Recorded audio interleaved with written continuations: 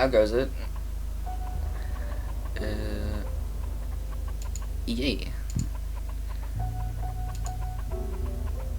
Um, Back again on this Wednesday. Uh, it's been a little crazy. I've just started back at course, so first 3 days or so have been interesting. Not in a bad way, I should say. It's been quite good actually. Um, yeah, hope you guys are doing well, and we're gonna be playing Monster Prom. Specifically, Monster Prom 2, Monster Camp. I've only played this once. I played it with Jade, a friend of mine, who, I think we just did a couple of short ones, and that was kind of it. So, yeah, we're gonna hopefully play a few more rounds. Gonna have Brooke, Jade, and Gert here. So, Gert has already told me that he's gonna be a bit late, which is all good. We'll jump into stream chat with Brooke and Jade in a sec too. So yeah. First gotta do my little spiel. So we're still raising money for Cure Cancer Australia, and that is going to be running for another 3 weeks, because in exactly 3 weeks time it is the 31st March, and from there we will be moving on to the next charity, which will then be raising that money over the course of the next 3 months, which will be a New Zealand charity that the people on Discord have voted for. Just for a little bit of info, we have a Discord channel called Gamer Hours. Getting people to interact together, and also just playing some games, having a good time. Yeah, it's good. But yeah, back to Cure Cancer Australia. They are a Australian charity.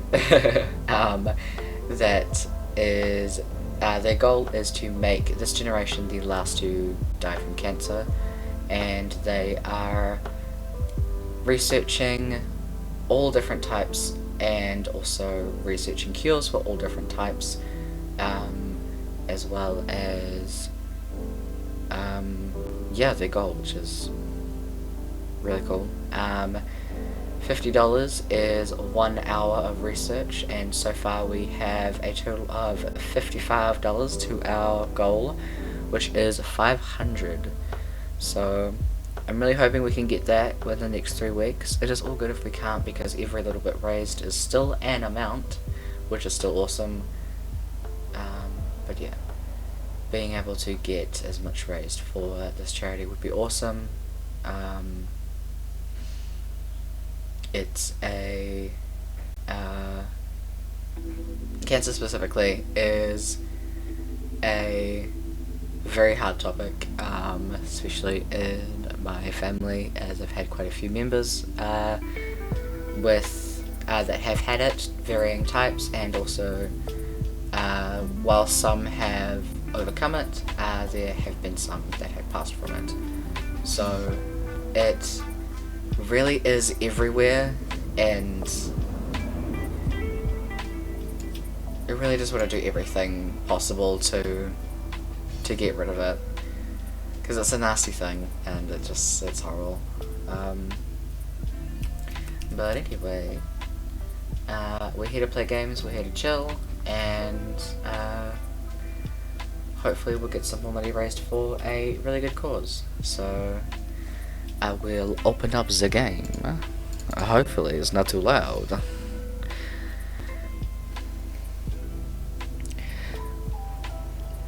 But I like I said, I've just gotten back to doing my course. um, so that has been really fun. Getting all the assignments since it's the last year. I do a creative media course. I major in photography. Minor in design. I guess that's the way you put it. But yeah, so got a exhibition at the end of the year. So we have a year-long project that we have to put something together for, and I have just managed to narrow it down to what I'm gonna be doing. So I am quite excited for that. It's gonna be interesting. I've definitely chosen something a little bit challenging, but yeah, we'll see. It'll be fun. But anyway, with that, let's turn on those game sounds.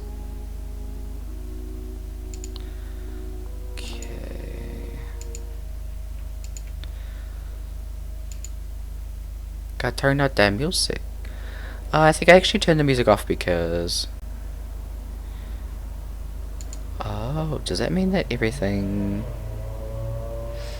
I'm gonna turn up the sound effects. I'll do that at least.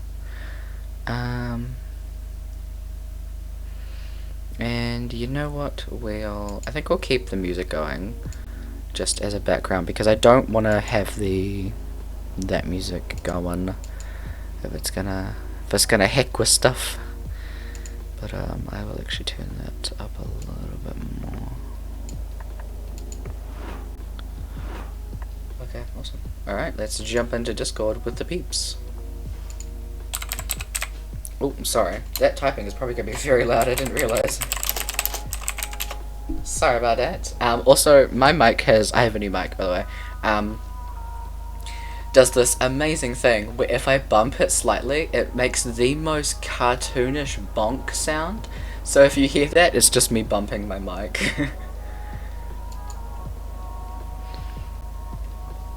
Hello. Hello.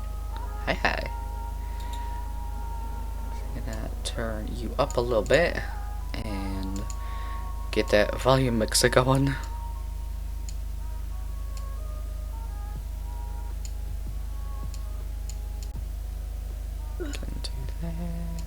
Just go up a little bit. And Barely. Oh, that's better. and I will add it's in, not J. Okay. Is it playing too? He is gonna jump in a little later. He's got some stuff to do.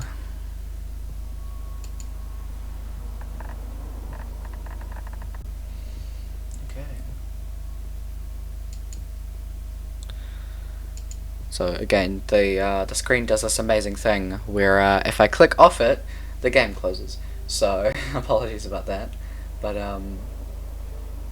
yeah, you'll just get to see my lovely copyrighted background. But hello, difficult to you. You are very quiet. Okay, say words, please. Hello. Okay, oof. We're gonna have to have you at 200. Yeah, new mic, so I actually, hang on, let me check my settings as well, because no, those are at full. Oh wait, sensitivity. Which way do you push the sensitivity to make it better? I really have no idea. I kind of just don't fuck with that. Just looking at it like, I mean, as long as they can hear you. I mean, I can hear you and all of that. So as long as what it can you let me know how the sound's sounding. Okay. Yeah. Let me Are know. you talking about on Discord or your mic itself? I think that was it directed at you, Jed. both. stuff because I only got this mic today, so I don't know. Yeah. God damn. But I haven't touched my Discord settings in ages, so like they shouldn't. So it's probably the mic. But I can hear both. Okay. Can you hear Brooke though? Because there are three of us. Oh, sorry. I should specify. I'm talking to chat. I need to test out when I'm talking to you guys in chat. But I'll get the online started at least. We can do a short one. Actually, you know what I'm gonna have to do? I'm just gonna chuck this up on screen, just in case it comes up with a code, or something like that. Because oops, I didn't think about that. There is a code. Oh, yeah. I'm glad that I did that. Okay, so I'll put it in stream chat. Wrong button. I did it. It's like, why is it not showing me the correct stuff? Because you're on the fucking first game, you fool, not the sequel. God damn. Okay, so I'll do that. I just bought some DLC, so I was like, should probably install that. Ah, good shit. Please, Okay, please. I'm trying to save up for the fairy tale outfits you can get in the meta shop. What? I have Yeah, never there's heard of fairy such a thing. tales. Yeah, in the meta shop there's a fairy tales outfit pack for 1,000 suns. Okay, good to know that you collect suns. You're probably gonna hear my chair like squeaking as well, because the mic picks that up. And also if Arsehole Fati car shows up, you'll hear that as well. You'll know what that means when you hear it, trust me. So for reasons, I'm gonna be checking the sound, so I'm gonna have to connect with my phone. And then have the lovely grace of hearing my own voice. Yay! Yeah, I'll let you Everyone's try. favorite thing. Absolutely. Okay, time to go into this customized game. Oh shit, I forgot how many updates they've had. Okay, bro, can I get you to do some talking? Hello, my name is Brooke. I am Okay, cool. something years old. Well, we'll go with that. Well, we can settle with that. That's enough. Okay, cool. I'm Let's an age. I am an age. Eh, I'm an enigma. But yeah, the code for you too is in the stream chat whenever you got the game open. Sweet. You mean Oh god, since the game now? update, it made my gallery new again, so everything unlocked in there is marked as new. Oh yeah, Oh fuck, god damn it, sorry, I realised cool, so the code's gonna change. Oh, Because my dumbass was like, oh, I need to change some settings, I better press back. You can't do that, Tyler. Question, why did they make the narrator absolutely shredded? Why not? Because everybody's gotta be bangable in this game. Everybody, including the narrator. Everybody. Especially the narrator. well. Everybody. Also, if you have the DLCs, when you go to pick your person, if you click on the thing above them, it changes them. Yeah, there's 4 new characters, I believe, Ooh, fancy. if you have the thing for it. One of them's just like a floating squid head. Ooh. Good shit. Yeah, I played as that thing, it was quite fun. No problem. Did I get anything from things it? to install.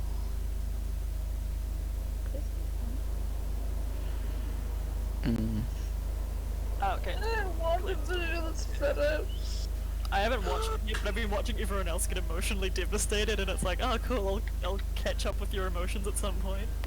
I Don't don't bringing care. out WandaVision pop vinyls, and I need all of them. Oh my god. There's Jesus. one that I especially need, but if I say it, it'll spoil like the ends, and I can't say it. But it's like so cool. Okay. Thank you for not spoiling. Is that the most recent code there, Tyler? Yes, it is. Okay, cool. Let me just open the game again. Where the fuck is it? There it is. Yeah. There at my desktop. That's fine. Yeah. But yeah, It's kind of crazy. I am the only photographer in the year threes. Jesus. Exactly. It went from having like Oh. half the class as photographers to like just me. Oh shit, I Yeah. have. You got all that shit sorted out. Ugh, yes, finally. They sorted it out like, um. Oh yeah, they sorted it on Friday when I started on the Monday. Oh my god. I know, I right? dropped a paper. Oh, I that's withdrew from one of my papers. god I was damn. like, it was like fiction writing, and my first thing was to write short stories, and I was already behind. I'm like, I'm not gonna be doing this, so I just withdrew from it. And I also did not like the teacher. I mean, She fair like, enough. came in one time when they were doing stuff on Prom and giving away free shit to the students. She came and she was complaining. She's like, "Why are they giving free stuff to the students? They should be giving it to us, the professors." And I'm just sitting there like, "Ma'am, I barely ever buy groceries because I can't afford to." Fucking mood.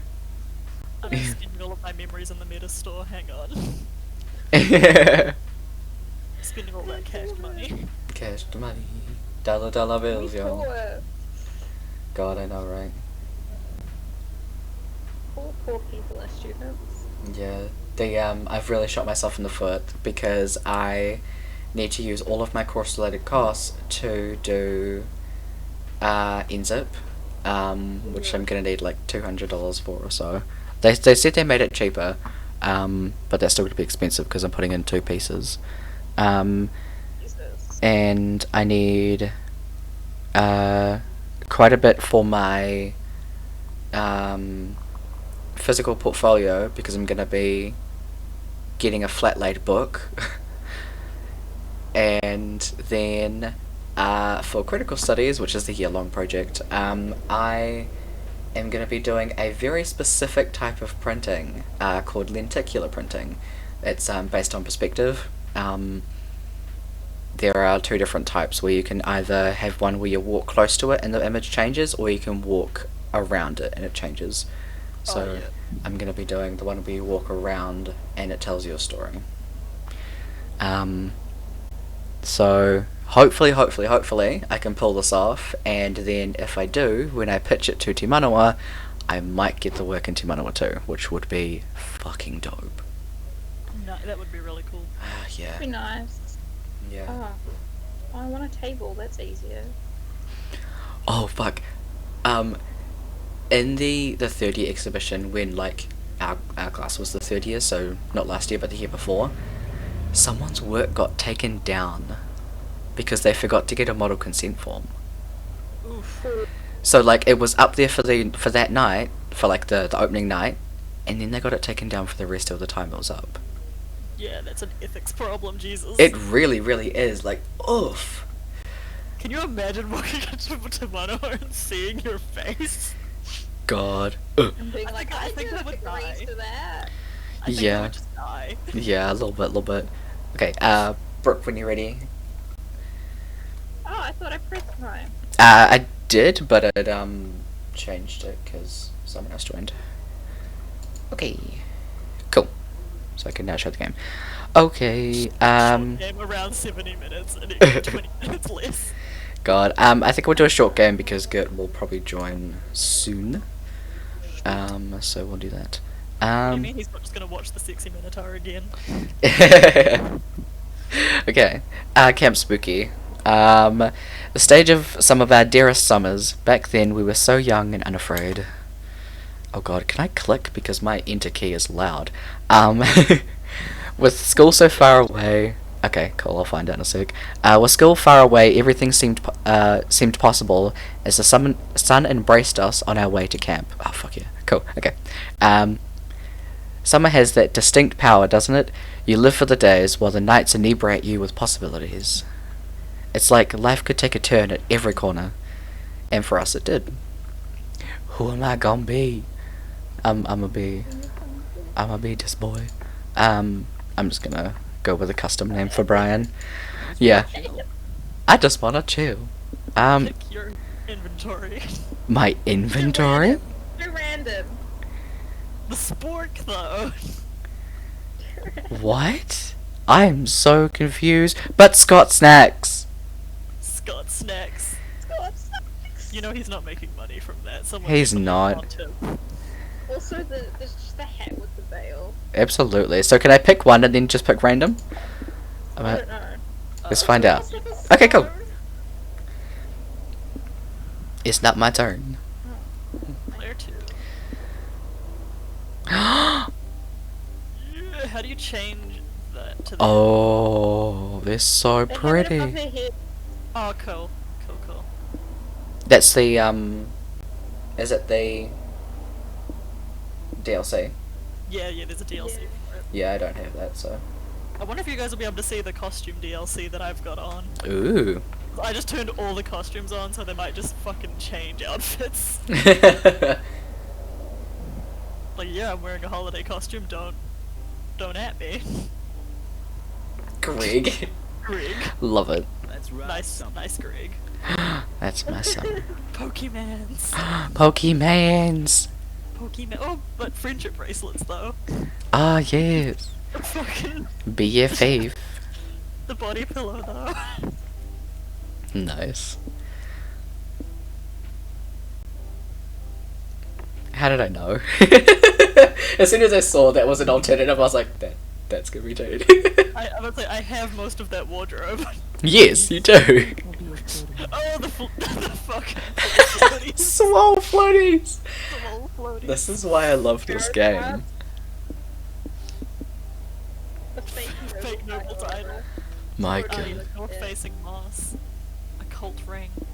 Magma trekking boots. God Spooky damn. campfire stories. Spook. Cards. Let's fail, and I'll take the It's cult. totally legit. Nice. No, I don't need to be a rich person. A fake rich person. One might say that Monster Prom had hardened us on the highs and lows of love. But no, in love we're always absolute beginners. And summer camp was no different. No one talked about it, but the idea of summer love loomed over our heads. Been to summer camp. God, I can't even fucking imagine that. Close to the last day of camp, there was a meteor shower happening, just 2 weeks away. Everyone knew that if you were into someone, you were going to watch that damn thing together.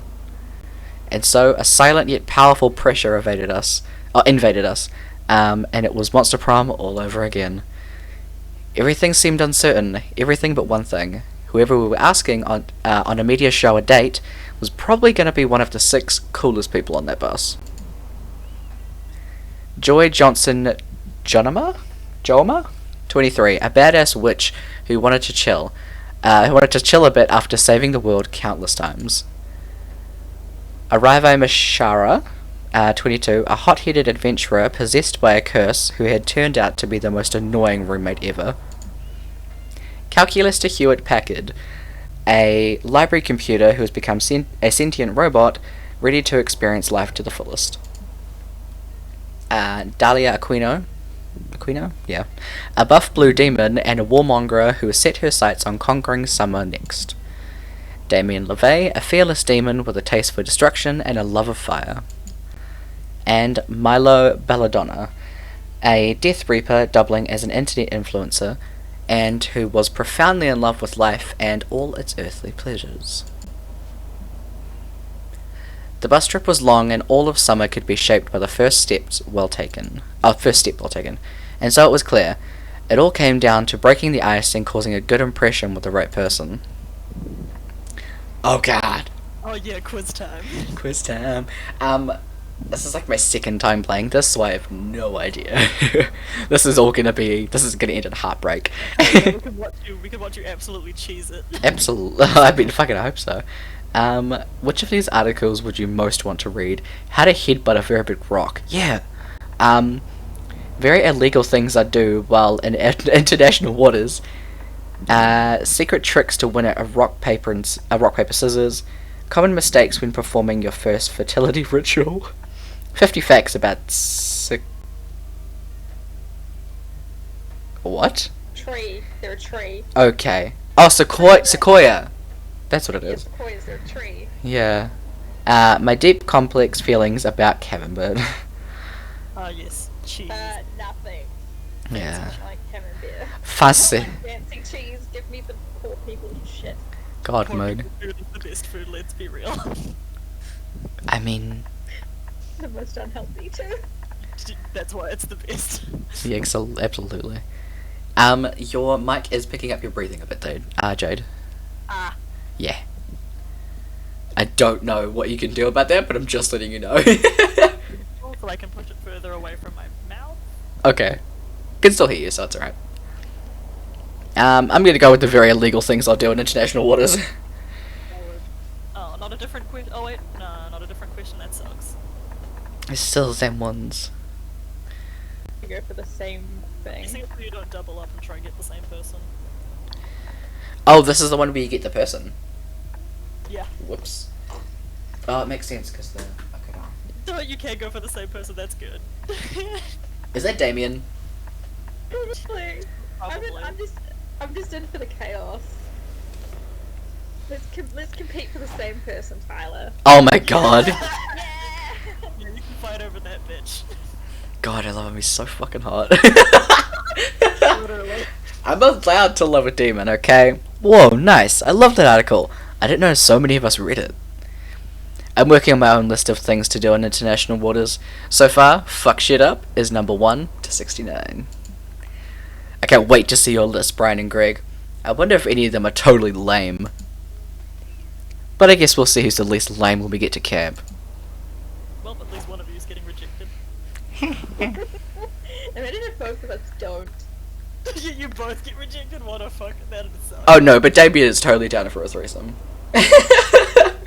He is, but I think the game would be like, no. Fuck you. You have to Boo. like these specific items if you want that. Oh come on! I mean, they have an orgy ending in the first one. Exactly. Liars. You've gotta work your way up to it. You have to pay them for it. Exactly. Actually. Do you want me to read it or do you? Oh no, I think you. Oh, that article is a favourite of mine. I didn't know you read it too, Sawyer. I've often said that one soul is a lot like camembert. Buttery outer shell, a sweet gooey centre. And it's easily perishable. Sorry, I hope that you'll get more in touch with your inner camembert alongside me while we're at camp. We only had 2 weeks left to woo our crushes and conquer their hearts. But as already said, we were young and unafraid, and we were ready to start. Ugh. The highs and lows of romance. God damn. This is gonna be interesting. Rip to you guys fighting over the same demon boy. This is gonna be fun. I have a feeling the other one I would have picked would have been Dahlia. Is it? It is Dahlia, right? It's not. I always see that as Delilah or Dahlia, and I don't know why. It's Dahlia, I believe. Like, probably like the black Dahlia. Yeah. Probably. Okay.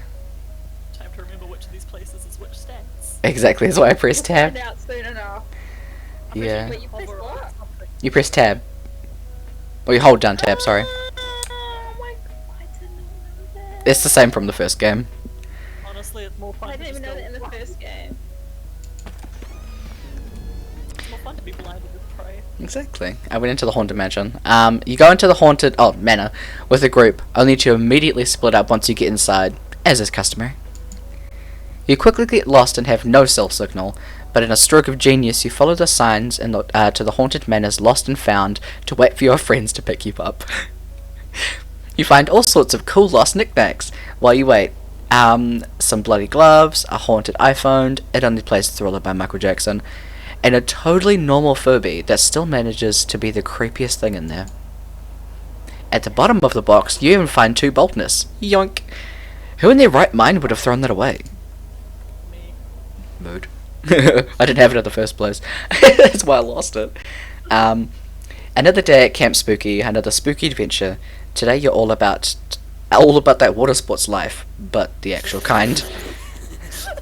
Exactly. The fun buttons on my side. Uh-oh. Oh man, I can't wait to get in those lake shallows for some sweet waterboarding. You ask if perhaps he means surfing or even boogie boarding. I said what I meant, and I meant what I said. Now just to find my shackles, pass me my bag, will you? Ugh, it's so hard to find things in here. Hiking boots, reflective jacket, for night murders, extra underwear, bazooka, sunglasses, for day murders. For day murder. Dads! Club, large club, huge club. Wait, I didn't pack this. Ugh, my dads must have snuck this in. You're so worried about me. This is. Oh fuck, that's right, I forgot about Damien's side plot. Exactly. I know what this one is. Uh-oh. They act like I don't know anything. Also, what the fuck is this thing? You tell them it's a cheese grater, because it's a cheese grater. Oh my god, that outfit is amazing. I thought you deserved to see that. Yeah. A cheese grater? Nah, that doesn't make any sense. Why would you grate something that's already grated? My dad's are super smart and cool, so if they put this in my bag, it must be for a good reason. Maybe it's for... Wearing different outfits? I've got the Yeah. outfit pack on. Well, several of them turned on, so Yeah, time. they're different. Maybe it's for bludgeoning, a specific type of monster similar to a bugbear bludgeoner or a kappa bludgeoner. Got a sixth sense for that. Jesus. God, that voice acting. It could be for zombies or Digin, or Frankenstein's monster, or the embodiment of fear itself. I should just hit people in the head until I figure out what's supposed to bludgeon. Oh no. Maybe you should suggest an alternate use for the cheese grater that isn't bludgeon you, but also isn't grating cheese? It's a very aggressive back scratcher to get those pesky itchy spots on your back that are hard to reach. It's an abstract modern art for in case of an abstract modern art emergency. Oh god. Got this one before, and it's like actually worked out. And this looks like Let me just stand high enough both answers can work for you. Yeah, I'm trying to figure out which one is what. I think the bottom one is creativity, and the first one is maybe smarts. Be fun. True. Honestly, most of these answers could be a lot of the stats. I mean, exactly. That's why you have no idea. I'm gonna go with the We top have to one. figure them out. It is, yeah. Fuck yeah. It's bold. I mean, you're like grating your back, so I guess so. I mean, yeah. Oh shit, really? The mosquitoes here have been eating me alive. Literally. I saw them get some tiny knives and forks out. Nice. Yeah. I fucking hate mosquitoes. I hate not being able to scratch my back. Thank goodness my dads were looking out for me. Damien takes the cheese grater and begins using it as a back scratcher. Oh yeah, that feels amazing. The itch is so satisfied, and now I'm bleeding everywhere. I'm a pro camper. Thank fuck, I had way too much blood on my body. That's why the mosquitoes were always after me. Yeah, that's why. God. Now that some of the blood has been removed, I'll be less of a target, and the mosquitoes can drink out of these open wounds, so I won't have to deal with the itchy bites. The sound of Boo Paul's classic Call Me Monster fills the air. It's Damien's ringtone. Oh, Jesus. My god. Could you grab that? My hands are full with this back scratcher and also flakes on my skin and blood. You answer the phone on speaker, and two of you are immediately greeted by the warm voice of King and the other King of Hell. Hi, sweetheart, says the King of Hell. We're on a break from shoving spiders down people's throats and thought we'd check in on you.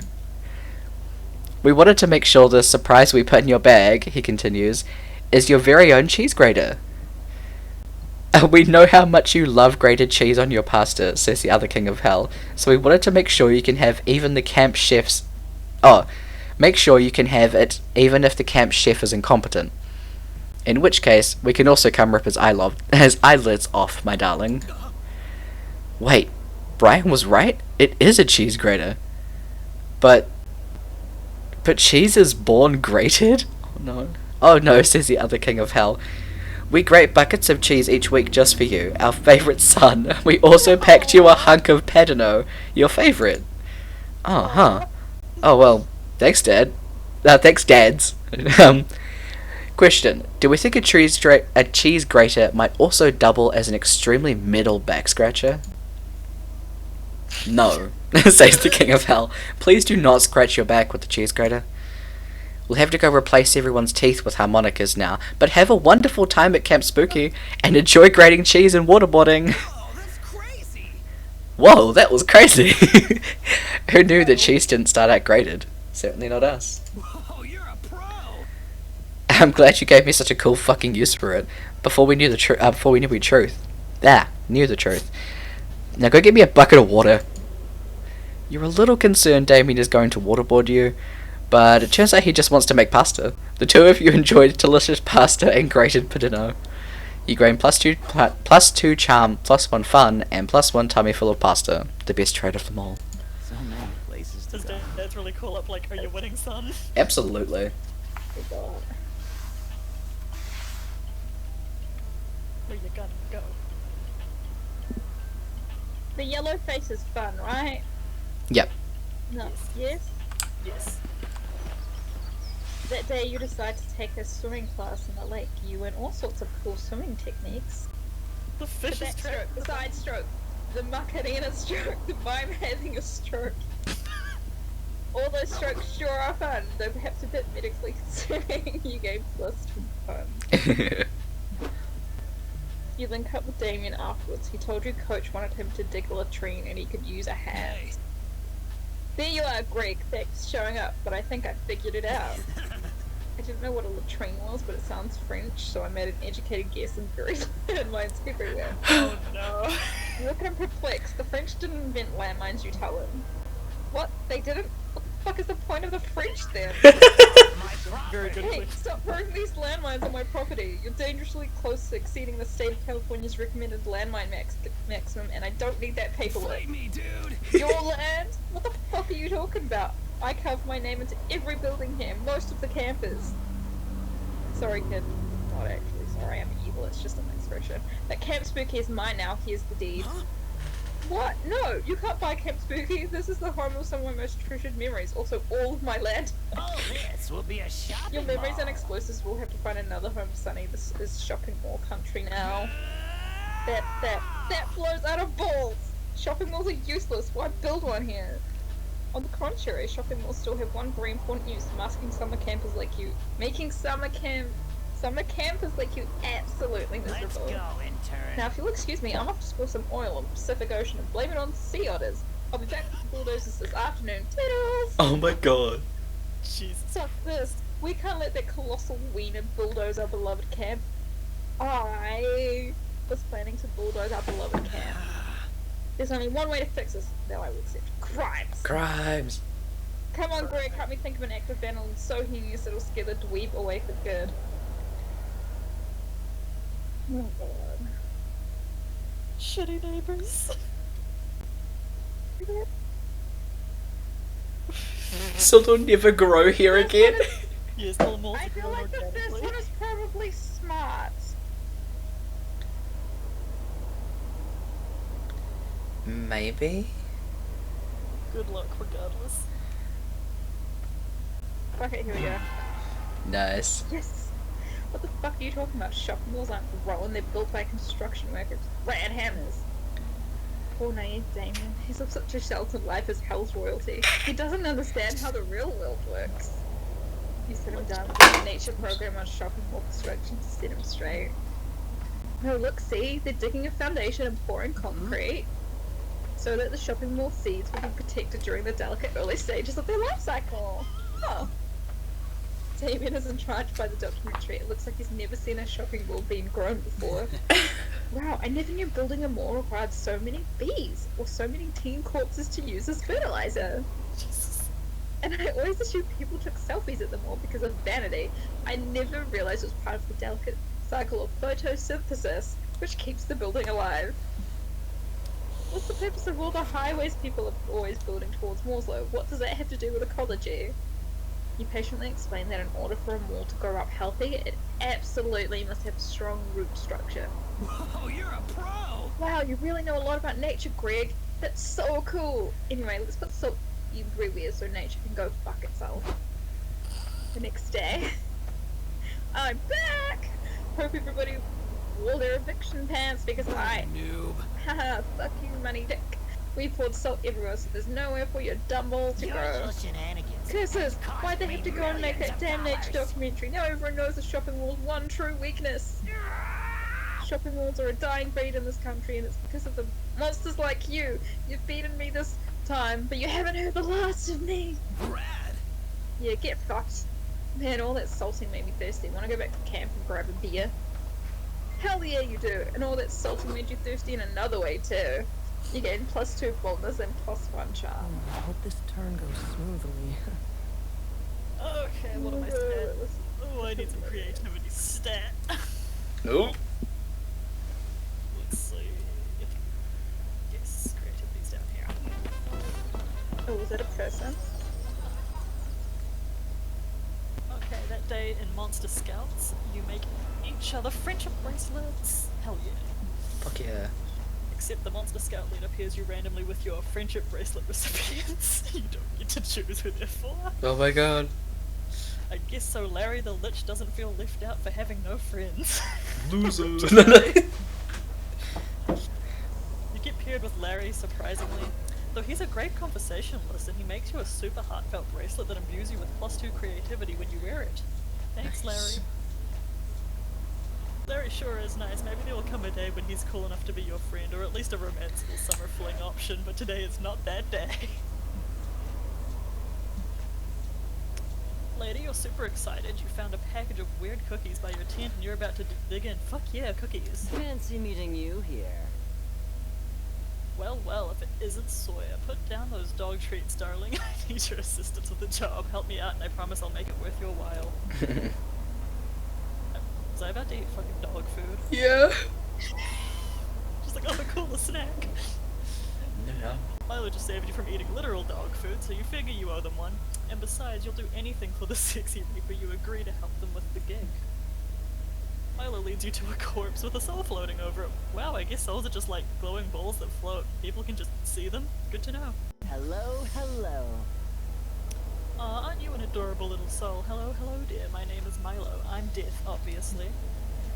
The soul responds, Hail and well met, I am the master of peasant torture for my divine sovereign, the Mer King. If memory serves, the Mer King chopped off my head.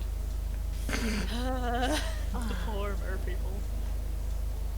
Yep, you're super dead. I'm here to take you to the afterlife. Aren't you a lucky soul? You could have ended up with one of the less fashionable Reapers. I suppose. I just never thought that my life would be cut short so soon, and the circumstances of my death so tragic, so murderous, so hideous. I shall tell you both the tale. One night, the Mer King suffered a strange, violent attack on his life. He thought the attack was a coup, orchestrated by his small council. Huh, a coup. The Mer King? This is all sounding strangely familiar. Keep going, darling, I'm officially curious. And thus, the Mer King killed us all in a blind rage, but I saw the attack with my own eyes. 'Twas no coup. Rather, it was an attack committed by a strange, hot ghost and some kind of hairy dog man. Oh no. Oh god. Oh, fuck. I love it. The ghost and the dog snuck into the Mer King's chamber and glued a single golden coin to his floor. The Mer King bent down to pick up the coin, but he couldn't grasp it. He looked quite the dunce, I assure you, and while he was struggling to pick up the coin, the ghost dropped an anvil on his head. The nerve. Polly! Polly, you can't do that. That kills people. Oh my god. Wow, yes, what a tragic, horrible, violent prank. I mean, attack. What mischievous fiends. But despite the tragedy of my death, I see now what a precious gift life has been. I only wish that I had lived it more fully, more boisterously. Life is a gift. So true. Babe, I love your attitude. It's so rare to meet a soul that appreciates life. After all, life is like a river, and we're all just paper lanterns floating along it. What? Truly. Look, I never made a bucket list containing the 246 things I wanted to do before I died. What a tragedy that I did not complete even a single item from this list. Oh, darling, really? Not even a single item? I really shouldn't do this, but I'm such a natural empath, I can't resist. I'm going to bend the rules just this once. Before I take you to the afterlife, you can pick one item off your list, and Sawyer and I will help you complete it. Thank you, gorgeous and elegant angel of death, but oh, which shall I choose? Which? No, please don't be. This is gonna be my decision, isn't it? You take a look at the bucket list and you see it, the perfect bucket list item to finish off this reaping gig. You impress Milo while you're at it. Suggest it, baby. Oh god, you gotta go meta here. Choose bucket list item number 122. Cross something off my bucket list. There's only one thing on this list worth doing. Epic bucket list item number 46, become immortal. Oh my god. I think I've got the smarts for become immortal, so I'm gonna go with the other one. Oh fuck, which actually is... Oh no. I think the first one might be creative. That's what I'm hoping. Yeah. Fingers crossed. Nice. Oh, thank god. I don't want to be the first fuck up of the day. Rejection avoided. Rejection avoided. Oh, actually, that's very doable. If I understand the logic correctly, then we could just cross this item off the list. The snake eats itself. Yum. But there's something I still don't get. Why did you put cross off something on the bucket list on the list itself, hun? Oh, to be honest, I made that bucket list with the best of intentions, but I never truly devoted any time or energy to completing the things I wanted to do. I thought that maybe I had been too ambitious and that adding an achievable, realistic goal would help me build up some momentum. Funny to think that I died before achieving even my most modest goal. Ha! Procrastination at its finest, I suppose. Oh my god, I totally get it. I'm a bit of a procrastinator myself. I was supposed to take you to the afterlife like 3 days ago, but life gets in the way. Oh. Babe, as a fellow procrastinator, you're totally inspired me. Let's just forget about this list for a minute. You're a fresh, vibrant soul. You're here with the best Reaper in the industry, and Sawyer, who's dumb but very cute. We should do a collab. Let's go do something fun together right now. We'll worry about checking shit off that list after we've enjoyed each other's company. You, Milo, and the Soul proceed to have the greatest day ever. You carpe the shit out of this deer. You ride jet skis, you drunkenly share life stories with each other. And you finish off that day with the ultimate celebration of being alive, going to a janky amusement park. Love it. After a literally perfect day, you and Milo drop off the Soul at the afterlife. Thank you, Milo, thank you. This was the best day ever. I can't believe how much cotton candy Sawyer ate. I'll contemplate it for eternity. Ah, what a sweetie, and what a nice day. Mortals have so few days, you know. I'm happy that we made good use of this one. Wait, oh my god, wait, we never crossed anything off that sweet soul's bucket list. I'm dead, that's unbelievable, procrastinating rascal. Oh. It's for the best, though. After all, life isn't about crossing things off the list. It's about grasping the present moment, like a fragile bird in the palm of your hand. Oh my god. You're killing it. I know you get just what I mean, Sawyer. Thanks for being a little helper. I wouldn't settle for anyone else. Milo has filled you with a lust for life and a lust for Milo. You powerful just give you +3 boldness. Carpe diem, baby.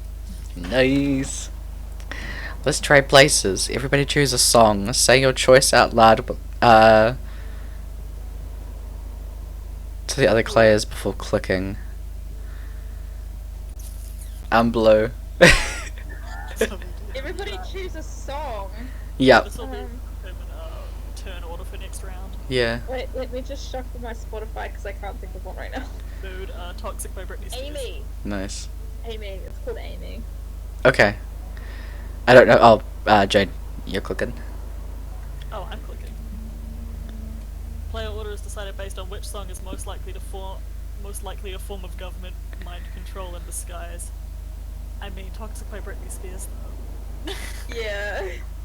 But also I'm blue. Oh, no, it's Toxic by Britney Spears. Dabba dee dabba da. Oh, that's... They're trying to make everybody a Smurf. So that's second and Because I have no idea what your song is, Brooke. Let's What get about somewhere what's my phone? relaxing. oh shit, it's me again. Oops. I think I need brain. I think I need brain. Yeah. I need brain cells. Into the forest. Look at the cute little weird unicorn thing. Oh, that's I want adorable. one. I want one. Yes, give. Probably poisonous, but like I want one. Yes, pat it. Pat it.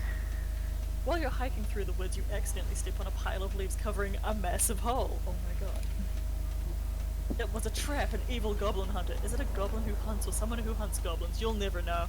It appears they were the one who put the trap in there. This is it, you're done, you get ready to embrace death, but the goblin hunter only set the trap to get someone to help them to do their math homework. Oh my god, same.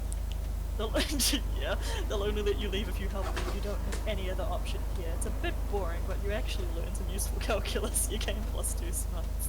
In the woods, you learn calculus. Yes. Afterwards, you end up vibing with Milo. You're sharing a hammock, cuddled up close with each other. And you're both checking your phones. Hell yeah, what could be more emotionally intimate than quietly scrolling right beside your #1 summer crush? I feel pulled out. Suddenly, Milo's phone starts blowing up. Granted, Milo's phone is always blowing up, but right now it's worse than usual. Hey, darling.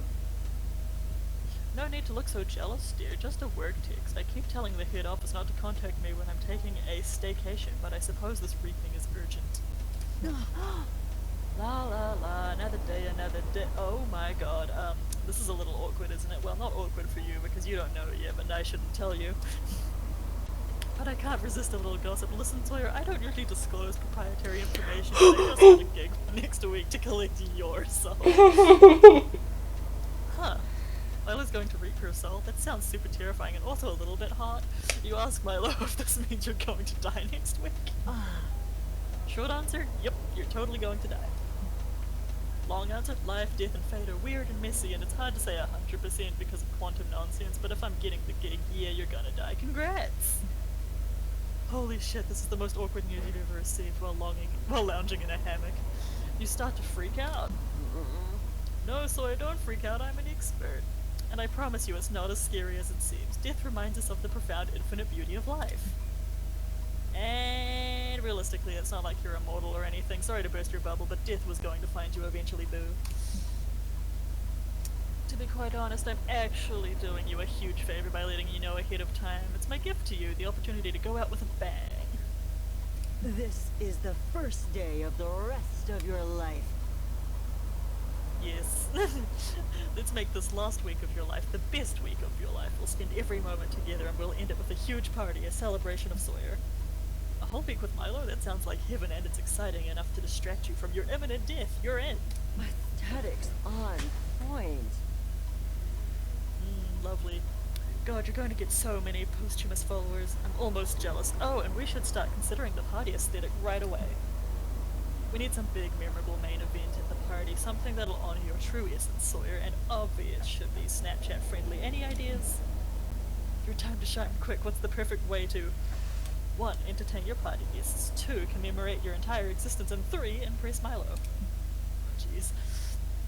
You will narrate the epic tale of your life through the profound carnal medium of interpretive dance. I think that might be creativity. Probably creativity. Mhm. You'll have your friends give toasts in your honor, it'll be emotionally moving, and everyone will get shit-faced. 2 birds, 1 stone. Shit. I don't know which one is gonna suit my stats. Is my creativity high enough for the interpretive dance? I'm gonna take a gamble. No! Oh! Creativity, but my stats are not high. I guess I'm gonna die and it's gonna be lame. What a fucking way to go. Amazing. Death by interpretive dance. You want to perform an interpretive dance? Oh, Sawyer, that's wonderful. I was 75% sure you wouldn't let me down, and you didn't. Yay!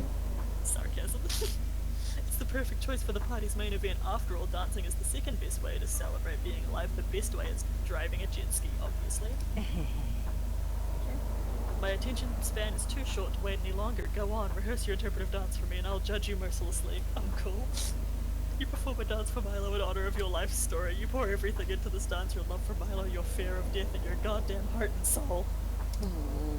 Stop. Oh my god, Sawyer, please stop dancing. Sorry, not sorry.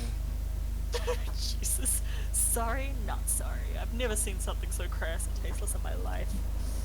Oh shit, you danced wrong somehow. You tried to apologize to Milo. It must have been a dance-based miscommunication. Oh please, hips don't lie, Sawyer.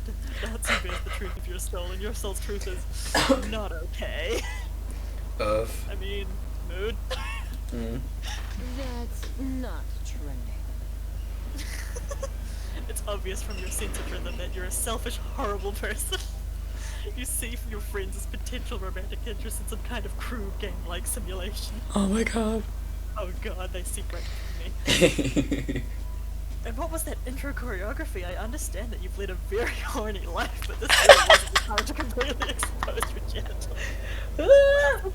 gotta whip it out, you know? You know, sometimes You know? you just gotta. At your funeral?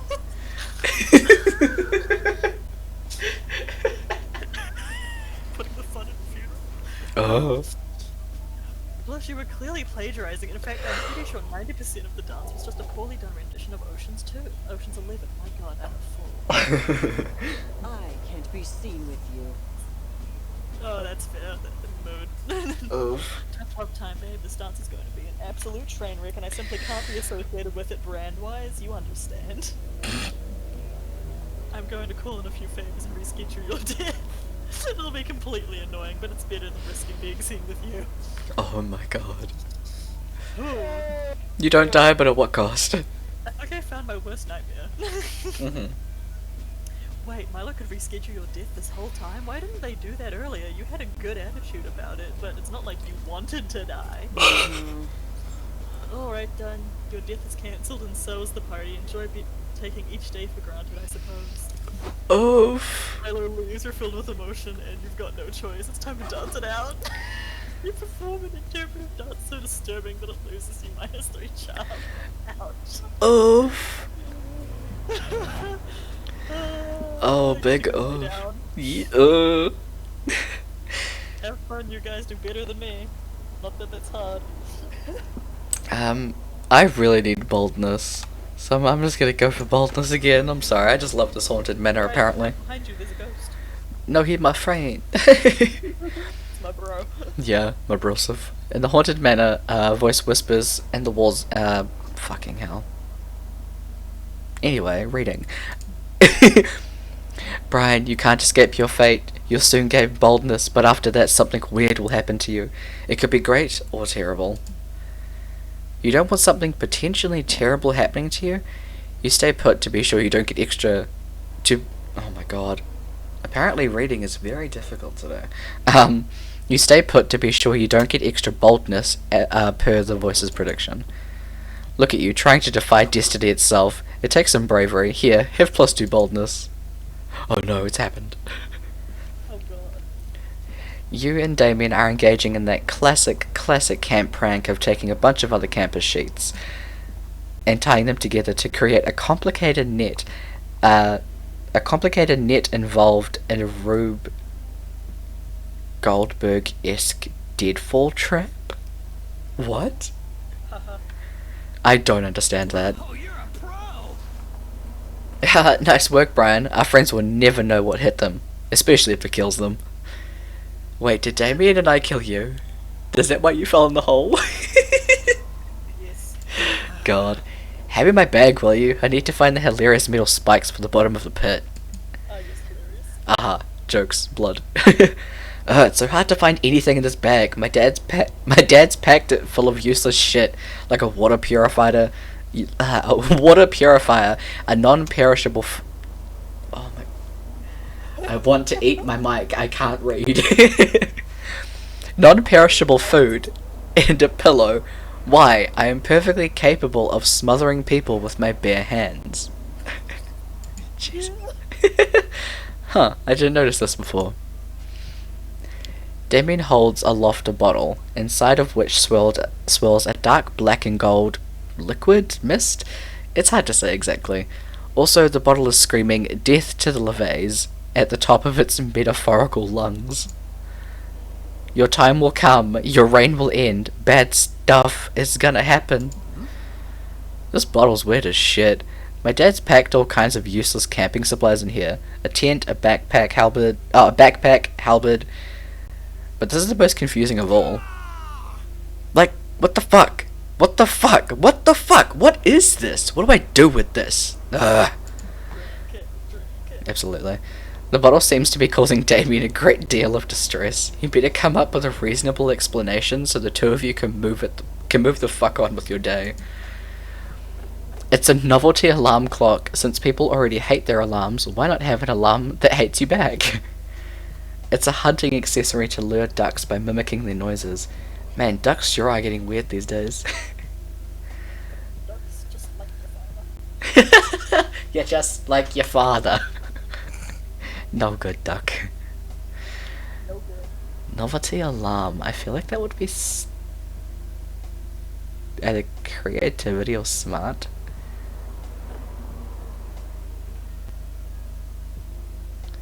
I don't know. I'm gonna go with this one. It's gonna be wrong. Fuck! Welcome to failing the creative. I know, right? Oh, of course. I forgot what alarm clocks look like because I always smash mine. But I feel like I'll be at least 21% less likely to do that if it's threatening to slaughter me. Bye. See you later. I'm off to catch some Z's and wake up to the sound of conflict. The next day you're having a great time doing a camp thing, and what that camp thing is, interrupted by Damien. Guess we'll never know. Lame. Hey Brian, guess what? My new alarm clock, it fucking sucks. The alarm didn't make any noise this morning, and I missed camp breakfast. I love camp breakfast. I don't know why it didn't wake me up. Usually I won't stop screaming. Mwah, says the bottle. I will vanquish the LeVay bloodline, and I have started by causing you to miss out on essential nutrients. But today was Waffle Wednesday. The blood of its former rulers will flood the 8th circle of hell. Down with the LeVays. Fuck off. You're a really shitty alarm. In his fury, Damien picks up the bottle and throws it as hard as he can. It smashes against the ground and breaks open, revealing a demon of swirling black mist with gold horns. Aha, it cackles the demon. Finally, I am free from this prison in which the LeVay kings have trapped me. Now to bring them pain and despair. The demon disappears and Damien rounds on you, presumably furious that his dad's worst enemy has now been released. That alarm clock didn't even explode when I throw it. Thanks for recommending the shittiest alarm clock ever. Go get a sunburn. Go get a sunburn! Plus you made me miss Waffle Wednesday. I fucking love Waffle Wednesday. Damien stomps off to go try beat up people and take the waffles out of their stomachs, and you send one of the camp's carrier pigeons to the LeVay Kings to warn them about their upcoming adversary. You hope you've done enough to protect them, but the worry still costs you -2 boldness and -1 smarts. No! Let's go with the flow. God damn, I fucked up. You both fucked up. Yeah. You might be in an advantage here. Oh, I can't go to the woods. Oh, Damn it. rip. Your competition fucked up though, so like there's that. Oh, you're hiding behind a bullet bunker in the throes of a tail tag battle royale against camp rival camp. You're sure that this is the end. You've lived a good life, you think. Next to you is a camp rival camp member, shivering and crying and out of ammo. Why guns are part of tail tag is beyond your comprehension. Is this where we die, Greg Thesel? Why couldn't Camp Spooky and Camp Rival Camp just make love and not war? You reach for them as if to bring them into a tender kiss, and as soon as they're in your grasp, you take their tail.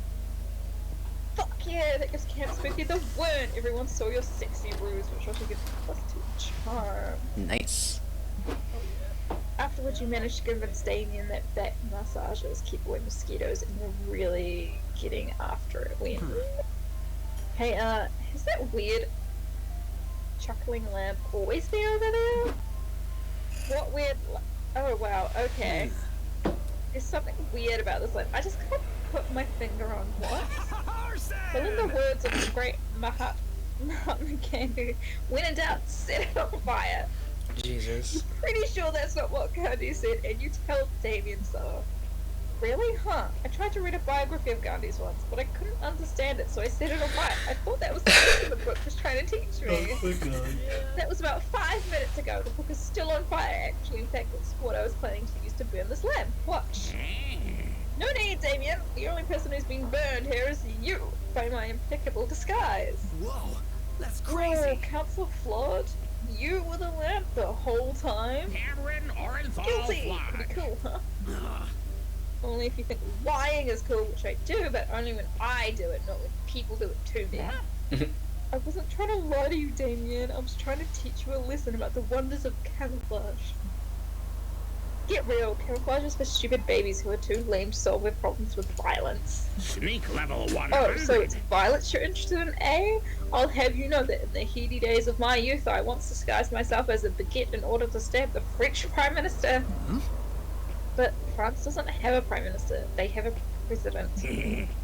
Only because I stabbed the prime minister. Oh my god.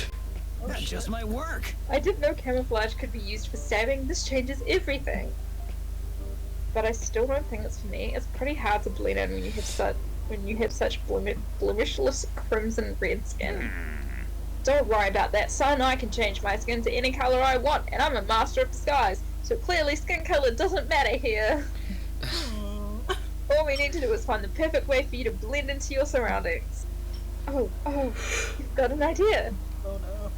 Get a high-powered job in the fashion industry and make red be in color for this season and next season and every other season forever. I feel like that'd be the smart thing to do. Hawaiian punch. Get in the I feel punch like bowl, that'd be the Bacon. smart thing to do. My smarts aren't very good. Get in the punch So- bowl, Bacon. Go swimming. Yes! You can do that. Now you see me. You can't do anything Now with you camouflage, so not to brag, but I once snuck into the G8 summit disguised as a guy who was running naked through the G8 summit. Anything's possible. Oh That's my- crazy enough to This work. is the best idea I've heard since I suggested we set that weird lamp on fire earlier, and it's given me some great crime ideas too. Quick, you grab some punch and fill a bowl. I've got to run an errand. I'll be right back. You know better than to ask questions, so you borrow a giant punch bowl from Rowdy the punch-loving giant and start filling. A few moments later, hey, I'm back. Don't ask me where I got all these jewels in, or whose blood this is. I'm getting in the punch bowl. Goodbye. No sooner has Damon disappeared into the punch bowl than two cops come running into the camp, hot on his trail. Hey, you two, says one of the cops. Did you see an international jewel thief murderous demon run this way? It's not me. Don't ask me, I'm just a lamp. You just shrug. Well, says the cop, looks like we've hit a dead end. There's nothing here but this lamp, this innocent sunlight camper, and this giant bowl of red liquid. I'm stumped, says the other cop. Normally I'd be suspicious of such a large bowl of Hawaiian punch, but we all know how much summer campers love sugary drinks. You're right, says the first cop, and keeping all of this punch in one big bowl seems much more efficient than repeatedly filling a smaller one. Still, says the second cop, we should probably at least feel around in the bowl just to be safe. The second cop sticks his hand in the bowl, his hand comes out with a knife stuck through it. Whoa, Ted, says the other cop. Did that punch you stab? Seems like it, replies his partner. Probably some kind of marketing stunt to make punching more edgy. Kids these days with their Fortnite and their Fighting punch. The cops leave, shaking their heads and waxing philosophical about the state of today's youth. Oh, you're a pro. That was incredible. You're a genius, Greg. Now, if you'll excuse me, I have another errand to do. It's not long before you're reading a news article about the giant bowl of delicious Hawaiian punch that was mysteriously delivered to the UN Security Council. Oh dear, you gain +2 boldness and +1 fun for your partners. Nice. Well, Tyler, I think your man's been stolen. God damn it. Should have been Everybody gay. choose an animal. A lion. Platypus. Alright, a sparrow. A what? A sparrow. Bird. Bird. Okay. Play orders decide based on how fucked up you would be if you were raised by a group of said animals. I feel like I'd be very murderous if I was raised by lions. Yeah. Hmm. I mean, being raised by something that can fly when you can't fly is probably not ideal. You'd probably not live very long. Or be fucked up because, like, none of us can talk. That too. Yeah. Also, just being like forced to swim and like and stuff like drown. See, I wouldn't mind swimming. But I Swimming's can't a little swim. more problematic than trying to fly. I mean, absolutely, but. How Do about it- this? I can go first since you guys already have both gone first. Yes. Or we could just click random. No. It's decided. Fuck you too. Just kick you from the stream. No. Kill Damien and now this. I don't care where I There go, you it's go. fine. Oh, it's nearly time for drinks. Where should I set my board? Oh, I love that. I haven't done this. Oh, do I take a gamble and sit with Mothman? Mothman's funny. You can like make up shit about people. Yeah, Mothman Smell is fun. something burning and know very well that when there's smoke, there's a fire. In this case, it's a campfire, and what's burning is everything. I realize you are attempting Friend to help. Damien, I am concerned that you are engaging in destructive behavior. Nah. Damien throws his shoe into the campfire, which crackles and flares up. He makes some notes in a notebook he's carrying. What's up? Oh, sup, Greg? Want to get in on some sweet research? Friend Greg, my own research has led me to the hypothesis that Damien is merely using science as a pretense for arson. What? No, this is super legitimate research. See? I'm even taking notes. Ghostbusters. Damien takes a pillow and throws it into the fire. But friend Damien, all you are writing is, shoot, it burns. But pillow, it burns. A rather his diary, it burns. Arson! Yes, what's your point? These two are definitely not going to see eye to eye on matters of fire. Research.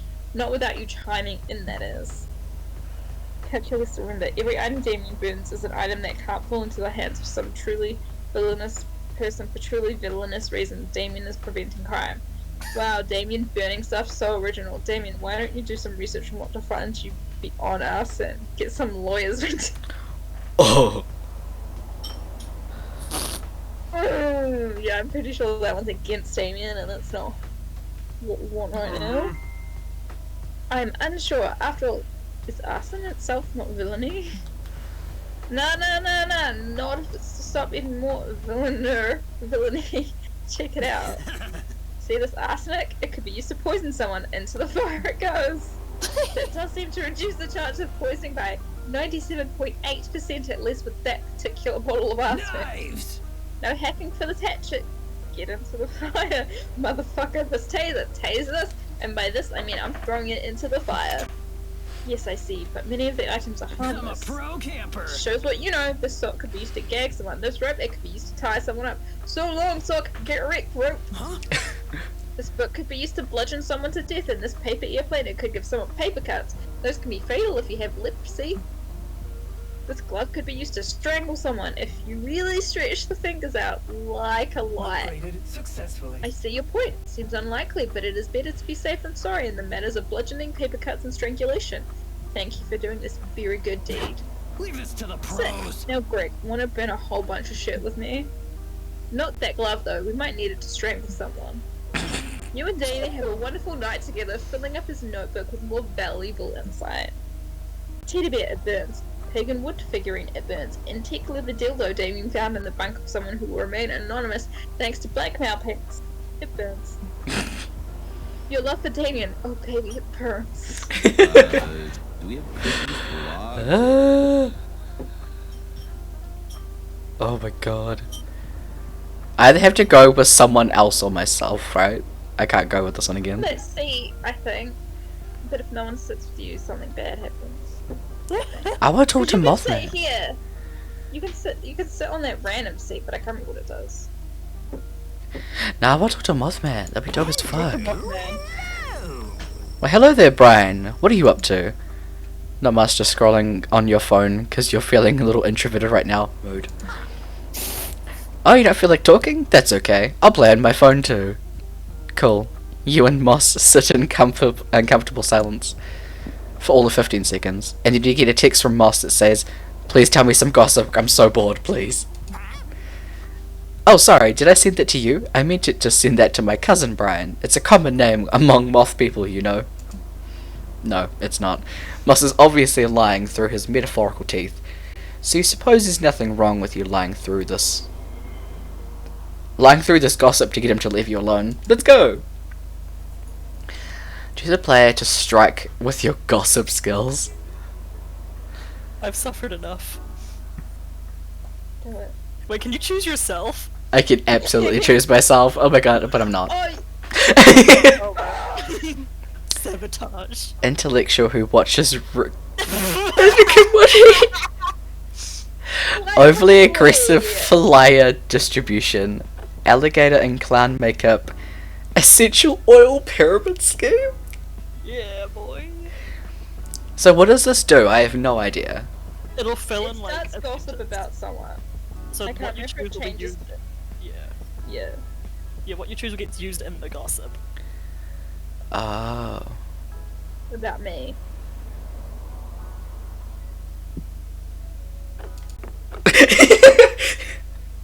Go to all of them. Bob Ross! Bob Ross! Big Chungus! Off-brand soda, the sentient fart cloud. Off-brand soda, Bob Ross, the Sentient Fart Cloud. The Big Chungus, though. I know, right? But off-brand soda's a pretty good insult. Chungy! Type in an adjective you'd use to describe a hamburger.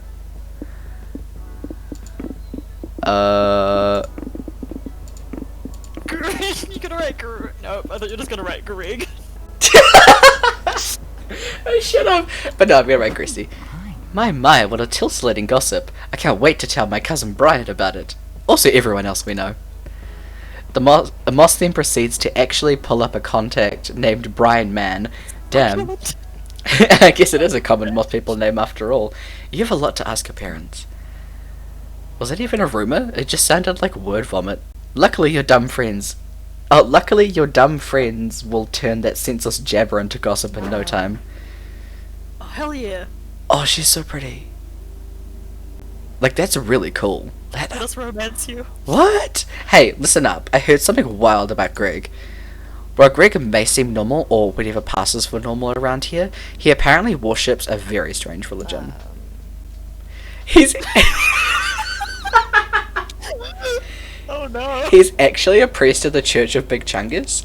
Members believe that Big Chungus is a major deity, and its worshippers will be granted eternal ecstasy. I heard something interesting. According to the Church of Big Chungus, Big Chungus' scripture, Big Chungus earns the deity status in 300 BC by saving the townspeople of what is now Los Angeles from an intellectual who watches Rick and Morty. I heard that Greg's priest name in the church is his greasiness, Greg. And their rituals are a little bizarre. They speak... Your greasiness? Yeah, your greasiness. They speak with their third eyes when they give sermons, and all of their hymns are played on an automaton. New members have to wax their nostrils to It join. makes you rethink things, huh? Yeah, it does. I'm not here to shame anybody for their religious beliefs, but I figured you ought to know the truth about his greasiness, Greg. A person's core values are very telling of their character. Your rumor has now just become a part of the collective unconsciousness, and as a result, Greg gains +2 smarts. Fine. You're welcome, I Friend, guess. you boosted Greg's stats. Fucking hell, I have no idea wanna what's see going what on. That was See what really happens. bad. But If you, I think you can sit there, but if no one joins you, I think nothing happens. We will Go try that for next time. Milo. I got a fun costume on my side. Milo's wearing a top hat. Yes! That's so You good. and Esquire Belladonna are debating whether or not the human personification of apple pie would be an ENFP or an ISFJ when Dahlia comes crashing into your conversation. This is only intellectuals allowed. Ah, Esquire Belladonna. Sawyer, I need your help with something. Is it death?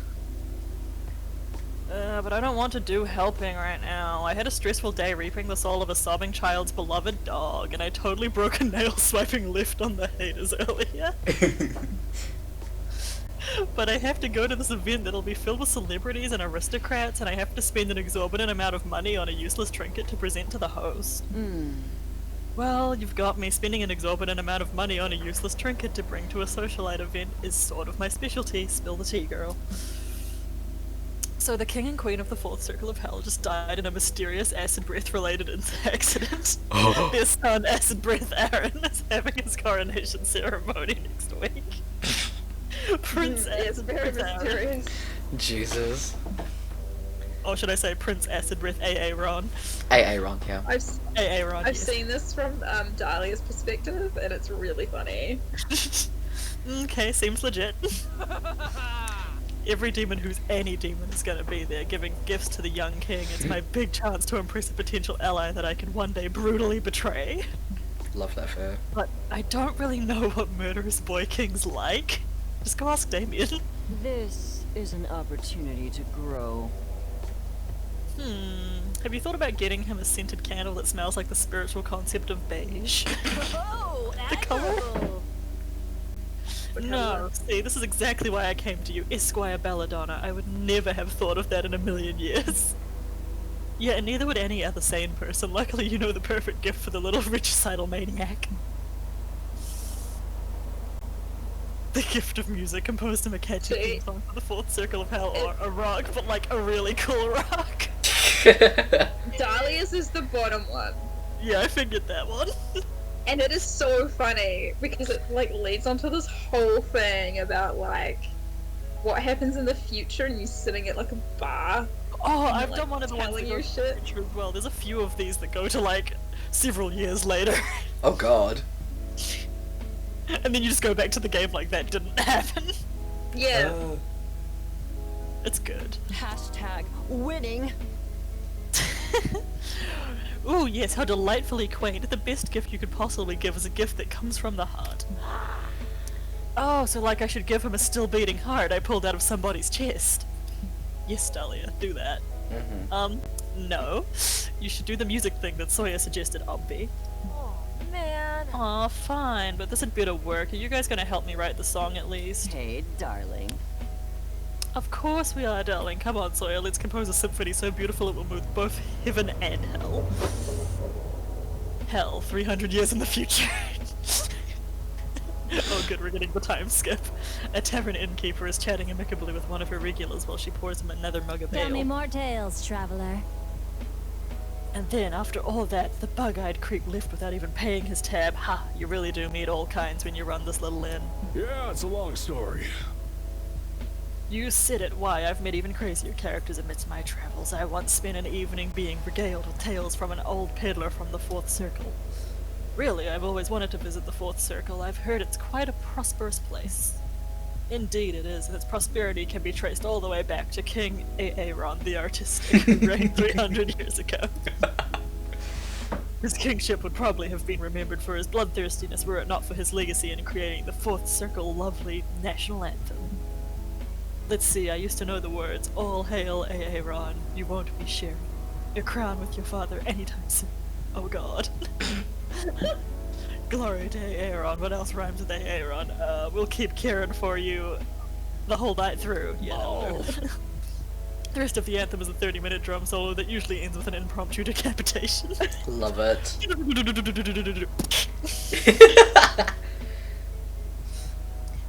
Huh, I've got a drum set in the back and a dishwasher I've been meaning to fire anyway. Let's have a round on the house and sing all night. Rip to that dishwasher. My god. Meanwhile, in the present, Blaren, Graren, Neosporin. What else rhymes with Aaron? I need at least like 12 more verses. This is so hard. Critical hit! Wait, I can just end the song with an instrumental break. Duh, never mind. Art is easy again because I'm great at everything. When life gives you lemons. These lyrics certainly something.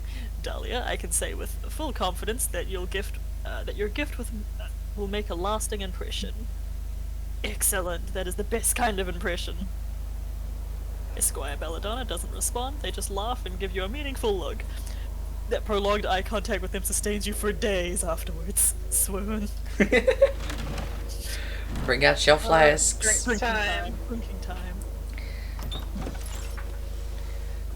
That weekend you feel like getting wasted, so you go visit none other than what? What? Yeah, Juan. Holla! No, I'm pretty sure it's Swan. Look at the Toby. Spanish. Yes. You know, when I started making magical drinks, I never thought people would actually come to drink them. But hey, who am I to judge? Anyway, take a look at this one. Protein shake. Appetizing. Quite appealing, right? Don't know if I drink that, but the real question is, will you?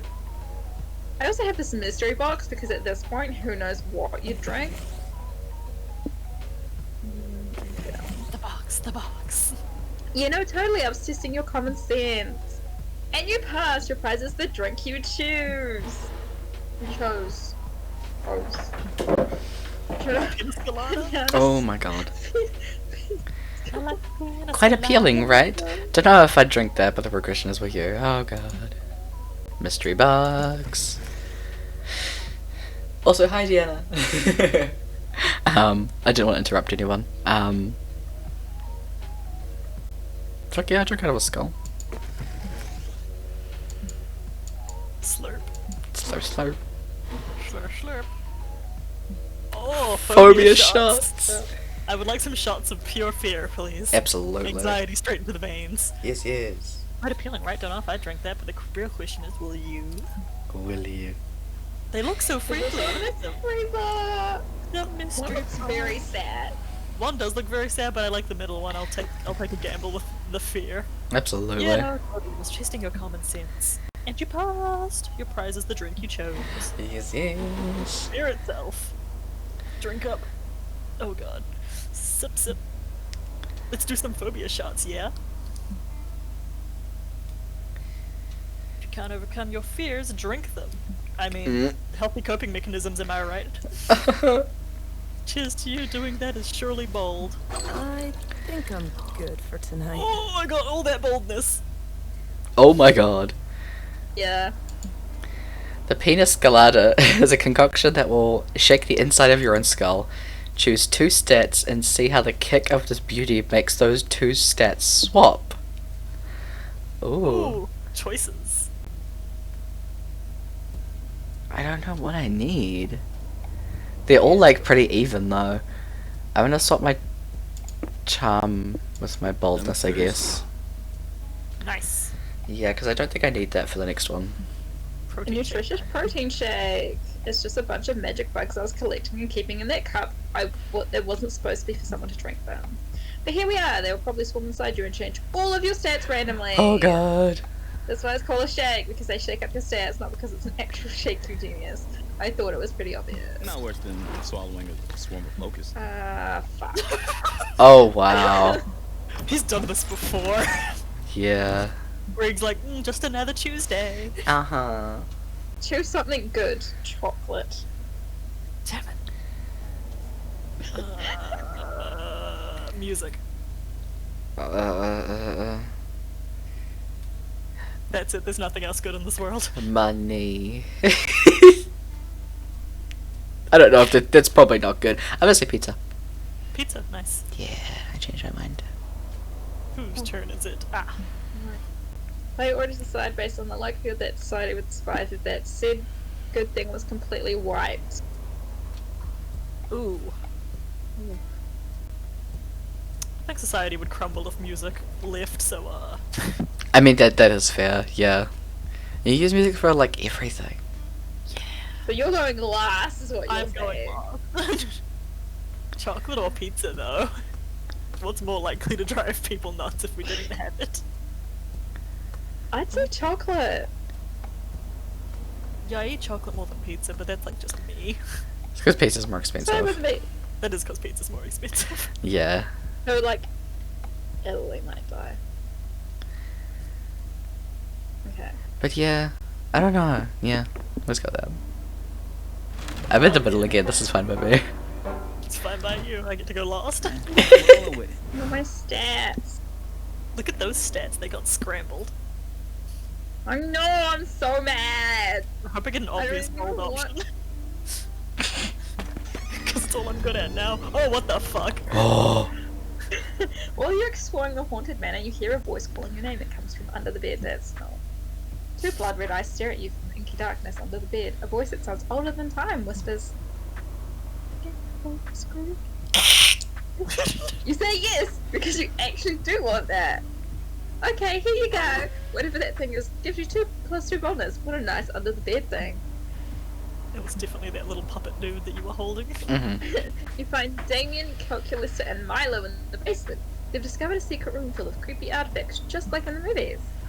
And they're blithely fucking with all of it, just like in the movies. Welcome to a new day with What is it, Milo my Belladonna. lovers? Milo? My lovers? That's how I'm saying it. Milo here with another exciting unboxing video for you all. Oh my This God. week, an authentic Iron Maiden with fresh blood coming out of it. Let's take a look. My favorite. Wow, a corpse of hair with some spikes. They've really gone all out on the details here. Let's see what features this course has. That's crazy! Fuck, there's so much brutal shit here. I don't even know what I like most. This haunted dollhouse is constantly on fire and screaming, but this haunted television keeps showing me what I'd look like without skin on my face. Ugh, I can't choose. What are the plans for today? I am participating in this foolishness as well. I have found a rotary telephone that speaks with the devil's voice. I asked it if we might share a common ancestor, but all it plays blood, blood, blood. And so I am at a loss as to how to proceed. Oh well. You're wondering what kind of zany bullshit you should try to get your friend's attention when your clumsy ass saves you the trouble by tripping over a power cord. You whack your head on some kind of large box made of glass and metal, and it lights up to reveal a carnival fortune teller, proof that our future really is the dream of our fantasies. I don't know what that means, but I like how the dummy inside is grinning like an insane person and obviously cursed. I am mildly disturbed by the fact that this is operating despite its power cord not being plugged in. Thank you for activating me, rasped the fortune teller. As a show of gratitude, I will answer any one question about the future. Be forewarned, however, the price for this forbidden knowledge is your soul. Rad! Raise your hand if you have a soul! Nobody sick. Free future knowledge! Somebody ask a question! Life is a gift. Oh, I have a question. Can you all believe how lucky we are to be alive at this point in history? I think he meant a question for the fortune teller friend, Milo. Oh, nope. The only thing I question is my own limits daily, as should we all. This is the opportunity you've been waiting for. Ask a question so good it will make your friends want to have sex with you later. What thing would be cool in 20 years? It's important to stay ahead of the curve. If you know the future, why don't you tell us what question we're gonna ask? Oh jeez. Oh wow. I feel like that bottom one is bold. That makes sense. The top one might be charm. Unsure. Or creativity. Ugh. Be smart. Oh, the choices. I don't know. Your stats are better than both of ours regardless. Yeah. My smarts is the lowest. Oh, true. Be good.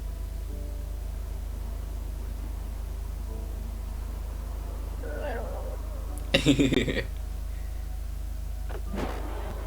Oh. That one was smart. Finally, we've all failed. Yes. Tell you what you're gonna ask that the fortune teller's box rocks on its foundation, smoke spills out of its case, and great clouds. Finally it stops. The most brilliant and incisive question I've ever heard. As a reward for your bullshit pedantry, I will predict all 4 of your Whoa, you're a questions. pro! Wow, Greg, you're such an asshole that you broke the fortune teller. Nice. Damien, says the fortune teller, you were going to ask for the exact time and manner of your own death so you could do stupid risky shit without fear of dying. Damn, I'm great at asking questions. Not as great as Milo's, says the fortune teller. They were going to ask for the secret to eternal life. Oh, not another Only because I'm gig. tired of working on weekends. It would be nice to just put death on pause every once in a while, you know? Whatever, that's really just a rip-off of my question. I bet Cal's is way better. Calculus's question is a doozy, says the fortune teller. He wants to know what it will take to finally put an end to racism, sexism, homophobia, and transphobia. There's just so much pain. Calculus just Okay, did so for all we've of got my us. super rad question and 2 Yeah. dumb loser questions. What are the answers? Answers, says the fortune teller? Maybe I wasn't clear. You got 1 question 1. Greg, you should find out what you all wanted to know. You mean we could have learned the secret to world peace and instead Greg used this opportunity to ask a useless meta question? Honestly, says the fortune teller, are you guys surprised? I've only known him for 3 minutes and this seems completely on brand for him. Hey, speaking of him, what did he want to know? Oh, says the fortune teller, he was going to ask when that embarrassing rash on and on around his genitals would finally go away. Cool! As your friends make their excuses and slowly back away from you, you protest that you have no such rash. When you check later, though, it turns out you totally do. What a way to find out. You lose 2. No, mine's 2 toe and 1 ball. Yeah. Oof. Oof. Also, Calculus is so pure. He's too good for this He world. is. Too good. I love Um, calculator. So Damien has always been boldness and fun. I Usually, yeah. think so. Yeah. I might go for charm, because that's pretty low. That day at the camp dome, you play Never Have I Ever Extreme. Every time someone mentions something you've done, you have to cut a finger off. Jesus Christ. But besides the finger part, this is finally a great time to brag about all the cool illegal things you've done. You're the first out, and while they're sewing your digits back on, lucky I'm a zombie, you get to regale? Yes. Okay, your friends with stories about how you robbed a bank while wearing your grandfather's skull as a hat. You're so cool, and also they sew you +2 charm to your left hand by mistake. Cool. As long as I have both my middle fingers, I'm fine. Afterwards, you get drafted into a game of Mr. Freeze Tag, where everybody runs from one player who shoots you all with a freeze ray. You find a blessed, quiet, rusted out card chassis to hide. Yeah, to hide in and settle in for the long haul. Hopefully, no one will blow up your spot. Oh, hi Brian. Hope you don't mind if we blow up your spot real quick. Good thinking, Damien. We'll be safe in here. Arson! Who said anything about being safe? I just wanted to see if there was any real gasoline left in the tank so we could try blow it up. Will you stop trying to find gasoline out here? We're in enough danger already. Well, I wouldn't need to keep looking for gasoline if you just teach me how to magically make fire with my hands. For the last time, I'm not teaching you how to make fire with your hands. What kind of tiefling are you? Well, at least teach me how to shoot fire out of my mouth then. Come on, I've been good. Good? You pushed 3 fairies in front of the freeze ray on the way here. Yeah. You're welcome. Whatever. Just try to be quiet. If George the sadistic yeti hears us bickering in here, we're all getting frozen. Quiet. Got it. Totally silent. Starting now. Go team! Scott! You. I missed this boy. Oh, look at What a good him. boy. Look at him go. 2, 4, 6, 8. Quiet time is really great. Fuck. 1s, 2s, 4s, 3s. Don't make noise or you might freeze. Sense we're in danger. Scott. Hey, can you stop loudly giving away our position to the guy with the freeze ray, please? I'm cheering! Oh my god. This is Aaron, and I love that. I can hear it. But I'm not loudly giving away our position to the guy with the freeze ray, silly. I'm cheering. Cheering us straight to Freeze Town, maybe. Hey, that's not even close. Oh, that's not even close to how you pronounce victory. You need my cheering even more than I thought. Here we go. 3, 6, 9, 12. This is far from ideal.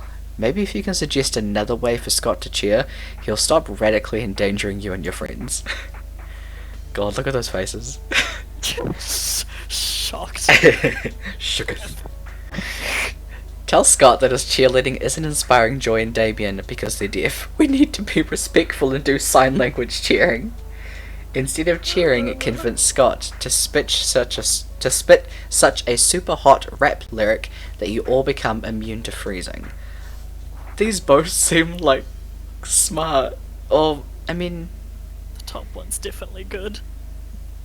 it really is.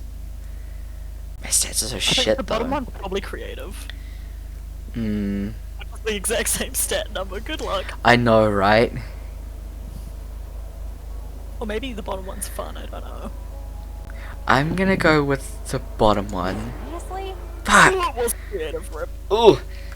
Psst, are you sure the best way to get Scott to stop loudly cheering is get him to start loudly rapping?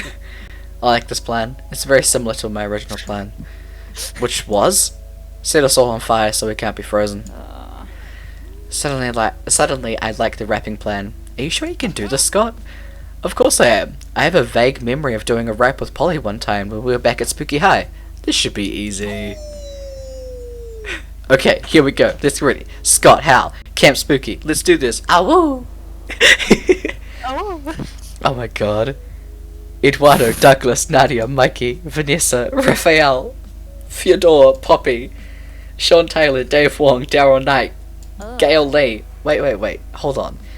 You're just saying random people's names to a vague hip-hop beat. This isn't rapping. Actually, yeah it is. It's the Pokemon rap. Oh no! Okay. So this is a... This is a reference to, Aaron, who's the voice actor for, Scott, who is in a band called Starbomb, who did a Pokemon rap after Ash got shot in the nuts by Pikachu. Yes, that happens. And it's just Brock being like, hey, I'll tell you all the new Pokemon, and he's just saying random words. It's a great song. I want to hear the real Pokemon rap. I know, right? Exactly, I wanted to inspire you to be the best there ever was. See? Even that Yeti guy is inspired. He's heading over to say hi. I'm needed somewhere else. Terrific. Well, I hate to do this, guys, but I'm out of here. Joy does a few arcane gestures and turns into a cloud of disapproving mist, which wafts out of the dome. Hey, no fair. Teach me how to do that. Arson! Oh well, guess it's time for plan A. The A stands for arson. Damien predictably sets the car on fire with you in it. It definitely prevents you from getting frozen, but it also prevents you from feeling your skin for a while. You lose 2 boldness and 1 charm. No! Can we go somewhere quiet for once? Okay, well I don't need boldness. Yeah, I need no. literally everything else though. Anything else. Anything. Anything. Let's see. Let's go with fun.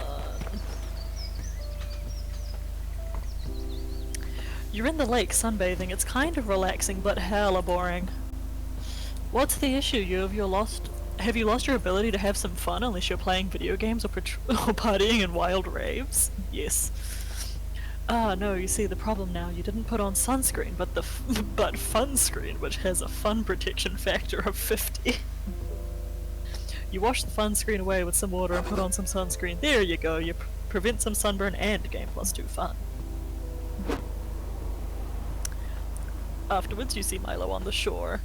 They seem to be recording the lake? Is this some new kind of ASMR? You're killing it. Alright, Dahlia. Action. Yes! Oh, the art! Oh, the art! That's really cool. That's pretty.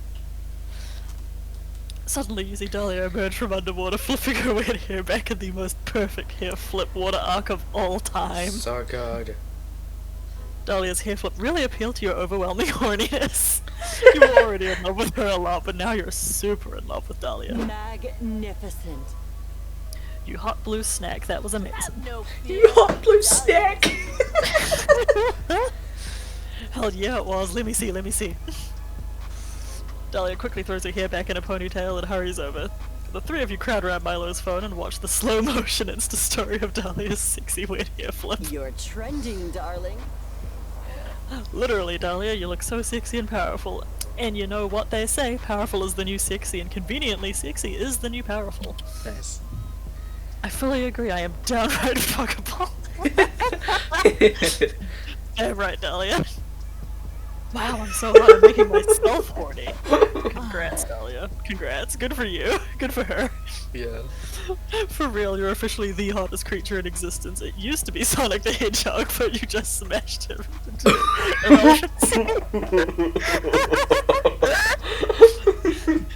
There can only be one hot blue fictional character at a time. Exactly. Alright babe, I'm tagging you. Is that okay? You're going to get a ton of new followers after such a masterful display of beauty and sex appeal. Oh, Admiral! Yes, tag me. I want to catch some new followers and make them join my... Wait. I just realized something. I had a realization. Yep, I can see that. Care to enlighten me? I'm going to be alone forever. What? Weak. I'm scared that no one will be able to do a hair flip sexy enough to be worthy of my attention. I'm out of everyone's league. When life closes one door, another opens. Oh, Dahlia, it's okay. Surely someone could do a wet hair flip worthy of you. There just has to be someone out there, maybe even someone listening to this very conversation. That's your cue. You primal animal. You get into the lake, focus all of your energy on impressing these two, and execute your sexiest technique. Emerge from the water while eating some juicy fried chicken. Really hard to get. Don't come out of the water. I love it. I love both of these options. Just, drowning is the new sexy thing. We all know this. Absolutely. Yes! You dive under the water and play it cool. You never emerge. I'm the lake monster now. You can hear Dahlia and Milo wondering when you're going to come out of the water. After 40 seconds underwater, you hear... Jesus, that's a while. Huh, I really miss Sawyer. Me too. Being with him is such a rare pleasure, like taking a selfie in the last warm rays of a dying star. After 80 seconds underwater. Immersive. Dahlia, help me, I can't remember what Sawyer's face looks like anymore. God, I miss them so much. It's okay, Milo, I can't remember their face either. The only safe thing to do is assume that it was very, very handsome. After 130 seconds underwater. Oh, how tragic. I think it's safe to say that Sawyer is dead. It's a tragedy. They were so aloof and fuckable. Oh, man. I should have focused on getting to know them before they impulsively drowned themselves. Now I'm fighting the most dangerous enemy of all, regret. After 160 seconds underwater, Milo and Dahlia are both performing a tearful, heartfelt eulogy about you. You decide to finally come out. Sawyer, you're back! What a miracle! My god, life is so beautiful and fragile. We have to make the most of the time we have with the people we love. You're like a little ice cube melting in our hands. A hot, sexy ice cube. And you might be gone at any moment. I promise to get to know you even better and to protect you with my fearsome strength. I have to admit, I really used to take Sawyer for granted, mostly because they are usually super thirsty and shamelessly begging for our attention. You're Jesus. winning at summer! Me too, but those 160 seconds without Sawyer have made me completely reconsider how I see them. You didn't intend to fake your own death for attention, but hey, it worked! You gained +2 boldness and +1 fun. Jesus Christ, my boldness stat. My god. Let's trade places. Everybody choose something bad, say your choice out loud to the other players before clicking. Cancer. Trump. Capitalism. Player order is decided based on how plausible it would be to make a deadly fantasy weapon out of said bad thing. Just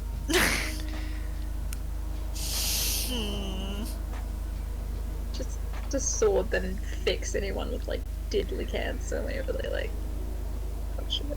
Jesus Christ. Mine's a sword that just steals all your money. There's just a very orange blade that makes you dumb. I feel like that one was the most. Yeah. I don't care who goes this time. Oh god. Honestly, the just last one. pressing random. It makes it so much easier. I don't have enough stats for those because they got mixed around. I'm gonna get rejected. We're all gonna get rejected, let's be real. Mood. I know I am. Damien's really gonna look at both of you and go, no. Yeah. I haven't been on Besides myself. relaxing in the lake for a bit, Camp Spooky gets pretty crazy, so it's nice to just float on the water and chill. You end up falling asleep and wake up to realize you floated halfway across the lake straight into a crab rave. The crabs are just as confused as you are, but they invite you to rave with them, and their party is surprisingly popping. Yes. You gain +1 invite to the next crab rave and +2 fun. It's taken a lot of time and effort to convince Damien that you're a real piece of shit, but all your hard work has finally paid off. You've been spending more time together as of late, and today you've had a marvelous time building a model train station out of fire and crime. Knives! Alright, one last tiny felt tree at the picket fence, some pretty petty larceny by the crossing sign, and it should be just perfect. Follow Yeah. my lead. Good stuff, good stuff. You're a pretty rad person, Greg. You know what we should do? Leave behind these tiny felt trees, find a real tree, and stab it repeatedly. But hear me out. Here's how we're gonna level. Arboreal? I can't remember how to say that. Assault up and away. No one has ever heard of or participated in before. We stab it over and over until both our names are carved into it. Oh, what a romantic activity. Damien accidentally thinks he's invented, unless he already knows it's a romantic thing and is pretending not to. Either way, you realize you need to make an even stronger statement than just the weak-ass tried and true names on a tree shtick. Especially since your name happens to be too short and or long and or vulgar and or boring and or common and or unique. Fuck do I know about what name you chose to carve into a tree? Fucking meta. For starters, you find the most romantic tree in the forest, a Brazilian rubber tree with an enticing crease. But that's not enough. They get Damien, X Greg, you've got an even better idea for what to carve. Hottest camper. Fuck you, tree. Ooh, I feel like fuck you tree might be bold. probably. Mm. I think that top one might be charm. Yeah. But I don't know, like, they're the same, will they both work? No idea. We might both fail. Mm. We gotta find out. Ooh. Whoa. Whoa. Let's declare yourself the hottest camper in all of Spoopy. That's a stretch. Did you seriously fuck up a beautiful tree stabbing opportunity just to boost your own ego? You deny this heartily. Although to be honest, you do love boosting your own ego. And explain that you meant Damien was the hottest camper. Oh, so now I'm not the horniest camper? Is it a shot at the fact that I only have 1.5 horns? Do you know what it feels like to be a demon prince of hell and to be told that your horns aren't enough? Loser. Excuse me, Greg. President of judging whose horns are good enough or not, but not matching society's perfect ideals for how many horns a demon should have. Oh my god. Well, guess what? I don't need your approval. I don't even want your approval. I can be my own horniest camper. You sure can. Try to explain that you meant you were the horniest camper sexually for him. So what you're saying is you insulted my horns because you're attracted Oh my to me? god. Pick-up artist and nigging bullshit is that? You again try to explain that this never had anything to do with literal horns, but Damien has started way past that. You know what I'm gonna do? I'm gonna go headbutt a 300-pound bighorn sheep because I am also a bighorn sheep. But not the sheep pup, but my horns are big, and I can take anyone or any sheep. Damon goes off and headbutts a sheep, giving himself a concussion because those aren't even the kind of horns he has. And also compared to a bighorn sheep, his skull is made of paper. Rip Damien Damien. loses another 1/8 of an inch of his half horn from headbutting. Just enough so that it isn't visible, but it totally happened and you've lost 2 smarts in one I bun. hope this turn goes smoothly. I feel better about my chances. Oh my god. I feel like I'm gonna fail. Same, don't worry. My stats are so bad. Spin the bottle, hell yeah. The label is the label spin the bottle. Today at Camp Dome, the game is Charades Extreme. It's just regular charades, but apparently they love to stick extreme onto any classic game. It's your turn and you get third times the charm. Third is easy to convey just by using your fingers, but charm is harder. To get your team to guess it right, you act as if you were more charming than you really are. You manage to do that, gain +2 charm by playing that role and bring your team to victory. Hoorah! That evening, Milo invites you to go stargazing together. How romantic. Hello, darling. Ah, Sawyer, I'm so glad you're here with me. It's nice to take a step away from all the chaos of camp and work, and just spend time with a person I care truly and deeply about with nothing separating or distracting me from... Oh, sorry, that's my notifications bell. I'll just check that real quick. Okay, we're good now. What was I saying? Oh, oops, that's my DM. So sorry, darling. I'll answer quickly and then... Oh, would you look at that? My Instagram followers have made me a little tribute video. How sweet. Hashtag blessed. And look here. My hashtag is overflowing with fan art. I should reply to all these lovely messages. I'm sorry, darling. I know you must feel a little bit sidelined, and I do genuinely want to spend time with you. Pinky promise. But I have a responsibility to my fans. They look up to me, and I want to be there for them too. You understand, right? Yeah, you understand. You understand that it's going to be a perpetual pain in the ass sharing Milo with all these adoring fans. Unless you become Milo's biggest fan, then they'd have no choice but to pay more attention to you. Think, how can you quickly become Milo's #1 fan? A true fan is measured by the sheer amount of useless knowledge they have, such as what sandwich Milo would be if they were a sandwich. All fans want to become the person they admire, but only a true fan can really pull off Milo's identity. That is bold, man. Identity fraud, the true form of Absolutely. Yes! An intriguing proposal. I'm not sure how I feel about entertaining a romantic relationship with a fan, as it seems potentially problematic. But fine, I'll let you give it a try. Let's see where this goes. Cool, now you can finally use all that Milo info you've been collecting via obsessive researching and general stalking. You weren't crazy, you were just being proactive. You cut your hair to mimic Milo's signature undercut, you imitate all their mannerisms and wear color-changing contact lenses. Having previously memorized Milo's social security number and being able to perfectly replicate their signature also proves useful. You manage to impersonate them in no time. You use this identity theft to pay off all their debts, upgrade their Netflix plan, and increase their popularity with the 14 to 22-year-old demographic. Wow, Sawyer, you really did all this? I'm honestly quite flattered. No, you tell Milo with an enigmatic grin, you did all this. We should do a collab. Oh my god. Goodness, you really are my biggest fan, but moreover, I must admit I'm a bit aroused by this version of myself you've managed to inhabit. Extreme narcissism knows no bounds. Absolutely. You needn't wear this costume all the time, but please, darling, keep it on hand for future occasions. Oh my god. Who knew identity fraud could be so sexy? You gain +1 kinky costume for your collection, +2 fun, and +1 charm. Okay, let's go. Oh, I know where I'm going. God damn it. The third time I've been here.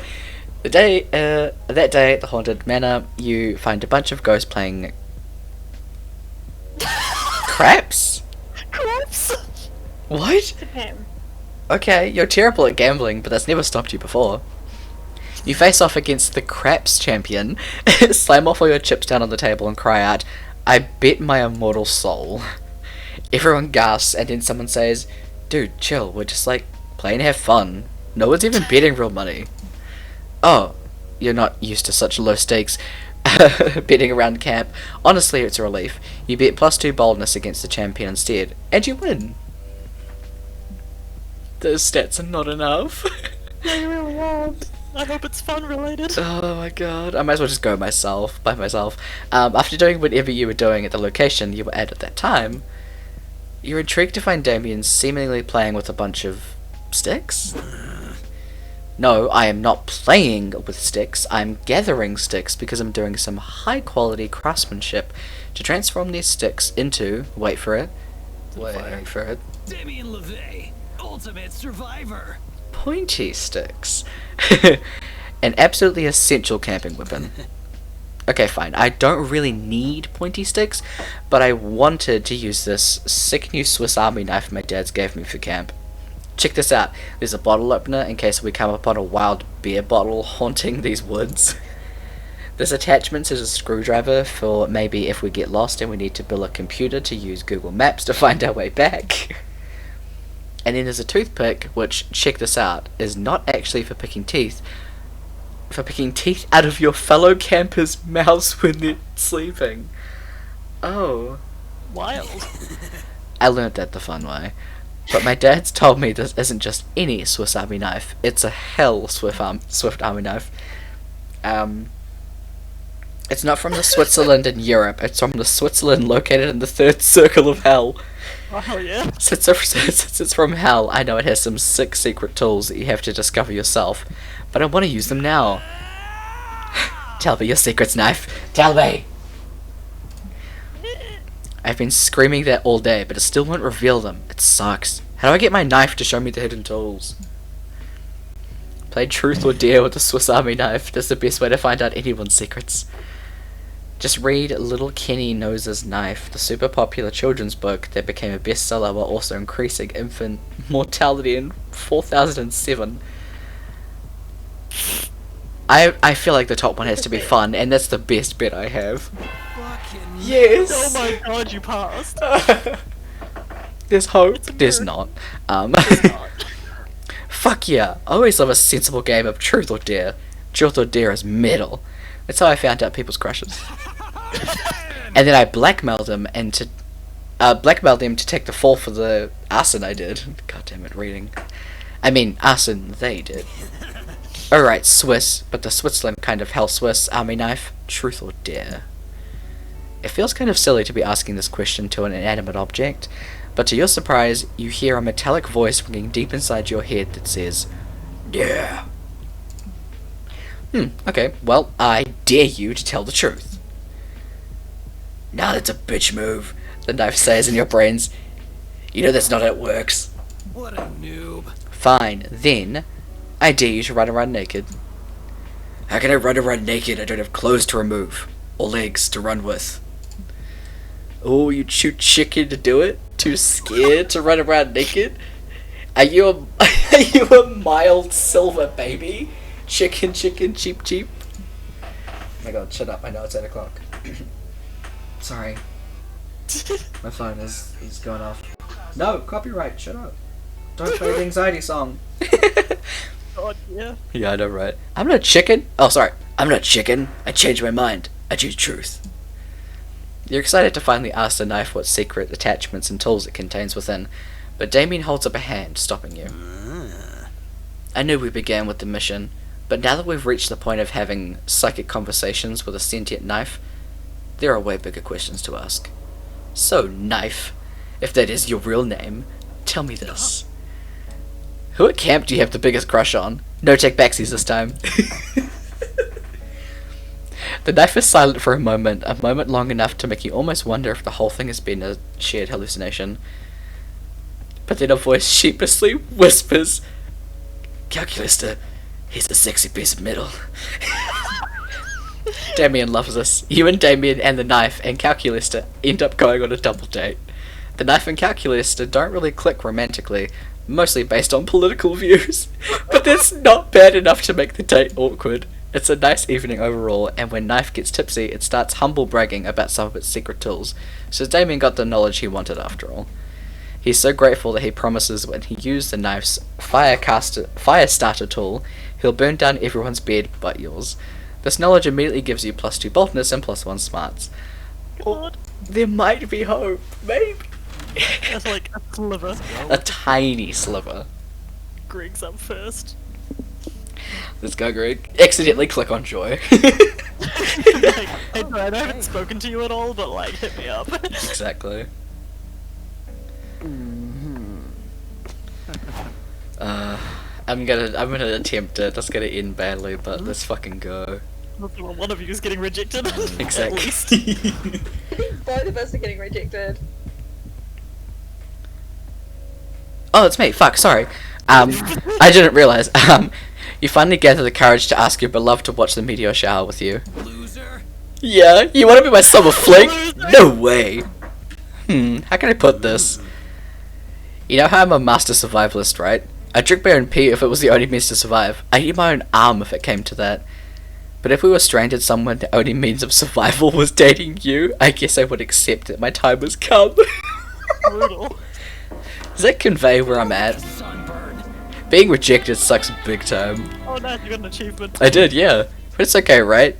Swamp. Your sure life will get better from here. Well, it doesn't. Let's go with the flow. So you finally gather the courage and ask your beloved to watch the meteor shower with you. Loser. No one. No one's good enough for Damien. It's literally the same thing. It is exactly the same He thing. didn't even make a custom rejection for you. How sad is that? I know, right? Better luck next season, loser. Not the swarm of locusts. Not long after that, society collapses and a new post-apocalyptic reign is established. Nice. The world ends because you got It rejected. has it all. Super cool, in deadly sports, nomadic tribes roving the wastelands on their motorcycles and tons of mohawks. You're ready to rock a mohawk and join a wasteland gang, but you're told that in this new society, hierarchy is built on based how cool your summon is. Oh, rip to you. You must tell the tales of your summer to the Council of Elders. The elders judged that your summer was very lame without a summer fling. From that day until the end, till the day of your death, your job will be to clean up the elders' pet robo hyena's poop. Bummer. Oh, hey. Okay, you have a chance. I You have do. a chance, but I don't have much faith, but I hope. You finally gather the courage and ask your beloved to watch the meteor shower with you. That's not outright rejection. A summer fling between you and me, you say? Let me test something first. Pose for a selfie with me. Oh, fuck. Oh yes, your perfect facial features and your beautiful smile complement all of my best angles. We were a match made in selfie heaven, darling. Yes, let's have a summer We're the romance. perfect. Yes! Yes, and I got an achievement. So, Camp, camp. The I got- last day of camp was dreamy. Milo took you to a natural hot spring they found hidden deep in the woods. You two relaxed, listened to music, and fed each other some delicious berries you foraged on your way to the spring. God, I hope they weren't poisonous. there were. You were, you died the very next day. Yeah. Even in the middle of nowhere, Milo manages to make everything decadent. You love it. Oh, I got another achievement unlocked. Nice. Updated wardrobe. Good shit. It's probably for playing with the DLC. Mm. Memory points. Time to spend more money.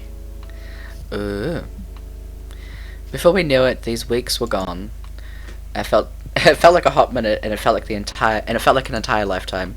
That night we saw summer coming to an end, and we wondered what would come next for us. It felt like the end of something big. Little did we know, life still had many wonders and misadventures in store for us. Now I'm older, I can see it, how those years became the foundations and the mythology of our lives. Sorry. Broken hearts turned tragedies sung for centuries, while nights became epics treasured forever.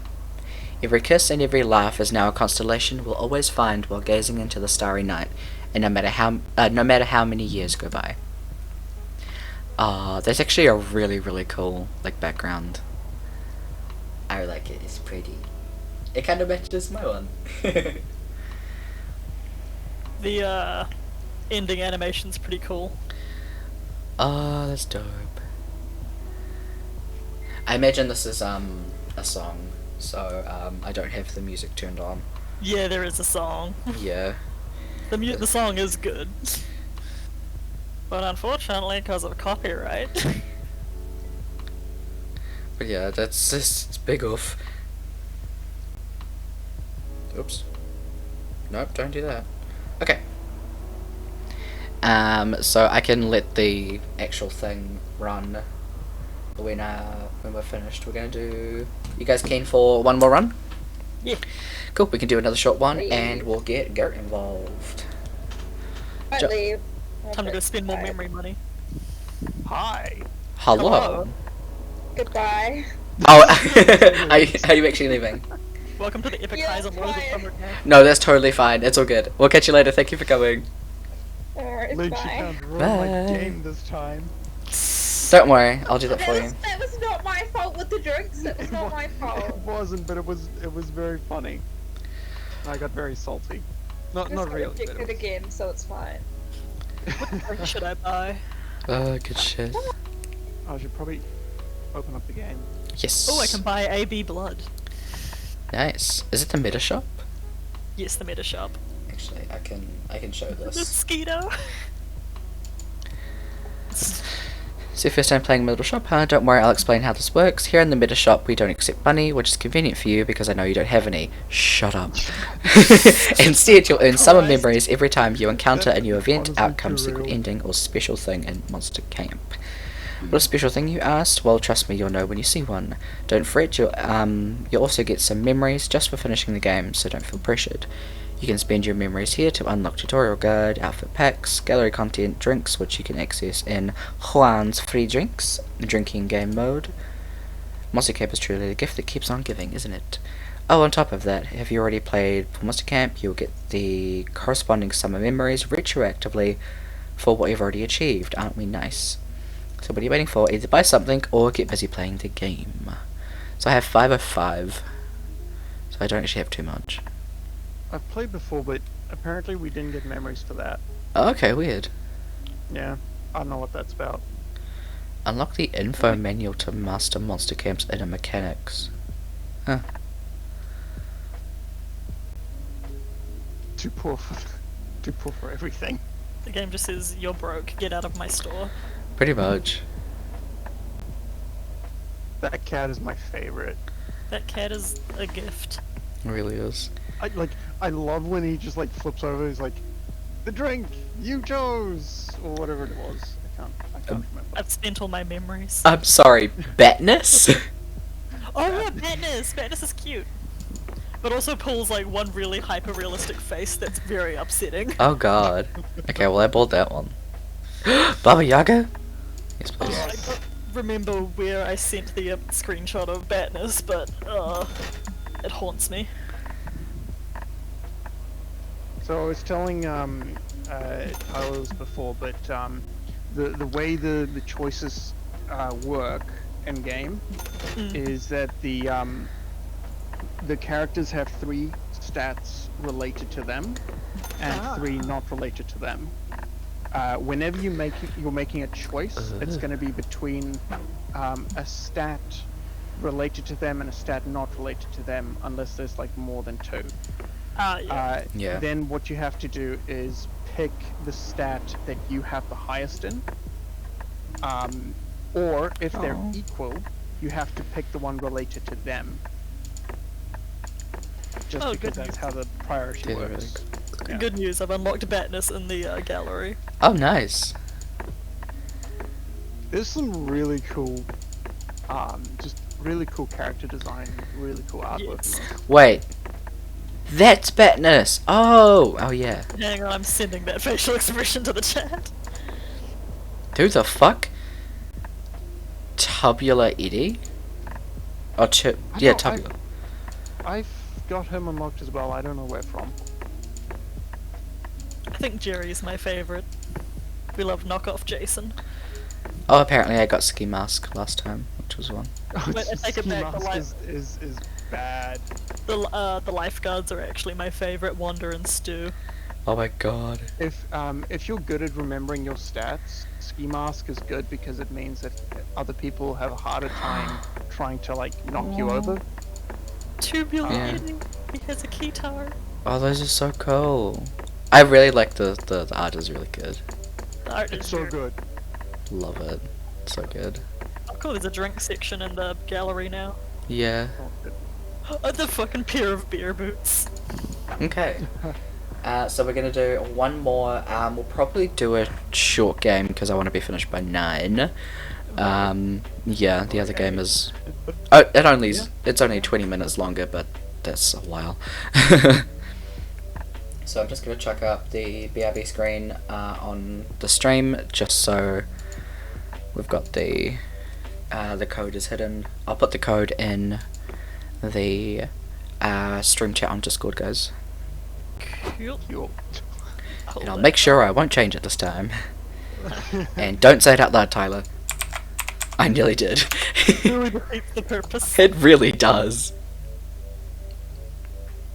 I also nearly said it out loud. You know, just because you both said it, like my brain went, "Don't say it out loud." And my voice just like, I was like, am I I'm gonna do it. I'm gonna do it. Don't tempt I'm me. gonna do it. Try me, bitch. Alright. When you are ready, Jade. Oh, there we go. Alright. Alright, cool. I will chuck this back on the screen. I really have to fix that Short back game on is 70 minutes. I know, right? I think it's because there's the three of us. Yeah, exactly. Oh, that's true. Okay, I can skip this at least. Yeah, I think we It should. highs and lows of summer camp, we know. I wanna be Oz this time. Oz is good. I do enjoy Oz. Yeah, yeah. I hope I packed enough socks. Yeah. Plush one, plush kitty. Spaghetti. Just some griffin pasta. Business anal toast. I hate that. I have questions. The smallest violin. A recorder. Oh my god. My Restart biggest music. question is what stat does that give you? I know, right? Well, I want that one. I want the recorder because that's a good time. Imagine it tells you the recorder was creativity and fun. Oh, does it? Yeah, When it you pops up click with on little them. bubbles, Oh yeah, when you click them. and then you just have to remember what they say. The tardigrade. The The tardigrade. spook one would probably be boldness and What else? I'm probably gonna go for calculus to this time because it's Probably Magic shrooms is creativity. probably smart. yeah, Smart and fun, I guess. yeah, I'd assume so. Nice. Yeah, All right, Yeah. that's we me. did it. We figured it out. Oh, What? it's me. Who you gonna be? I don't know. Why I not? just noticed Brian has a Switch. Good for him. Nice. You know, to me that looks like a I'm dead. PlayStation, Full of like life. a PSP. Oh my Yes, god. me. Oh god, I used to have one of those. Ah, orgy etiquette. Okay. Oh man, I have no idea what to choose. Oh, these are all very good. Mm-hmm. The pocket therapist, though. God, I know, I would right? like one. Mode. MC Griffin. Okay, that definitely gives you charm. Oh, charm and smart. Okay. Sketchbook. Probably Little creativity and status kit. boldness. 'Cause what stats do I want? It depends who you're going for.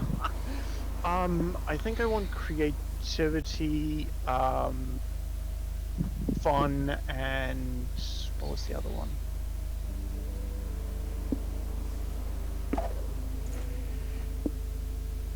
Sure, I'll do that. And charm, that's the one. Mm. We'll see how that goes. Yes. Oh, I didn't know how to change the freaking things. I think Okay, you that's have to fine. have the DLC for it. I do have it. I just don't know how to flick through them. God damn. I'm gonna have to get DLC. The DLC because the guy that Brooke played as is real cool. I'm going with Sawyer again. Absolutely. Who? Me? Oh, the multi-tool. Yes. Get the multi-tool. The Kiss secret. 2. My god. Sock puppet. Colouring Hawaiian. Wait.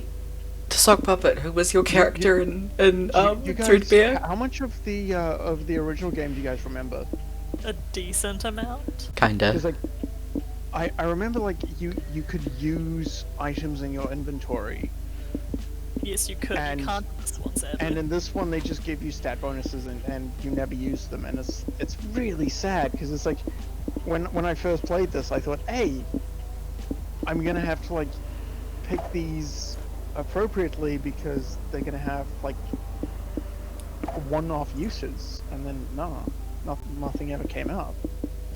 I was really disappointed actually. Yes. Okay. Oh, We I'm have. so happy with myself right now. We've read this. It's fine.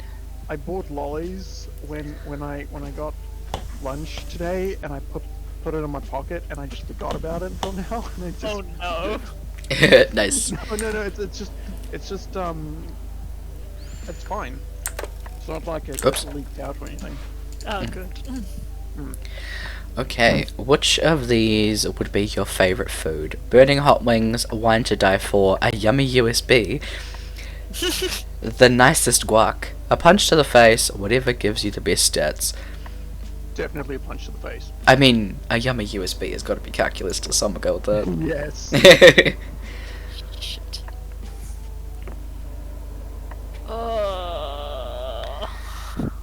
Do Dahlia. I want Dahlia, but I'm not sure which one is Dahlia. I feel like it would be a punch to the probably punch face. to the face. Yeah. Yeah. But that might be Damien. No. But I feel like the burning thing would be Damien. I kind of want to go for Joy, though. Ooh. Joy would be wine to die for. Nice. Ooh. I'm like mostly sure. Yeah. Oh, Oz, I didn't know you also experience cravings for USB data. Crunch. How does that work exactly for an for an organic-based life form like yourself? Do you download the data manually, or do you literally consume the USB like you would another food? That sounds a bit unhealthy, but I am no expert on on organic autonomy, so I'm probably incorrect. On that note, would you like to share this this cache of USB files with me, Oz? I bought enough on I bought enough on the bus to share. Crunch. Love it. Oh, nice. Oh, yeah, Hicks. Oh wait, shit! I'm supposed to be reading this. Yeah, it's you. Oh, are you on that stat boost diet too, Vicky? That's cool. I've been doing this too. It's super tough, right? It's almost impossible to get all my daily nutrients. What? You mean you like your iron and fiber and stuff? Just take a multivitamin. Duh. Life hack. No! Who cares about that shit? I'm talking about the important nutrients. Strength, constitution, dexterity, intelligence, wisdom, my and God. charisma. Ah, yes. I love it. At least Vicky gets it. We should work on leveling our stats up together this summer. Among other Nope, things. I got Milo again. Milo again! With the to die for you. Oh, that makes Go sense again. actually. I wanted V2, to die V2. for you. V2. Time to get rejected. Oops. A wine to die for, you say. Well, darling, don't threaten me with a good time. In all fairness, though, what wine would you die for? It had better be a good vintage with a delicious aftertaste to carry you into the afterlife, leaving no stains on your final outfit. This is so intriguing, Sawyer. You have to help me decide what my hypothetical death wine would be while we're at camp. I have a feeling mine's not going to be hypothetical. I am dying. God, we only had 2 weeks left to woo our crushes and conquer their hearts. Blah blah blah, we already know what's happening, let's jump in. Yes, epic highs and lows, here we come. Yes, yes, yes. Also, that face is horrifying. Yes, it haunts me. It's kind of badass though. The Batness one. Oh yeah. Like the anime smoldering face. I hope I choose correctly. I hope I choose No. correctly. Alright, let's see. Smarts, boldness, creativity, charm, and fun.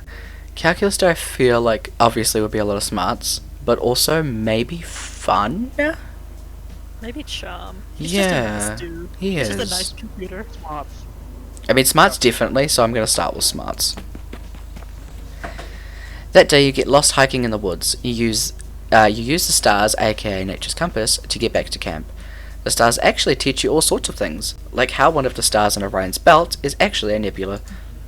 Yeah. The Orion's stars... ideal. Oh, nice. The stars also teach you Italian, the quadric formula, and the true meaning of friendship. Oh, wow.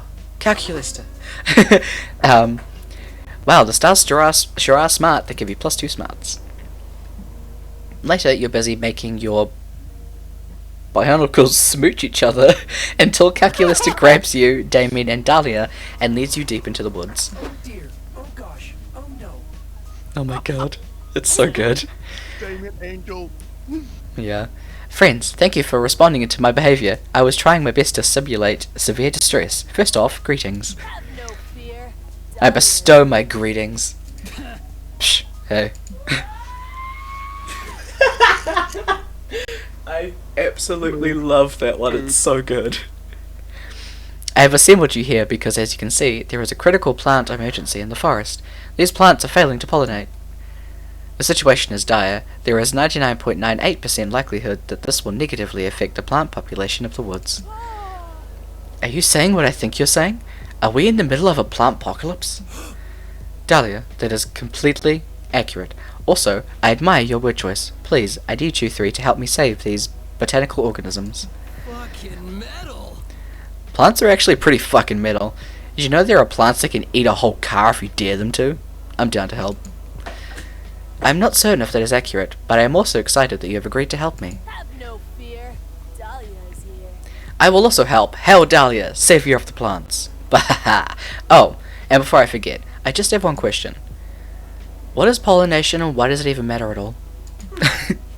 Oh, that is an excellent question. Plant biology is one of my favourite internet search terms, so I'd be happy to give an explanation. Simply put, pollinate... Fucking. It is, yeah. It's the plant sick. Simply put, pollination is the act of transferring pollen grains from the male anther of a flower to the female stigma. Wait, pollination is the reason why trees smell like jizz in the spring? I was getting the weirdest boners from that smell last year. Fucking hell, Damien, this is why you're the horniest. Pollen travels from one flower to another via animal or insects. We call animals or insects that... Oh my god. We call animals or insects that transfer pollen from plant to plant pollinators. Damn, those pollinators just roll around from one flower to another, getting all covered in those pollen grains, soaking everyone in that filthy, filthy pollen. Eggplant. Oh my god. Once pollen is transferred between flower, the flower can produce a seed. Seeds contain the genetic information to produce a new plant. Holy shit. Pollination gets plants pregnant? Pregnant? Oh my god. Are you telling me that pollination is just plant fucking? This is a takeover. I am mildly aroused by pollination. We should help these plants immediately. Time to take that mild arousal into a full-blown plant boner. Get these plants in the mood to pollinate, baby. Turn down the lights, play some smooth music, and install a TV that only plays B-movie. These plants will be wet with pollen in no time. Oh. Foreplay is key. Look for the nearest tree and start caressing its nuts. Oh my fucking god. So what are the Twitch policies again? I don't know, I think we've broken them multiple times at this point. This is fine. Anyway, plant fucking. I don't know, I feel like that one might be creativity. It probably is. And that one's probably boldness, so I'm just gonna go with the I top don't know, one. The bottom one sounds like smarts. I don't know. I don't know. It could be fun. No, I'd go with the top one. Yeah. Charm? Charm. B-movie is charming? Are you serious? Unbelievable. This is bullshit. Unbelievable. Get out. Yes, Oz, that's perfect. We just need to create a sexually enticing atmosphere. I'll work on the jazz. Me and Dahlia would do the mood lighting. It can't be that hard to dim the lights at a forest, right? That leaves you to handle the ultimate sexy mood setter, the TV that only plays B-movie. Shockingly, the TV is surprisingly easy to set up in a forest. Somehow, one of the nearby trees has a functional power outlet. We tried our bit. The object of the game here is Netflix and chill. The plants. I mean this Yes, one but the specifically. plants. Yeah. We tried our best to create a sexy atmosphere, but it does not seem to be working. Sadly, I've not observed a single plant to begin the pollination process. Thank you for screaming. Yeah, honestly, these plants seem totally bored with this shit. They don't care about bees or movies. What the fuck? Maybe we just don't know what they're into. I mean, these are clearly young adult plants. I'm technically middle-aged in dog years. Dahlia's right. You're way too old and disconnected from plant culture to know what's hip anymore. You do some research using a strange tool called the internet. Apparently, plants are totally hooked on video games nowadays. They seem to be especially in love with a wacky dating sim called Prom. Wow. Good job, They're narrator. attacking us. They are. Oh my god.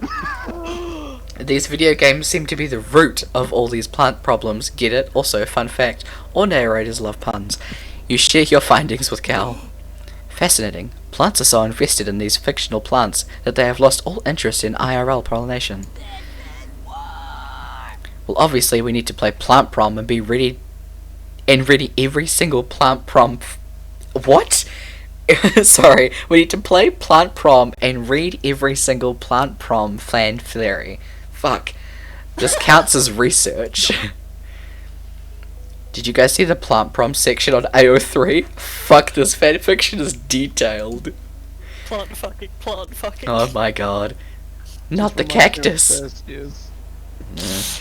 Before you know it, your friends are ass deep into this fandom and arguing about their favourite plant ships. Spineless, pale, pathetic looks.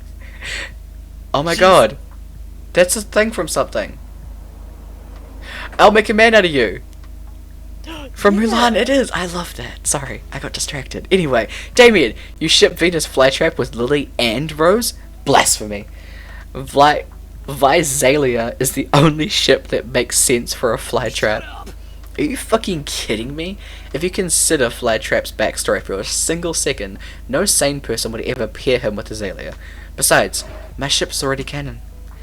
You're both objectively incorrect. Stephatonus the Forbidunda common milkweed is OTP. Fucking hell. Plant names are wild, guys. Yeah. You try to remind your friends that the whole point of this was to help plants to pollinate, you know, to prevent the whole forest from dying out. I'm sorry, Oz, but Plant Pirate 9002 released the 900th chapter of this Lily Hydrangea AU slow burn. I don't have the processing power for this conversation. It's too late. Your friends have forgotten the beauty of... I haven't heard since high school. My god, that was a sentence. Your friends have forgotten the beauty of foraging real plant-on-plant connections. They're clearly not interested in the actual plants in the actual forest. Or in you. You're heartbroken. Yet another friend lost to the plant prom fandom. You lose your faith in the meat space? Along with... Oh my god, with -2 smarts and -1 charm. Oof. Let's go. I'm so Are dumb. they gonna release Plant Prom for real? I hope so. That'd be great. I can't remember what does what. I'm pretty sure Tab, it that tells you. Yep. What? Press If tab. you hold down tab, it tells you. Oh. Okay. Okay. I'll. What do I need? I actually don't know anything about I just know that Arava's a fucking gamer. That's Oh. it. Yeah. Yeah. No, it's creativity, charm, and fun. Oh. You have to read. Oh. I remembered as soon as I clicked away. It's stream, dude. Oh. You Welcome. must kiss a camper for the camp rival. From Camp Rival Camp. It's a long, intense kiss, in which your tongues wrestle mercilessly. You apply some unexpected biting, since that's currently very high on the meta, while holding the back of the head to prevent an untimely escape. What the fuck? You win at kissing. It goes without saying you've earned +2 charm. I'm very scared for what comes next. Congrats. You link up with Aravi to help her loot the bodies of the dozens of campers you have perished during today's camp games. Yeah, seems Guys, seen legit. any loot around here? Ugh, another locked container? Locket containing a photograph of a family who will never see their son again. It's always dark. These campers are dropping the worst loot today. Because they're children. Sick. On the bright side, you've decided to take up figure drawing, and these dead bodies are good practice. Check it out. Ugh. This is just a stick figure with the word pretty dead where their face should be. It's conceptual. Anyway, I'm bored.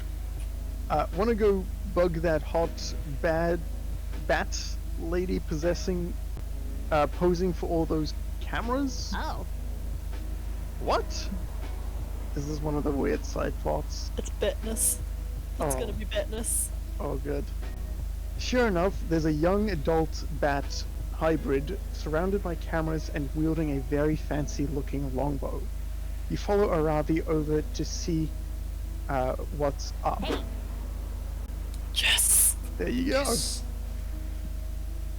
Hey, who are you? And why are you being interviewed in the camp dome? Fatness is here. The fucking face. Oh god. It's the face. It's gonna haunt me forever. Good. It's staring into my soul. You mean you haven't heard of me? I'm Batness, friend of the people and sworn enemy of the Chancellor. Okay. Who's the Chancellor? Must Good resist question. Propaganda. You don't know who the Chancellor is? His disinformation is more powerful than I could have imagined. But with my bow, I'll... Hey, that's a cool bow. I do archery too. It's kind of my thing. Trust me, I'm the protagonist. Ah, no, sorry. You don't do archery. Archery is my thing, and I'm the protagonist, so... Prepare to die. What? I'm the protagonist! You nocturnal mammal piece of shit prepared to get stabbed! This is great. Wait, Aravi, didn't your therapist say that stabbing something isn't the answer? I'm no expert, but I think this might be one of those times. Just count to 10, then you stab them.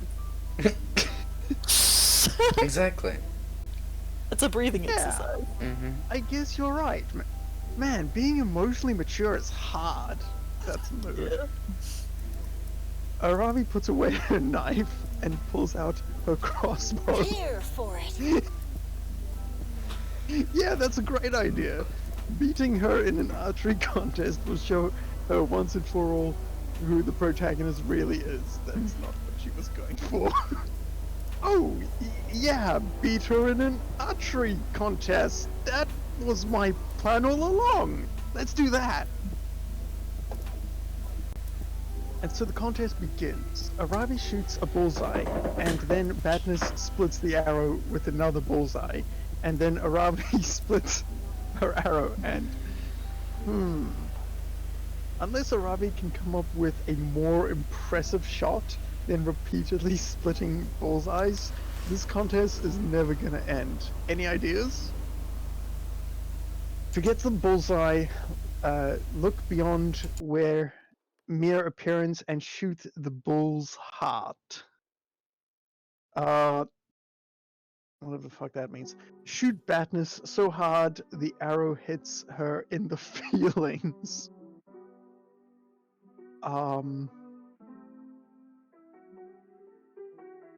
I don't know. I feel like it's the first one, but the second one seems just... I think the second one's boldness, right? Yeah, probably. So let's gamble on the first one. Yes!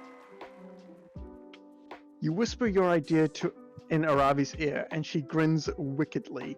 MVP! Way ahead of you, Vicky. She's not.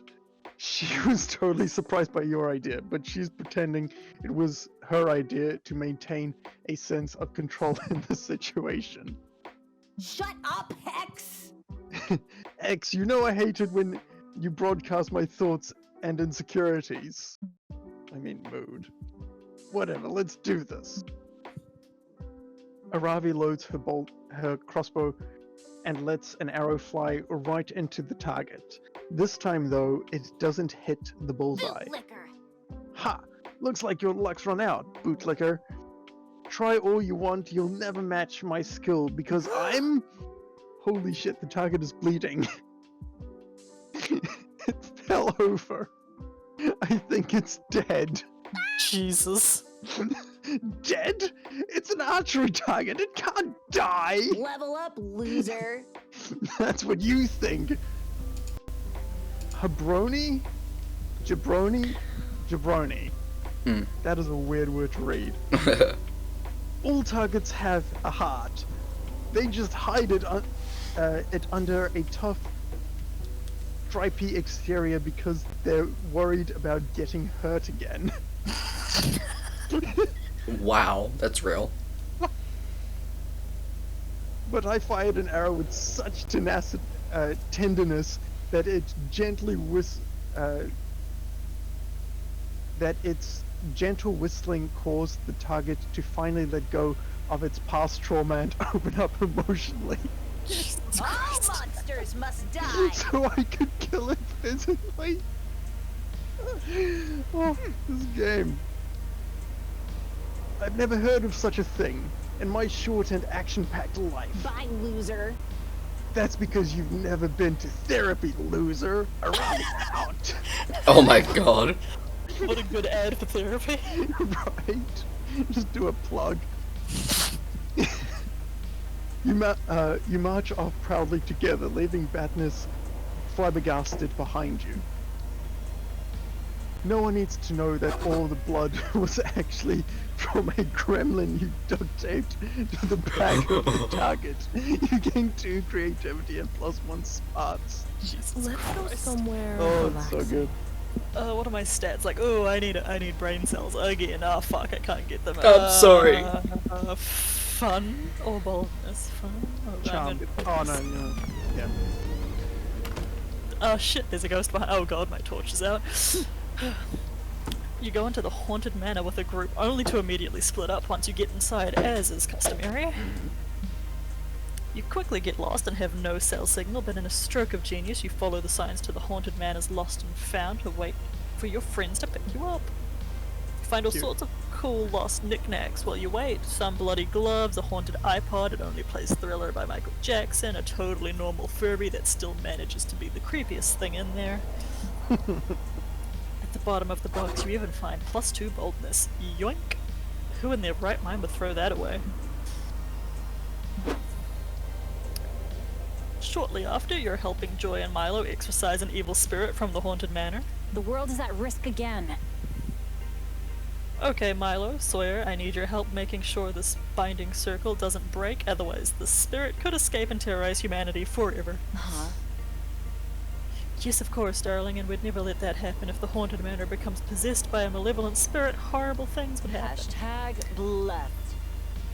For example, I can't post that lovely selfie I took by the entrance with the caption hashtag blessed. It would be in such poor taste. Think of the brand. Oh my god.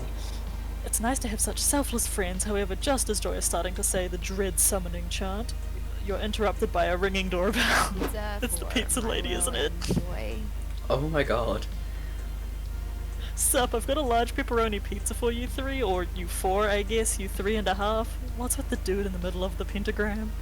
I'm pretty sure there's a secret ending to date this pizza girl. Isn't, like, that looks like a very familiar person, the monster thing. Is that based off that fucking creepy face thing with, like, the eyes wide open? I forget what it says. No clue, I'm getting the Ring vibes though. Yeah, fair enough. Okay, sorry, continue. A pizza? I never ordered a pizza. I hate delivery food with a passion. That's not vegan friendly. Yeah, it's definitely not for me either. Vegans don't eat pepperoni pizza, and we're also in the middle of something very important. And if you ruin my concentration, you... Nah, dudes, I'm sure this pizza's for you. I've got the address right here, clear as day. Mysterious, dilapidated, haunted manor in the heart of the woods. How on earth did you find this place with such vague instructions? Where's my tip? I searched far and wide because I am motivated by one thing and one thing only, tip money. Which I'll be needing you to give to me before I can leave. Totally not gonna lie, I thought she said, "Where's my tit?" Valid. Por qué no dos? But it's not your pizza. Be gone, darling, before I leave an incredibly scathing Yelp review. Oh, that's a face. Huh. No can do. Can't go back to work without money for the pizza. You're stuck with me until one of you ponies up. Ah, fuck. No wonder your friends accuse you of being annoying when you refuse to leave them alone. This sucks. This girl won't leave anytime soon, and her presence is fucking with Joy's concentration. And on the exorcism, how can you convince her this is definitely not your pizza? Check the pizza's Facebook profile. The true owner of this pizza will surely be one of its contacts there. This pizza doesn't belong to us, it belongs to Earth. It came from the Earth, it should go back to it. Ah, shit.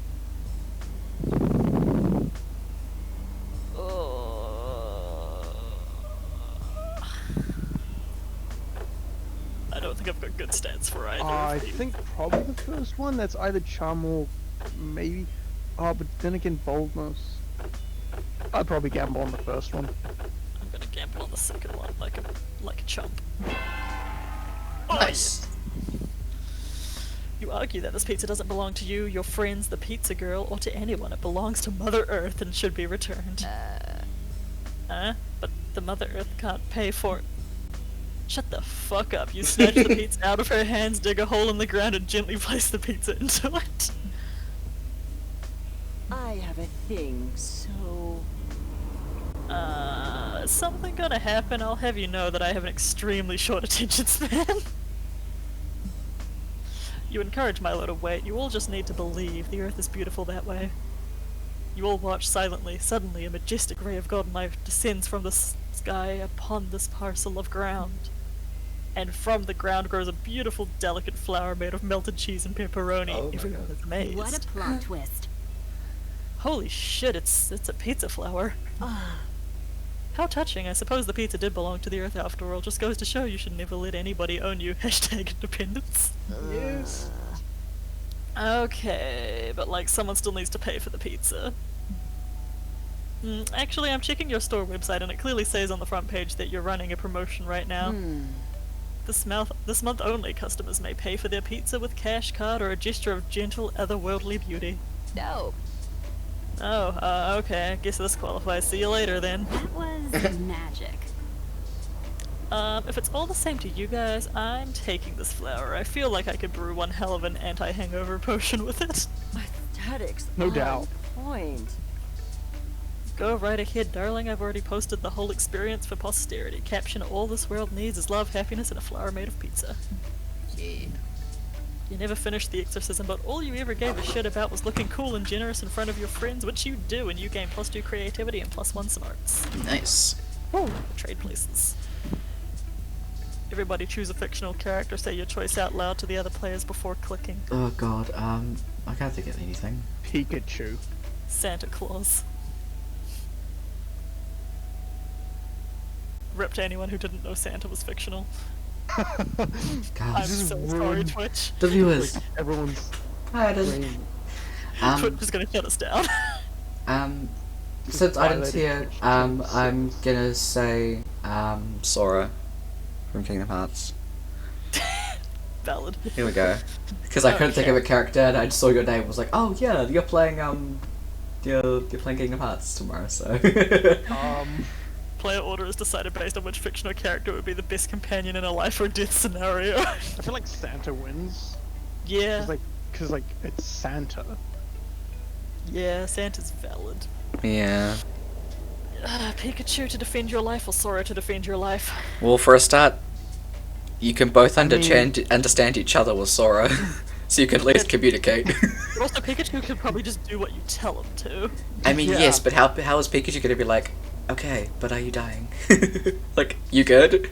They'll be like, Pikachu- nah. See the number of Walking times Pikachu's defibrillator. taken a bullet? Walking defibrillator. Man, That's true. Defibrillator and a taser in one. And a taser. And like just a pure lightning machine. And he will take a bullet for you. He will take a bullet for you. But Sora has the power of friendship. And Sora has some big ass shoes. He sure does. He'd stomp a bitch. He also has a keyblade. I'll give it to you. I'll give it to you.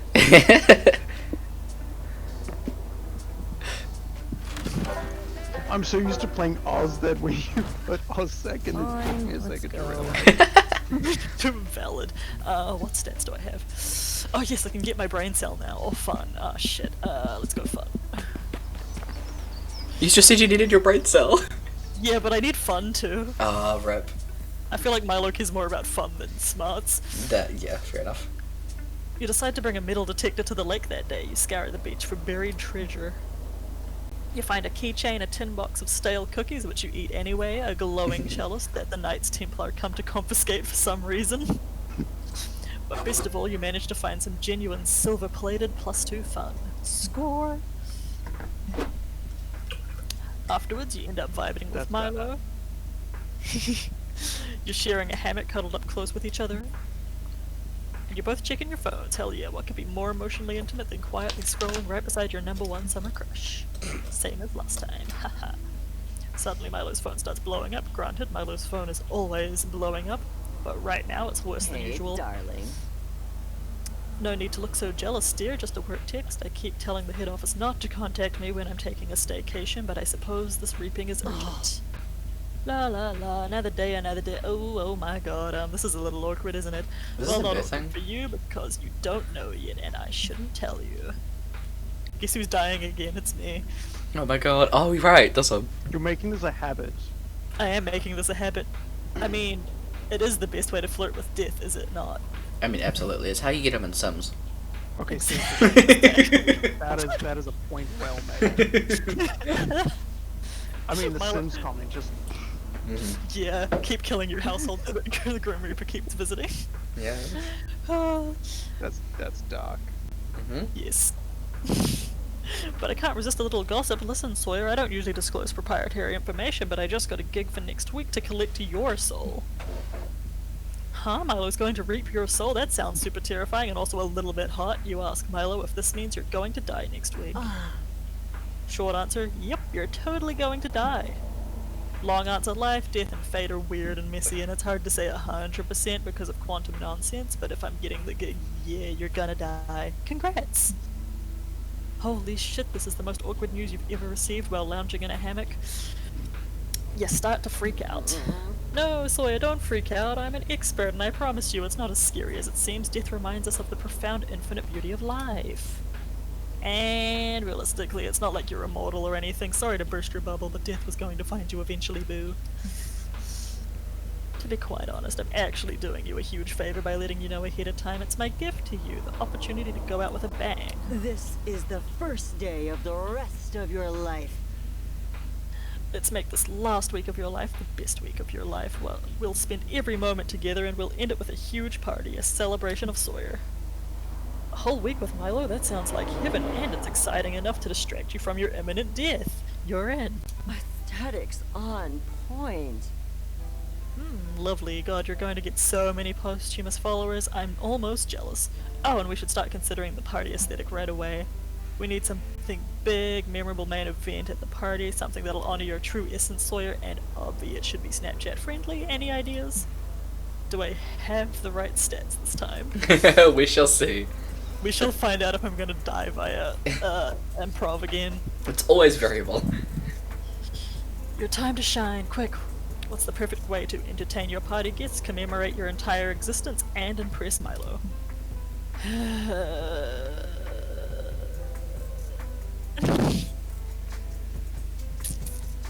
Do you remember what they were last time? I think the top one's creativity, and it is my highest stat this time.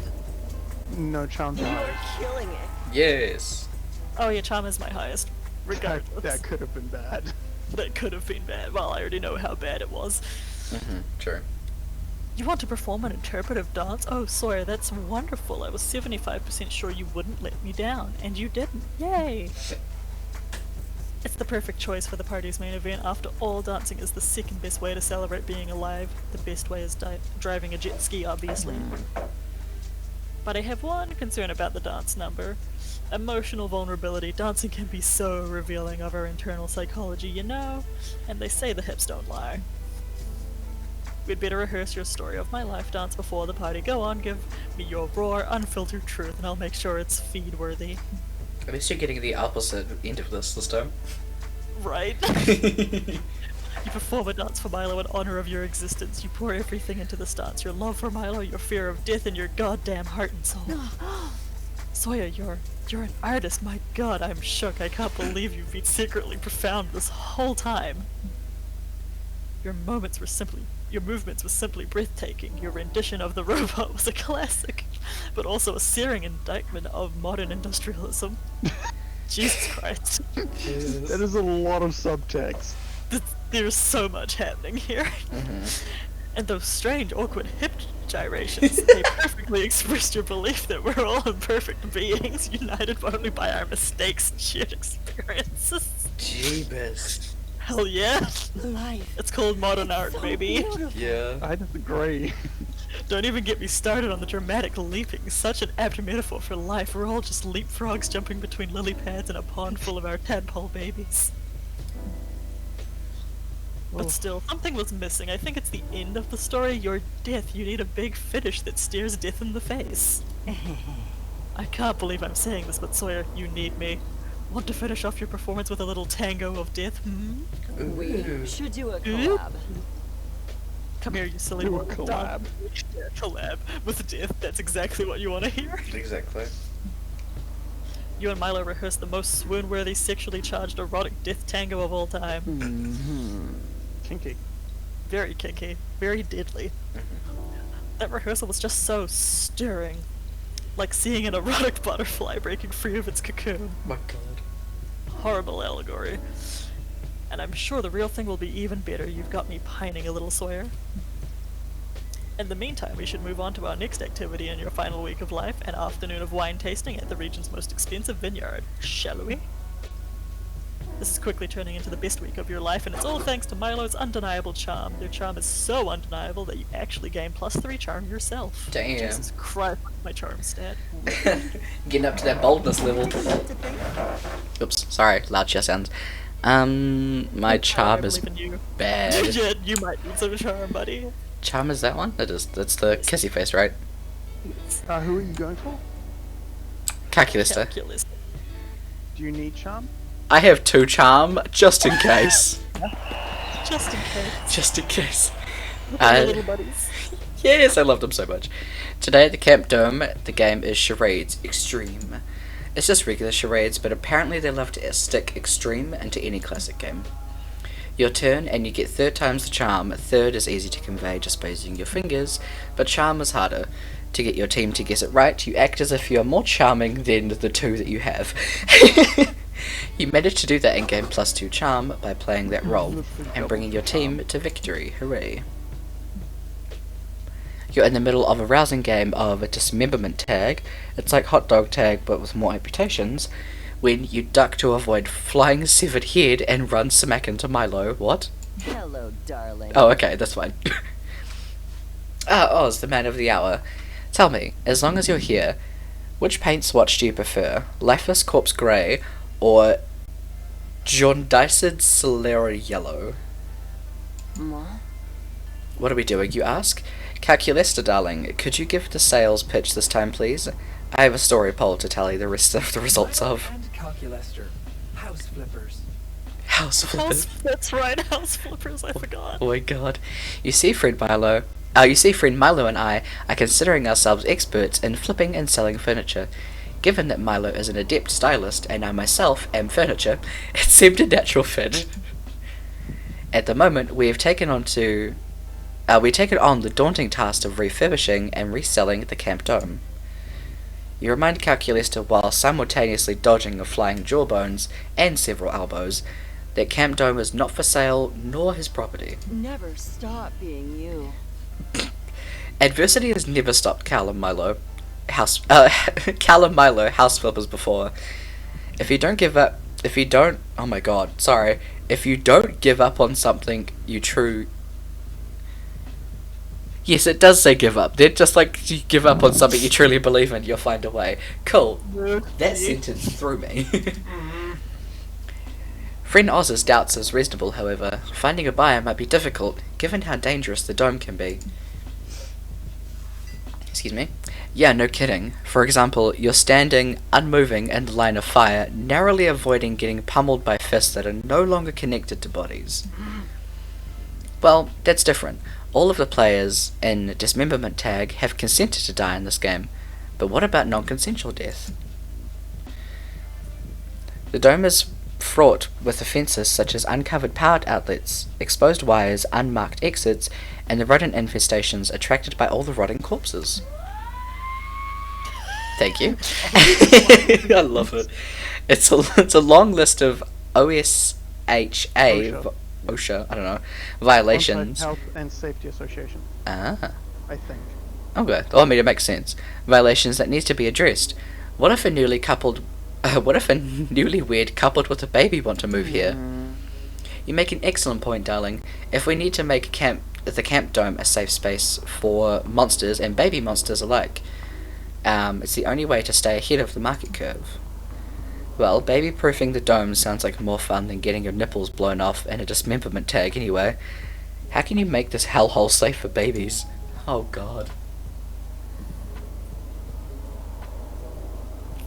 Last time I watched this, you guys were losing heaps of stats.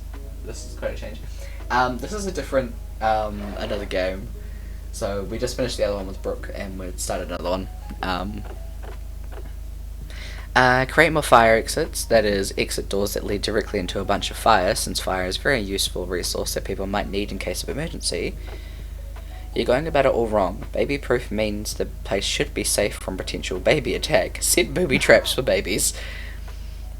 Hell yes, the second one. Yes. Oh my... Definitely the second one. Are you sure? Because that kind... No, based on Not your with, stats. not with your stats, no. Not with your stats, but that's... Oh... Or whatever, I guess. Never mind, it's creativity, not boldness. Killing Yeah. babies Yeah, is creative, everyone. I Exactly. thought it was gonna be boldness as well. Well, I mean, boldness would have been worse because that was the worst stat I have. Yeah. Yeah, that's why we didn't want to just have you pull the trigger on that. Oh, did I click the wrong one? Yeah. I didn't notice. Whoops. That's a wonderful idea, Oz. Chaos Rod. I've done much research on babies, and my findings have concluded that they are quite parasitic on young couples. Yes. Are you sure about that? Quite sure. Couples plagued with babies get 68% less sleep and spend 100% time more cleaning foreign vomit off their clothing than normal, which tends to bring them stress. Plus, the baby-couple relationship is incredibly one-sided. The couple provides nourishment, shelter, protection, and occasionally even affection to the baby. While the baby only tends to cry and produce fecal matter, which is useless to the couple. Don't be so toxic. I mean, I guess I have to agree. That certainly does sound like a parasitic relationship. Babies should probably be cancelled. Babies are cancelled. Cancelled straight out the womb. Besides, given the severely declining economy, much of the younger user base seems to be opposed to having children. Mood. So perhaps warding the house against babies is a good idea. Come, darlings, help me make some baby booby traps. Okay, but wouldn't that attract more babies because babies like boobies? Oh shit. The real questions. Oh god, you're onto them. Exactly. You help them create, crib-shaped cages, sticky traps that smell like breast milk, oh okay, they're onto it, and semi-automatic rifles that shoot anything that moves, which includes babies. I am happy. I'm happy too. I'm happy we're able to provide such a nice service for the young market. I am. Finally, we can create a space that is safe from insidious parasitic babies. You reap what you sow. Right you are, Cal darling. It's like I've always said, life is too short to spend in a toxic relationship, even if that relationship is with a baby. Ooh woo. How nice. Another wonderful quip about the nature of life coming from my favourite unliving being. You teach me something new every day, Milo. Hell yeah, the genuine happiness in Cal's voice completely justifies all of the future infanticide. Jesus. You gain +2 charms and +1 fun. Okay. Those stats I can live with. Okay, what do I need? The boldness. One day I'll be able to read a sentence, guys. I just can't say The that day that's is now. not today. It's really not. Get myself some learning. That day, while hiking through the woods, you find a tree with the words J plus S forever carved on it. Aww. When on Straights. another tree, you find J is a liar and a cheating hoe. Oh! That's cute. Fucking straights. Then, on another tree, you find S. I know you're... Oh man, Mhm. brain did a thing. Same. S. I know you banged like 12 people abroad in Europe. Don't dish what you can't take. Jesus Christ. On the last tree, S. DOXXES. What the? Doxers. Doxers. Oh. Okay, sure. Which is like J. releasing about a person's personal information. Mm-hmm. It turns out Jay lives on 7889 +2 smartly. Okay, God. I'll take it. Sure, this Boy, is... that sure can learn a lot from trees. Jeepers. Trees, the gift that keep giving. You stumble upon Avari surrounded by an old-looking group. An orc with a lute strung across his back, an elf with his bow, a haggard dwarven cleric, and some other Is that clicks or cle? Yeah, clicks. Also odd is that Avari is repeatedly hitting herself in the head. It takes you a moment to realize she's calling for Hex to come out. What's up, loser? There you are. Where did you disappear to? Sorry, I was in your ribcage seeing if I could use it to cut strips of crepe paper into confetti and then got lost in your kidneys. I'm not gonna read into any of that. Okay, whatever.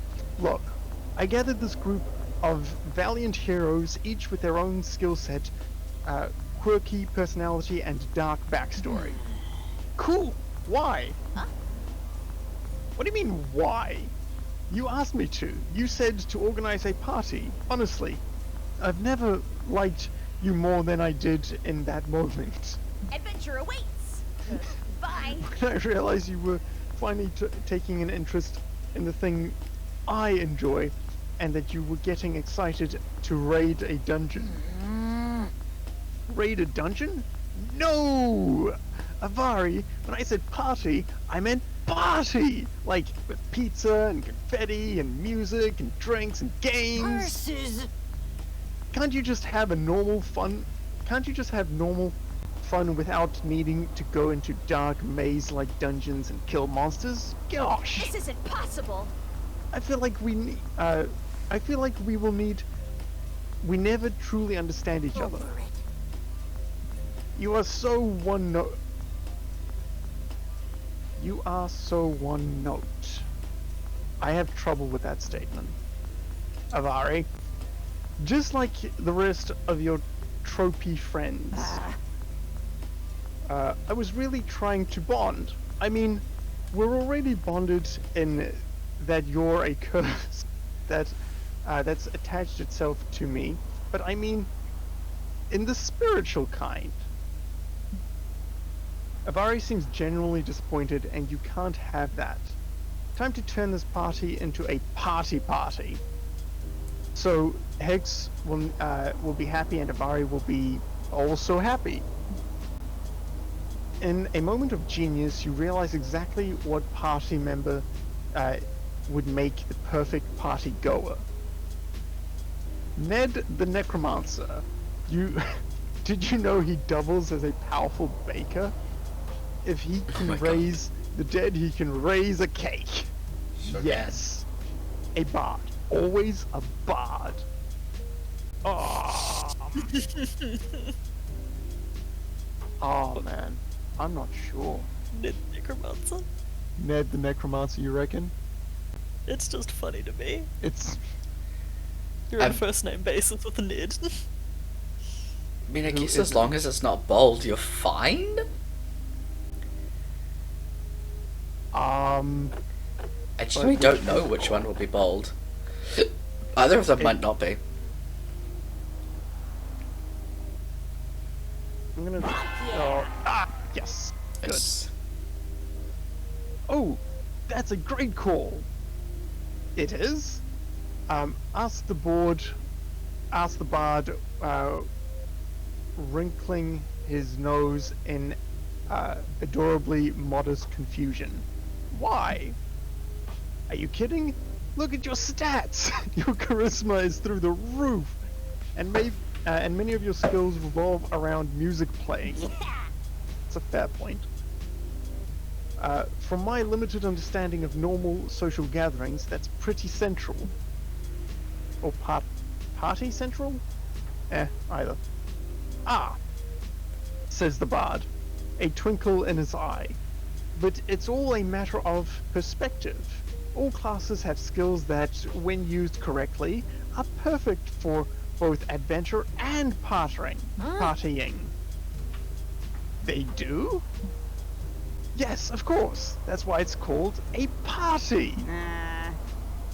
I don't think that's right. Sure it is. Just think. Leaf is a druid, so she knows exactly how to identify and use all the best herbs, if you catch my drift. And if you don't see the party applications of Leia the Rogue's use rope skill, then I don't want to go to your kind of party. Oh god. And then, of course, there's always Travis the party warlock. He's a warlock who's good at parties. That's how warlocks work, yeah. Who would have guessed? Unbelievable. I'm still caught up on the whole rope thing. Wow, I never realized how much crossover there really is between adventuring parties and celebratory event parties. I guess the lesson here is that Bard, I'd love you to help organize this event, but I'd love everyone else to help too. The Bard happily agrees, and the entire party gets to work throwing, well, a party. The decorations are lavish and the crowd of fun-loving adventurers immense. Neither of which are things we have the budget to show, but trust me, it's totally sick, okay? I mean, I guess you were pretty great. Thanks for helping me throw this lavish, decorated, and immensely crowded party, Vicky. You really helped me and Hex compromise, and have a great night. You're so glad that the party of Avari's great night... You're so glad to be part of Avari's great night that you immediately gain +2 fun and +1 charm. My stats are going great so far. Can't wait for everything to turn around. Everybody choose a food. Say your choice out loud to the other players before clicking. Chicken. That was fast. Yeah. That was really fast. Pizza? Mac and cheese. Ah, good choice. With or without bacon? Player order is decided based on which food you would choose to have in monstrous quantities in a survival scenario. Start debating now. They're all good. I wouldn't go with chicken because, you know, salmonella. I already eat a monstrous amount of mac and cheese when I am allowed to. God mode. But also, like, you wouldn't get sick of it in monstrous quantities because you can cook chicken in so many different ways. That is true. Yeah. That is true. And you wouldn't think shit yourself. purely for You wouldn't shit versatility, yourself I for think- days from mac and cheese. Yeah, no, I think purely for versatility, chicken wins. 'Cause like you said, Oops. like if you have to have it every single day, you're gonna want to kill yourself. It's true, and pizza's more versatile than just mac and cheese. I would happily live on just mac and cheese, though, just saying. I mean, abso-fucking-lutely, but also my body would hate me for it.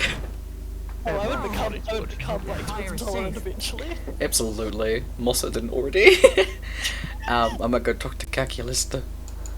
Oh, I'm actually so glad none of us have conflicts this round.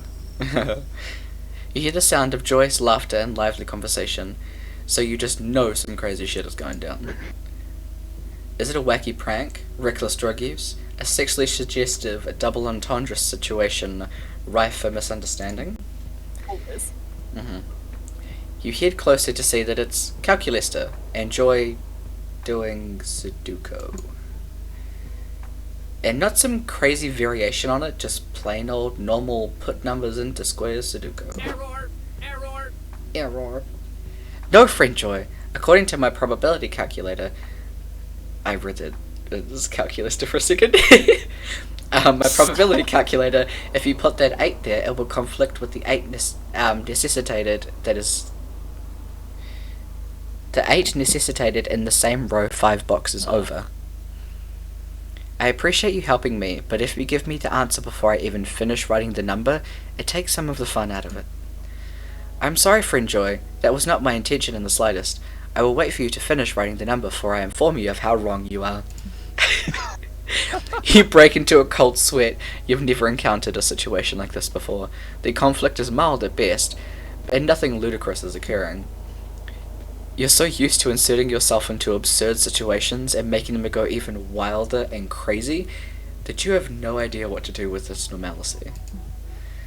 How can you possibly use Sudoku to increase your chances of love with one of your fellow campers? Fellow organic life forms? Friend Oz, I see that you are staring intensely at a Sudoku puzzle, with a look of determination to solve a problem on your face. Hell yeah. Spell End her. That tickled me. Yeah. She It was threw one of me. the antagonists in the first game. You So could is have mac and Vari, but cheese. let's forget about that. Item brings up a good point. You could have mac and cheese on pizza too. I mean, I don't know why, but you could. You could do a lot of things, but that sounds like a crime. I mean, you really could. I mean, it's not a crime as much as like strawberries on pizza that like some people do. But anyway, Dessert pizzas are a thing. yeah, that is all good. Have a good rest of your night, Aiden, and have a good rest of your night too, Callum. Thanks for popping in, guys. Sorry, this one's going a bit longer, but we're nearly done. Hola. Yeah, bye-bye. You're welcome to take a stab at it. Sudoku is such a nice way to unwind after saving the world from my enemy's schemes and my friends' shenanigans. Oh no, oh god. If only you were given a rampaging cockatrice, or a high-stakes Pokemon battle, or a dead body to hide. But Sudoku? More like Sudoku. End me. You take a deep breath and prepare for the hardest challenge of your life. Using a game of numbers to romance your friend. Just roll a dice. It's like D&D, I guess. Also resisting the urge to put exclusively 69 and 420 in altering boxes. Mood. That's how I want to play Sudoku. Stupid. Fuck all the other numbers. O's and ones all the way, baby. Fuck all the numbers. Fill the squares with glyphs and I mean, it's got to be the top one, right? Yes. Yeah. Yeah. Okay, I think you badly misunderstood the point of Sudoku. This could not be more the opposite of the objective.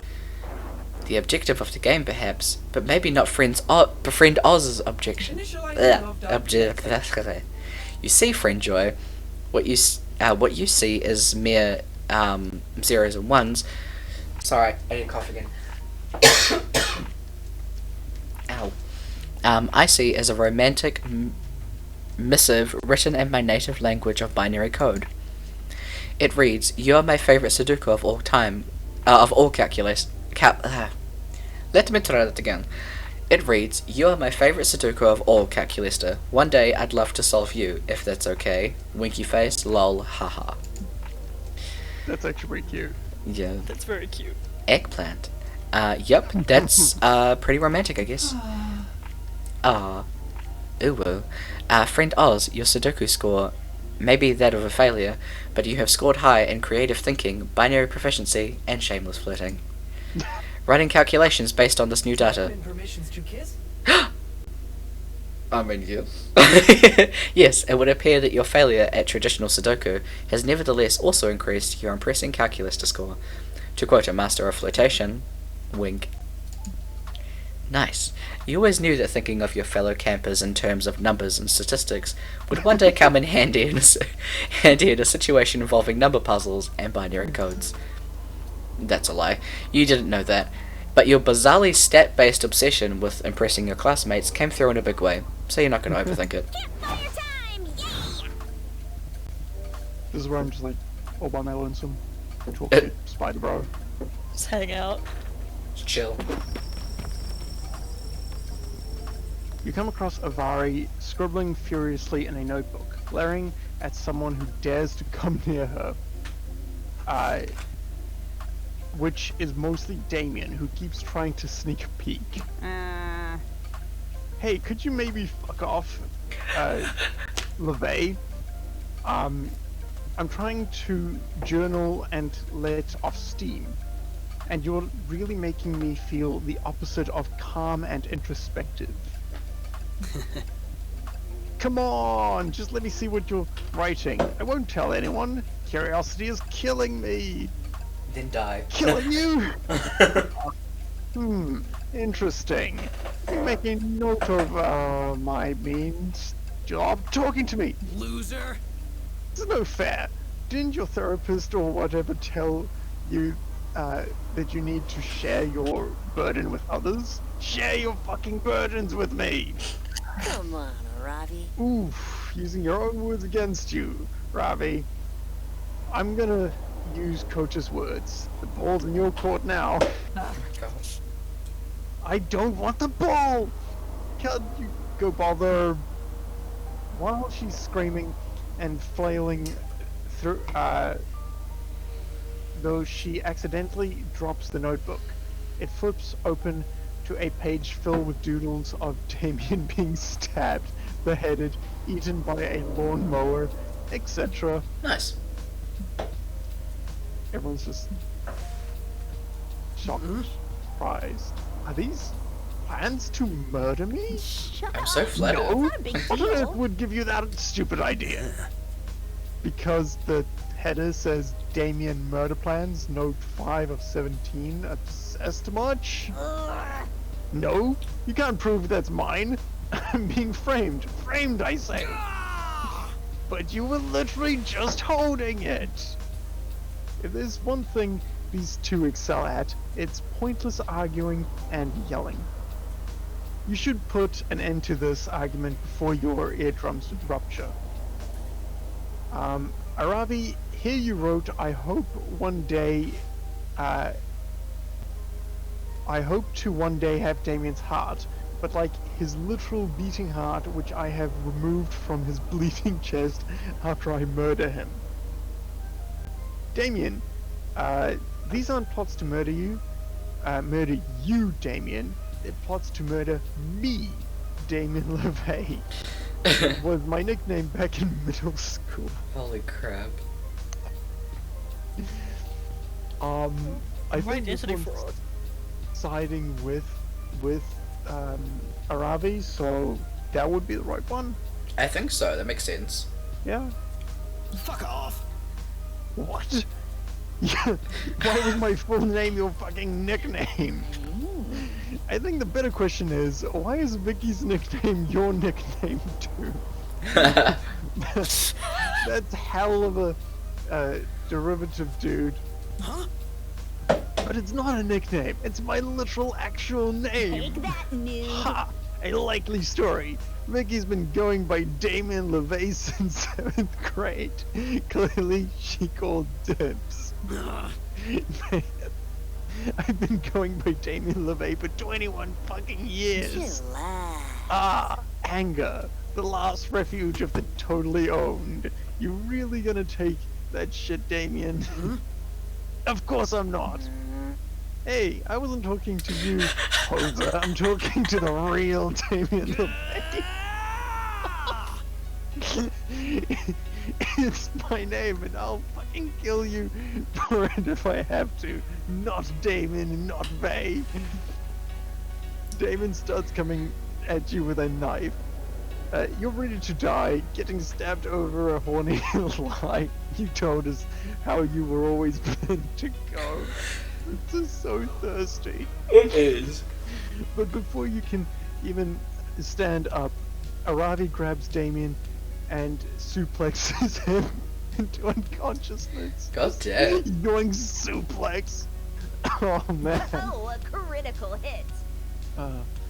What an idiot trying to kill Vicky without a proper plan. I didn't realize this was amateur hour. How underwhelming. Damon's clearly easy prey. Maybe I should have been spending all this time plotting to murder Vicky. Oh, what a She fierce seems adversary. like a much worthier target, and a way better Damien LeVay. You know the whole Damien LeVay nickname thing was a lie, don't you? I can't talk now. I've got murder to plot. Watch your back, Vicky, you sexy loser. The Slayer is back, baby. Oh my god. She runs off, cackling manically. What an adorable little murderess. You can't wait to see how she decides to assassinate you. Finally, time to chill. Oh man. Every going to time I play this game, I Boss man. Hello there, Sawyer. Do you fancy a gossip? Always. Yeah, why not? You could go for a little gossip as a treat. Wonderful. The only problem is I do not have a gossip. I am fresh out and looking to refill. Got some gossip to spare, friend. Oh my god. Oh, good voice. Would you have a gossip to spare, perchance? You always have a spare gossip to donate to anyone who needs it. Let's go. I honestly don't care. It can be good or bad. I can target myself and pray that it's not negative. It's amazing. Eeny, meeny, miny. Let's go with you. Okay. Washed up Elvis impersonators, people who unironically wear Crocs, 4 out of 5 dentists who recommend Listerine, hot single MILFs in your area, Yes. still functioning testicle, solid gold condom, bag of hot salad, gamer girl feet pics. Oh my I think god. you know which one you have to choose. Yeah. Yeah. It's like you don't even have a choice. Type in your favorite meme. You just put an uwu, won't you? Huh? And what? Uwu. Oh, that's true. I knew it. Wait, hang on. I feel like this version's better. Yeah, there we go. Juicy. Oh my god, I hate it. I don't know how to feel about that one, sir. Nope. Oh, thank you, Sawyer. You are truly charitable. Well, This is gonna be interesting. This would be interesting also. New monster OCs. Absolutely. I will pay your kindness forward by spreading this gossip amongst my other gossipless peers. Since nobody has anything better to talk about, you quickly hear your gossip circulating camp. I heard this. Oh, fun dude. That's cool. Can I date him? Every time these people pop up, it's like, DLC. It's like, DLC. what do you mean they're not dateable? I know, right? Oh my god, look what I just heard about Oz. 2 years ago, Oz went on a cruise with his family, but on the way back home, they were shipwrecked. When everyone got off the boat, they realized that they'd accidentally found the fabled island of hot single milks in your area. Is that not just the Amazons? I feel Yeah. like that's probably some weird porn plot line. Island of Absolutely. Lesbos. There's a Futurama episode on this. Yes. Yeah. The hot single milfs in your area were distrustful of these intruders, so the crew's inhabitants chose Oz to be their ambassador. The leader of the hot single milfs in your area only had one question: what religion do your people worship? Uh-oh. Oh no! Oh no! I was talking about That oddly works somehow. oh. Yeah. The hot single milfs in your area love the Owen so much they offered to help the castaways, but only if they were given a good Oh person my in god, exchange. no. Oh no! So Oz gave them his prize screamer girl feedback. Oh no, I hate how coherent this is. This is Better than horrible. we could have ever imagined. The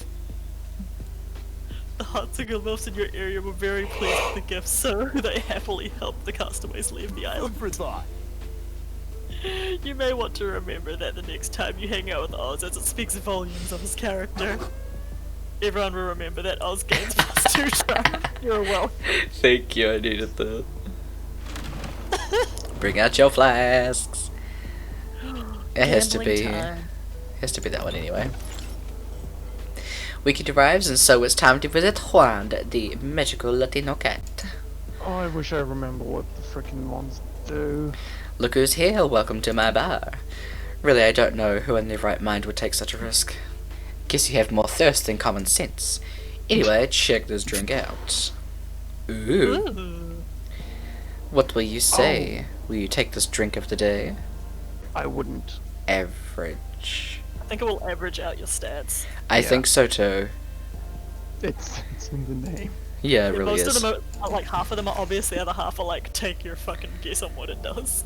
I'm gonna take the mystery box because this will be interesting. Mystery box. Yeah. Oh, that's a really good one.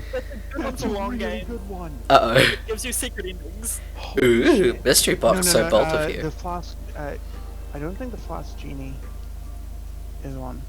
Is a secret ending. I thought it was the one that gave you the secret endings. Well, I mean, we're gonna find out because we got it. No, I think that one just gives you a shitload more stats or some shit. Ooh. Either more stats or more hearts. We gonna find out. Hope you're happy with it. No refunds. No refunds, get out of my bar. Ooh. Ooh, Cosmopolitan. Cosmopolitan, yes, I'm taking this. I want to drink all of these drinks. They look very This one ups your stats. Nice.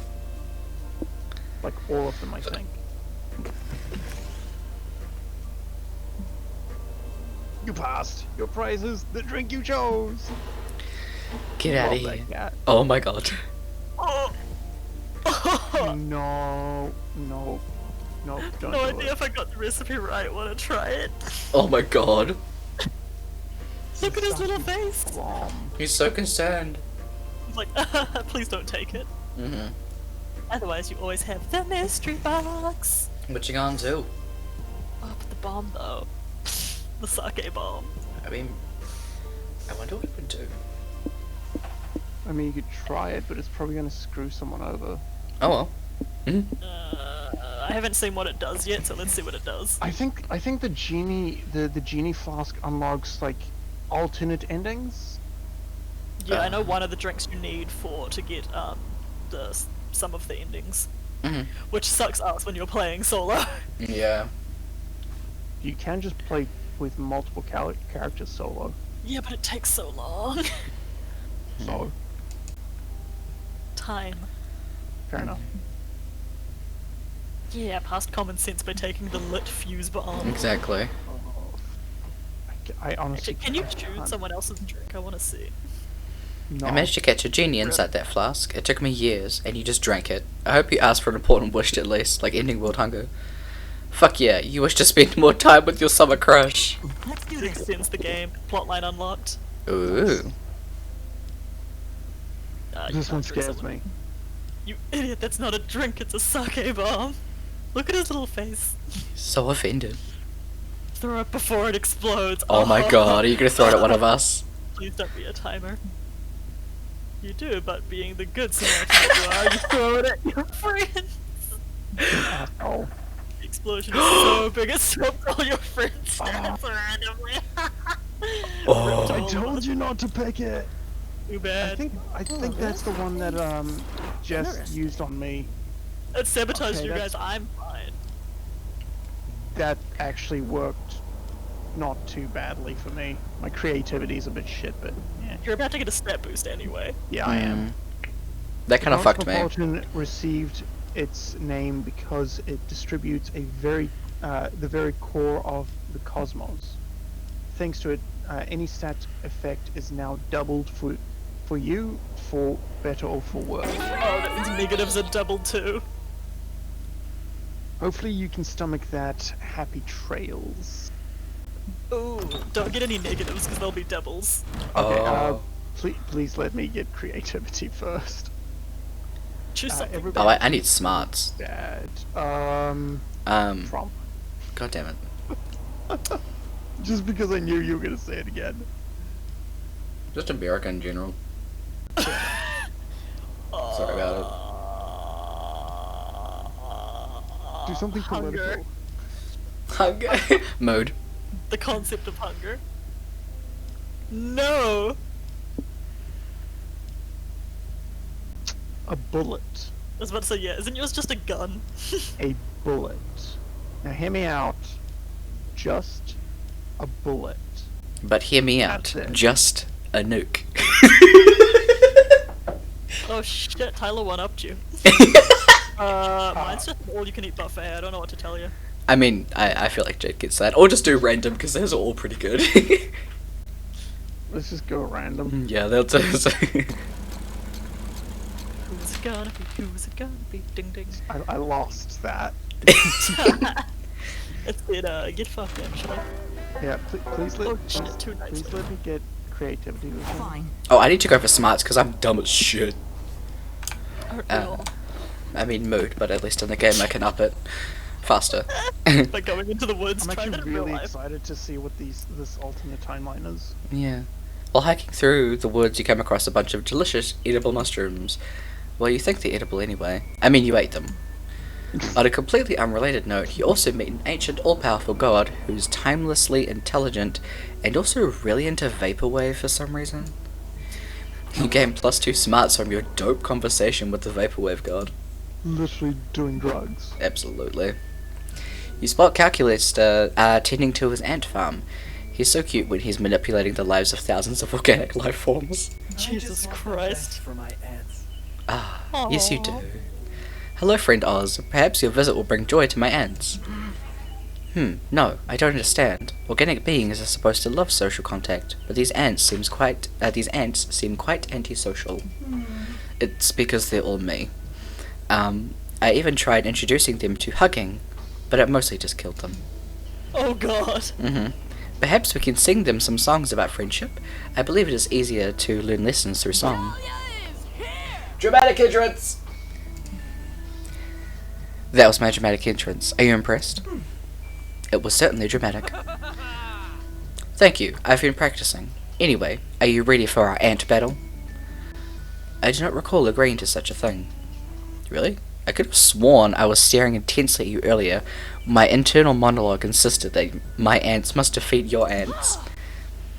You stared back with such unblinking intensity that I knew you must be thinking the same thing. Friend Dahlia, I never blink. It is because I do not have eyes. Then it settled. Our ants will engage in glorious mortal combat. Watch out though. I've been training my ants tirelessly to defeat you. Look how buff they've become. Dahlia unveils her ant farm. It's full of Asian longhorned beetles. Jesus Christ. Jesus. Those are not ants. Train hard, Calculista. Next time we meet, I won't go easy on you. Oh gosh. Oh no. Oh no. Oh dear. I never agreed to this fight, and my ants are severely outmatched, yet somehow I feel duty-bound to participate in this contest. Sam, please, Yeah? Oz, help me find a way to save my ants from certain death at the hands of Dahlia's beetles. Don't engage them in direct combat. Challenge them in a space race. It worked during the Cold War. It'll work for an ant war. Use your diplomatic skills to show the ants and beetles their true enemy, the warlike Dahlia. Oh god, what the fuck do I pick? My highest is creativity, close second is I feel like bold. the first one isn't going to be smart, it's going to be creativity or fun or charm or something. As long as it's not charm. I feel like the bottom one's charm, because you're trying to persuade. Yeah? I don't know, I'm gonna go with the top one. Oh, thank god. Yes. You have the smarts for that? Apparently so, Jesus. Yeah, because the other one would have been charm. Oof. Nice. The Trials and Tribulations of Antonio the Ant, wow. A comedy on one ant, I mean act. Antonio was an unremarkable ant, the thorax of average length, mediocre brain, and no dick to speak of. That last bit was mostly because Antonio, like most workers in a colony, was biologically female. What the fuck? We're only using male pronouns because they work with the name Antonio, which is a hilarious pun. Yet despite his glaring mediocrities, Antonio always believed he was destined for something more, something grander. But then, one day, Antonio's tiny ant dreams came true. A mysterious figure appeared above Antonio's nest and delivered a rousing speech. It was not enough, said the figure, simply to survive. The ants must thrive. They must build a great spaceship and explore the world beyond the nest. They must do this thing, not because it is easy, because it is hard.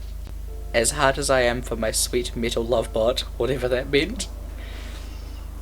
It was then that Antonio discovered his true calling. He was not a worker ant, he was an aerospace engineer ant. Now sitting behind his desk office at NASA, Antonio feels his tiny life finally has meaning. Even if he is an ant and cannot do basic arithmetic, let alone space math, also no thumbs. Fuck it though, he won't know the difference. You'll think an ant knows what a functioning space program is supposed to look like. He thinks he's doing great. Anyway, let's go back to the regular sized world, where all your hot friends live. Damn it, Calculista, what did you do? Now all my beetles want to do is go to space. Awesomeness levels critical. It was not I, it was friend Oz, and all he did was introduce them to the bewitching mysteries of space. Curse the bewitching mysteries of space. You got lucky this time. I'm gonna go beat up space. You're not sure how Dahlia plans to beat up space, but sure seems motivated, and almost as motivated as you are to find a way to smooch Calculista. You gain +2 smarts and +1 fun. Can we go somewhere quiet for once? No, God oh mode. god. Oh, I can't get brain cells again. Oh shit. Oh fuck, I'm sorry. It's fine.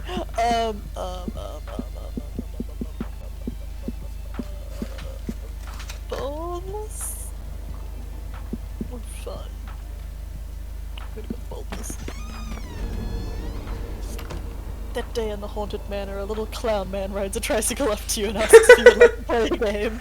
Oh, hell yeah! Cool, you love games. You suggest Monopoly or categories. The clown man tells you to find the exit key in an hour or he's going to rip off all your skin. That's no fun, bro. You're not super into that idea, so you two decide to compromise by going to an escape room and solving puzzles together. It's lots of... I mean, yeah. It's lots of fun, but you don't gain fun here. You gain +2 boldness instead. I befriended Jigsaw on accident. Absolutely. Whoops. Since you're dying next week, Milo has been helping you live your last days to the fullest. Oh, we're still doing that, huh? Uh-huh. Currently, the two of you are getting a super fancy pedicure, where little fish eat the dead skin off your feet. My god, that's a victorious episode. Yeah, it is. It feels amazing, and it's hella IG worthy. Milo Belladonna, here at last. Oh shit, we've been pronouncing your name wrong. Oh god, it's more fancy than we thought. Of course it is, it had to be. It had to be. Ah, that really hits the spot. I've said it once and I'll say it again, fish give better pedicures than people. And I need some R&R. This non-stop life celebrating with you has been all-consuming, but honestly, I can't remember the last time I had so much fun. Milo, apparently, looks at you with such bedroom eyes, your heart starts to race. It's a tender moment. While we're enjoying this tender moment, I thought we could talk deets for your end-of-life bash. I've been really immersing myself in the preparation, Sawyer. This might be some of the finest party planning work of my entire career. First off, the venue is insane. I got my boss to let me borrow her interdimensional penthouse. The ceiling is made of diamonds and the bodyguards are literally 4-dimensional. We're going to do this huge dramatic entrance for you, where you burst out of a coffin. Cute, right? And the coffin outfit is the perfect amount of slutty, trust me. Oh, hell yeah. Good. This is beautiful. Oh, and you're not going to believe the guest list. All the basics, sure, but we have some huge guests on here. I did not realize you had this kind of pull, darling. Keep it on the DL, but we've got several prominent ghosts coming, both Edison and Tesla, so things should get interesting. Oh god. No. Ghost fight, ghost fight. Yes. But still, I feel like something's missing. I think we need a big, mind-blowing VIP surprise guest. Magnificent. Someone who can show up halfway through the party uninvited and have a poetic final embrace with you. A real moment, you know? Does anyone come to mind? Maybe a long-lost twin from whom you were separated at birth and have never actually met? Milo's right, you definitely need a kick-ass special guest for your party. You don't have any long-lost twins that you know about, but you do know the perfect VIP to invite. Oh jeez. The obstetrician who was there for your birth. He ushered you into this world and now he'll usher you out. Just with a gun. I mean, that's one option. Okay, this party is all about you, so summon alternate versions of yourself from other timelines. It'll be poetic and awesome, like when Beyonce looks in a mirror. Wow. Oh, I don't know which stats these line up with. Oh god.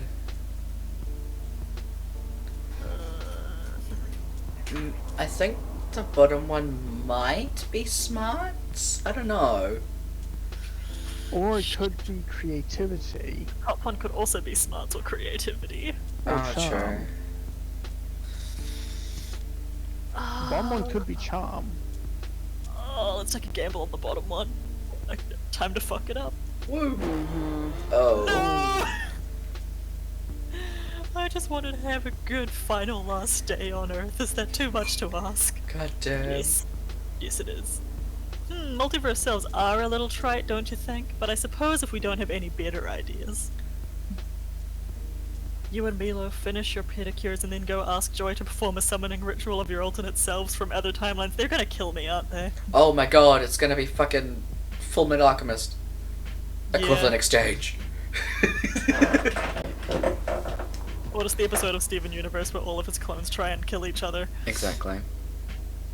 Joy says she can do the ritual, but it's super difficult, dangerous, and it'll cost her some of her life force. You and Oh. Milo assure her this is a matter of life and death. I mean, You're assuming we technically, care about Joyce. God. She's a competent ass witch, so she rips open a huge multiverse portal. It's purple pulsing, and she yanks like 8 different versions of you out of that thing. You were worried that your multiverse selves might be a bunch of losers, but shockingly these Sawyers are wildly bangable. There's an alternate Sawyer who's a party-time life-saving firefighter and a part-time stripper firefighter. Oh, hell yeah. Nice. Another Sawyer is world-famous doctor that cured cancer and polio. They're also a world-renowned stripper. I'm sensing a theme. And then there's a version of you that's exactly the same in every way, but they have way better hair. Oh. Wow, this is a rainbow of Sawyers. I never knew you could be so seductive. Oh my, am I dreaming, or is that an alternate version of you that looks exactly like Alexander Skarsgård? Well, I Hey don't know that. Milo, says Alexander. I do not know how to say that. Sawyer, it's no accident that I was ripped out of that portal. It was fate. Let's run away together. Oh my This god. is just like the interdimensional prince all over again, but it's me. Worse. Mm-hmm. Same here, says Bitter here, Sawyer. Oh my god, you stay out of this. It was fate for me too. Ditch that loser version of me and I'll take you on the most romantic motorcycle ride of your life. Aesthetics on Motorcycles? point. Fate? Running away together? Oh, I can't resist. Oh no, all of your multiverse selves are also super into Milo, and it looks like Milo is losing interest in you fast. Milo pulls you aside, oh no. Listen, Sawyer, I know we were supposed to spend the rest of the week together, but something's come up. I need to cancel, you understand. But, never fear, I'm going to pull a few strings upstairs and reschedule your death. One day I'll get the death ending. No. I'll die in a few years, okay? I just have to fill out like one request form. Wait, Milo, could reschedule your death this whole time? Why didn't they do that earlier? You had a good attitude about it, but it's not like you wanted to die. Wait, you do darling. one thing and the whole thing is over? Like the whole ending's over? That's how all the endings work. If you fuck up any of the interactions in that endings line, it ends it. Oh, I don't remember that. Well, It sucks ass. it does. I got really lucky and got Damien's special ending the first time around. Yeah. I say special ending, the sexy ending. Yeah. And done. Your death is rescheduled, the party is cancelled, and I'm free to ditch you. Toodles boo! Milo saunters away to go enjoy all the obviously superior Sawyers that came through the multiverse portal. Oh, jeez. I got cucked by myself. Yeah, you did. Your summer crush is totally over you, and the heartbreak makes you lose -3 fun, but hey, at least you're not dying next week, that's something. Ooh. So many places to go. Okay. So I want fun, right? I thought you said you wanted creativity. Oh yeah, you've only got 3. Oh yeah. I want creativity. I was looking at the wrong stats again.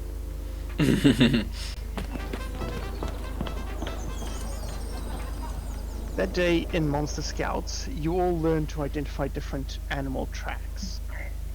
First, you practice identifying bears and deer, but then you start having to identify way more specific tracks. You identify the tracks of a sculptor, half human, half sculptor. See, I thought that was what I was going for, and it's just wrong. Mm-hmm. You follow the tracks until you find the legendary beast. The sculptor teaches you the basics of sculpture. You gain +2 creativity.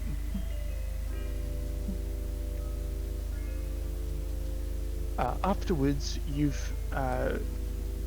very busy making a friendship bracelet, but spooky when you see Avari power walk through your location with a look of fierce determination in her eye. Seen It any did go loot up by around here? 4. Okay, I slew the dragon of Danger Mountain, found the incredibly rare ruby that somehow grows inside a tree, but only during the eclipse and only if you've leveled up. I tripped a jackalope and got the mouse's glasses back so I could trade him the seeds of the beard for the beard and put it on the altar under the well after I drain it using a turtle. And I cleaned the algae Aegean stable and oh Oh, that reference. Okay. And picked up Wizard Farts Dry Cleaning. What's next? Sounds like Avari's having a quest day. You ask her why she's doing all of these random Come tasks. on, Ravi. Ugh, don't get me started. She's doing side quests, helping everyone fight their enemies or find rare items, but she can't take the 5 minutes to find me a pizza for my side quest. I already told you, ordering a pizza isn't a quest with a high enough XP reward. You will do that after I do one last real side quest for the day. Let's adventure together. Want to come along and help me out, Vicky? 2 heads are better than 1. Hey, I thought I was the second head. I'm even keeping track of everything, like you asked. Unbelievable. Oh, great. Let's see what I have left to... Robert the Robber should date Thomas the Raccoon Landlord? Hex, these are just shipping charts between all my side quests prospect. Oh no. What's your point? My point is a list of who's fighting and who should fuck, and a flowchart of love triangles does nothing for me in terms of figuring out my next move. Did somebody say pizza? Well, all of those side quests do nothing for me in terms of finding me a pizza, so I guessed we're even. Look, if I have the power to power through all these side quests, I may as well add some drama through my shipping flowcharts, so it plays like some sort of telenovela in my mind. Lucky for Avari, elevating the bonkers courses of action based on what stats they'll give you is practically the only thing you do. Looking at Hex's notes is immediately clear which side quests will unlock the ultimate goal, making Avari smile. Help the local mayor to open a TikTok account so he can bond with his teenagers. Oh my god. Collect 10 turnips for the town's guard who totally not using them to pleasure himself.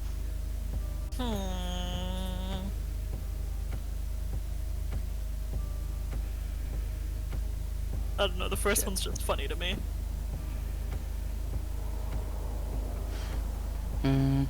Just, are you winning, son?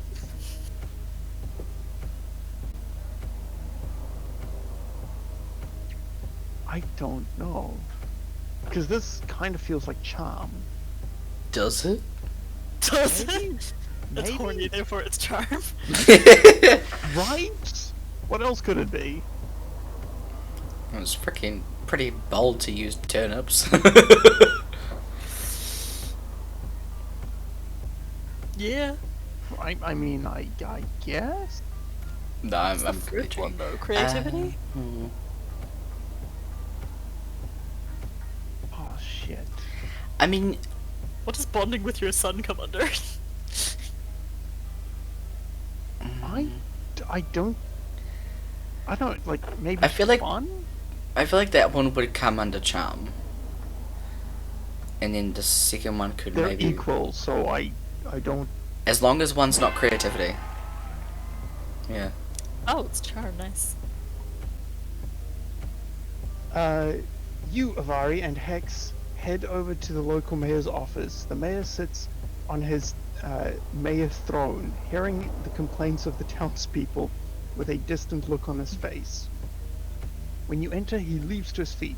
Art thou the brave adventurer who can help me complete my quest? You need help with TikTok, right? I hate that so much. It's not just tricks, says the mayor, walking away from a woman pleading for lower taxes. I can't seem to understand anything about Danny. After my wife's tragic death and now Danny's tragic but inevitable puberty, he becomes moody and withdrawn, even using we used to be so close. Now the only thing that seems to make him smile are those silly internet memes and GIFs. Oh jeez. I just want to be able to make him smile too. First lesson. It's pronounced memes and GIFs. If a with a hard G. Here for I mean, solid. I'm with the mayor on this one. GIF is pronounced GIF all the way. No, she's just straight up wrong. Shut up, Hex! Hex, you truly are a curse. Listen, Mayor, I would be happy to help you become more internet literate to bond with your son. Mr. Mayor, says a panicked citizen running in. Bandits are back, and they're... Not now! The mayor snaps. I'm busy with a side quest to make Dick Tuk show to reconnect with my son. Oh my god. Second lesson. Don't make shows on TikTok. In fact, you don't make anything. Chances are, if you start making videos, you'll just embarrass him more. Solid advice. Then you're saying I'm doomed and that you give up the quest? The mayor cries. Dude, no. I'm saying it doesn't even need to be that hard. Don't make videos. Just watch them. Ask Danny what his favorite TikToks are and then pretend to laugh at all of them, no matter how stupid, repetitive, or derivative they are. You need to get your And anger under then management. maybe ask Danny other things, like how he's feeling, or if he wants to talk about any of these things he's going through. I am often quite bad at broaching subjects of any seriousness, says the mayor, slamming the door, and the villager holding an alien chicken. Maybe I do need to communicate more. Huh? Communication is key to any relationship. Go watch shitty videos with your son, and then maybe get back to focus on the needs of the townspeople. I will do just that, says the mayor. Citizens, I will hear each and every one of your complaints right after I find out what flossing is. Oh, Jesus. He exits triumphantly. Wow, Avari, that was surprisingly sensitive and empathetic of you. It seems like you really... There's a ding and a box appears. TikTok on the town clock. Quest completed. Mayor's reward. Joke's on you, I'm just loot hungry. Boots of strength +1, 900 GP, a sapphire. Oh, no, just a piece of paper, not important. And 2000 XP. Avari for the win! No sensitivity here. Nice. But God, before she slaps the paper lovingly into her pocket, you saw that it was a picture of the mayor and his teenage son smiling together. You gain +4 smarts, +2 boldness. Nice. Holy shit! Look at my stats. That's pretty good. Chonk. Chongies. Look, the ones that are high aren't like as high as they're supposed to be. Just color navy. Purple. So purple, navy, green.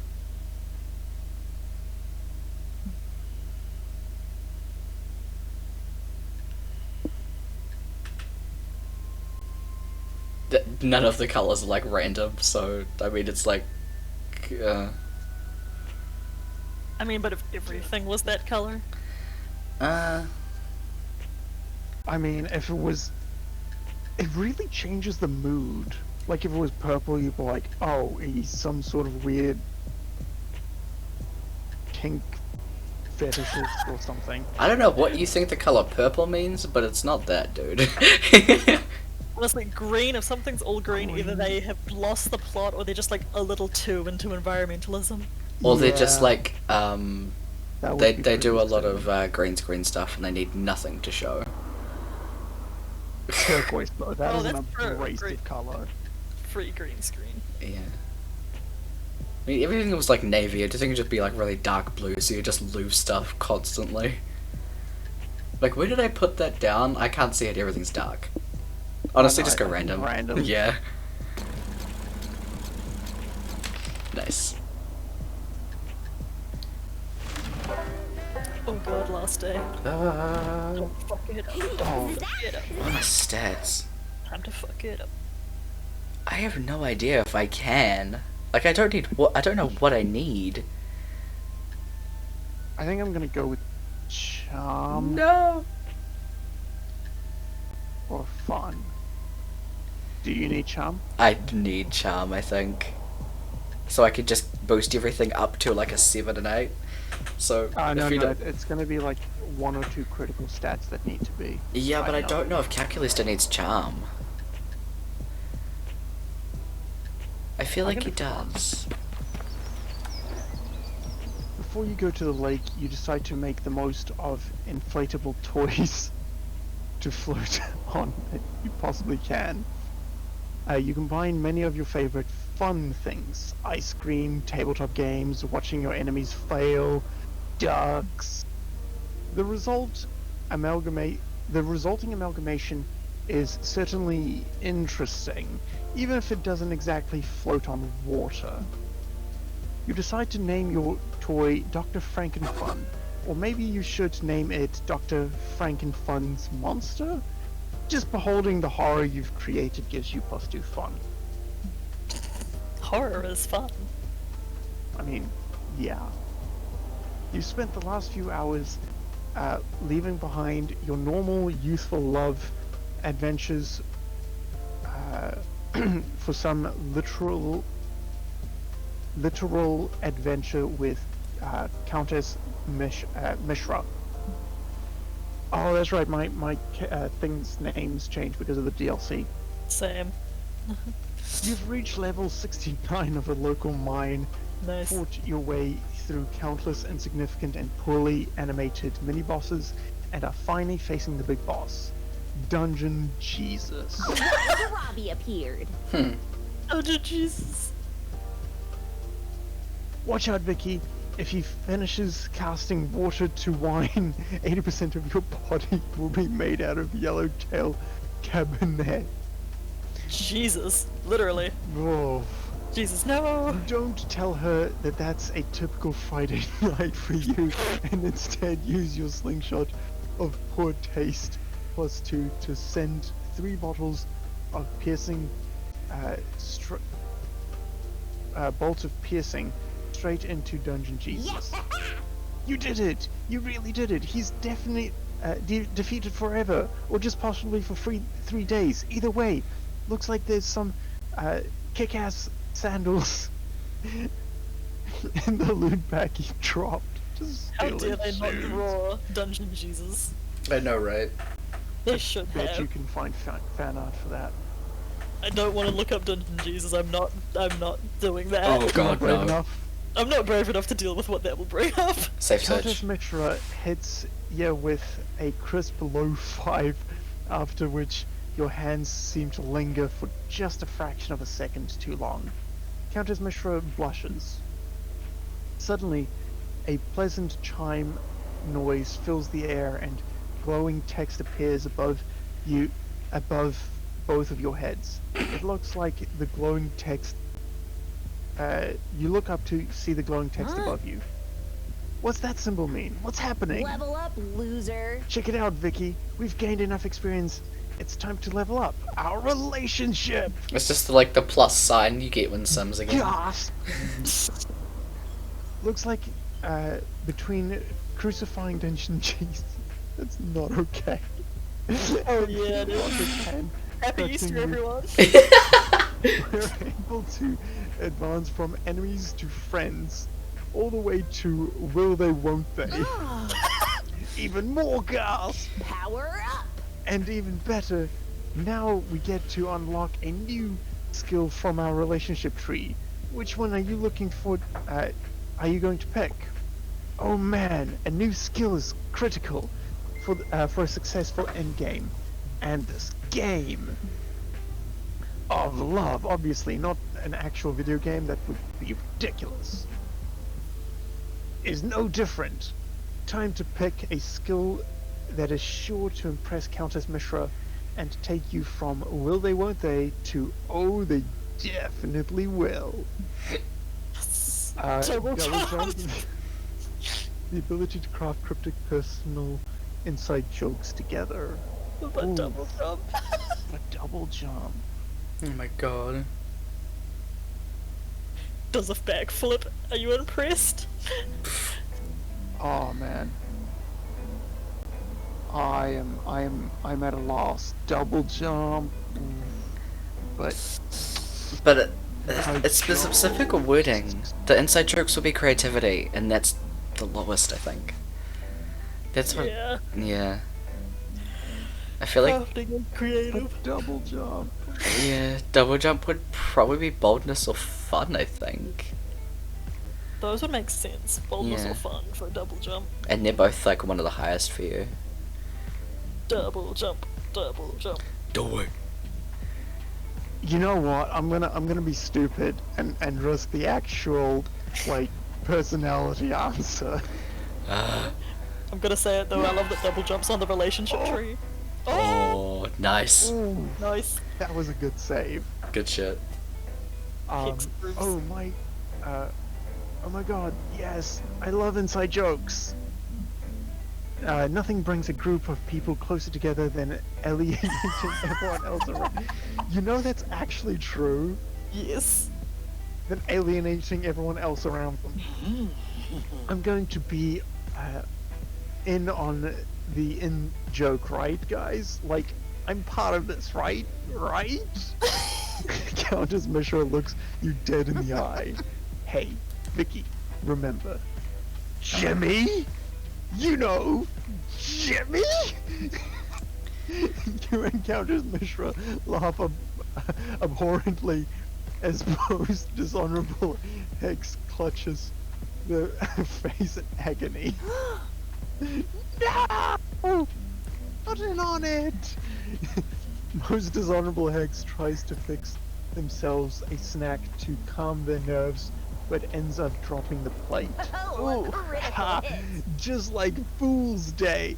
Just like April Fool's Day, when the joke was played on by us, but it didn't matter because we ran away, and the next part, you guys say in unison, like all the best inside jokes. There's just no way to show that, there's just no way to show that, so imagine. The rabbit was too expensive anyway. This is so stupid and I love it. You and Yes. Countess Mishra spend the rest of the day together, going around the camp, forming wonderful new memories. But more importantly, shoving your wonderful old memories into the face of everyone who wasn't there for them.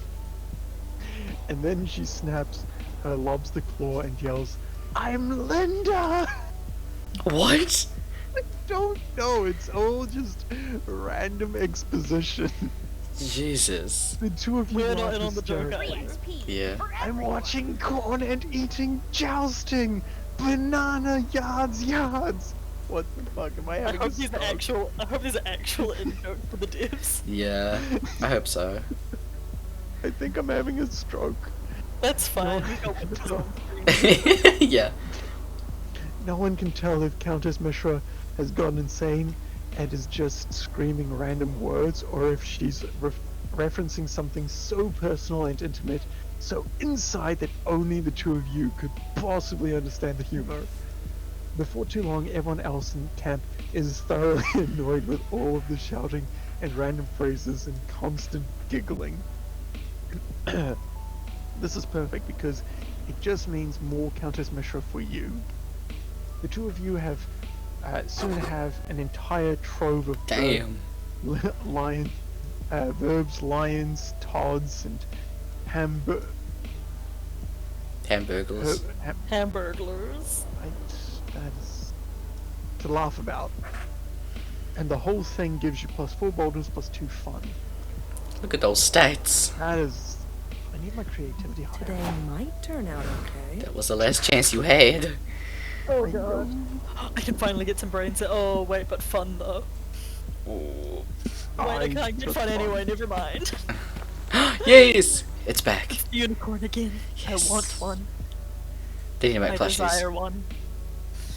That day you go searching the woods for edible wildflowers to make a delicious wildflower soup. You heard that some well-known flowers like lilies and tulips are actually poisonous. You decide to find out which flowers are bad by eating them all. Oh wow. And I really gained smarts from this. A few hours later, you vomited up all the contents of your stomach and have a comprehensive list of which flowers not to put in the soup next time. Nice! You gain +2 smarts. Noise. Wildflower soup forever! Yeah.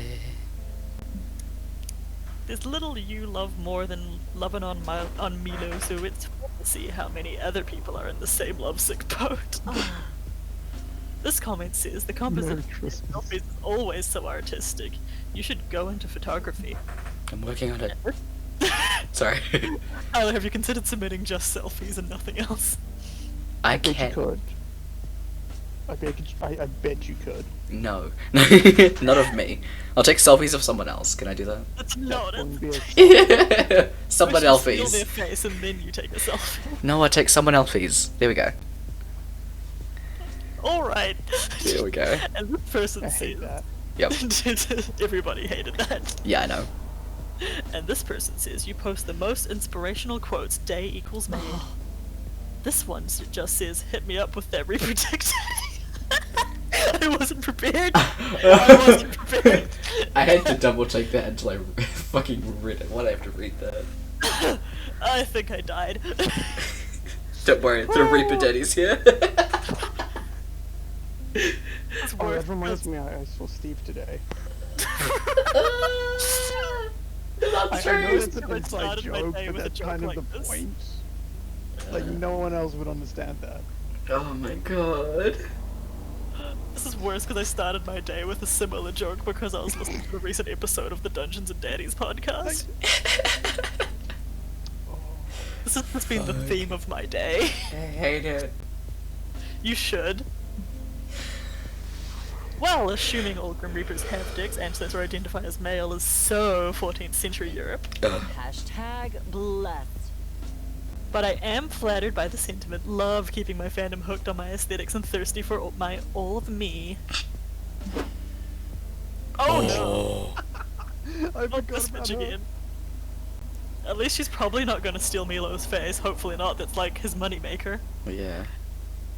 Mix Belladonna, I am expecting to hear a conversation on owning your attractiveness, being true to your identity, and historical monster lore, but what do I find?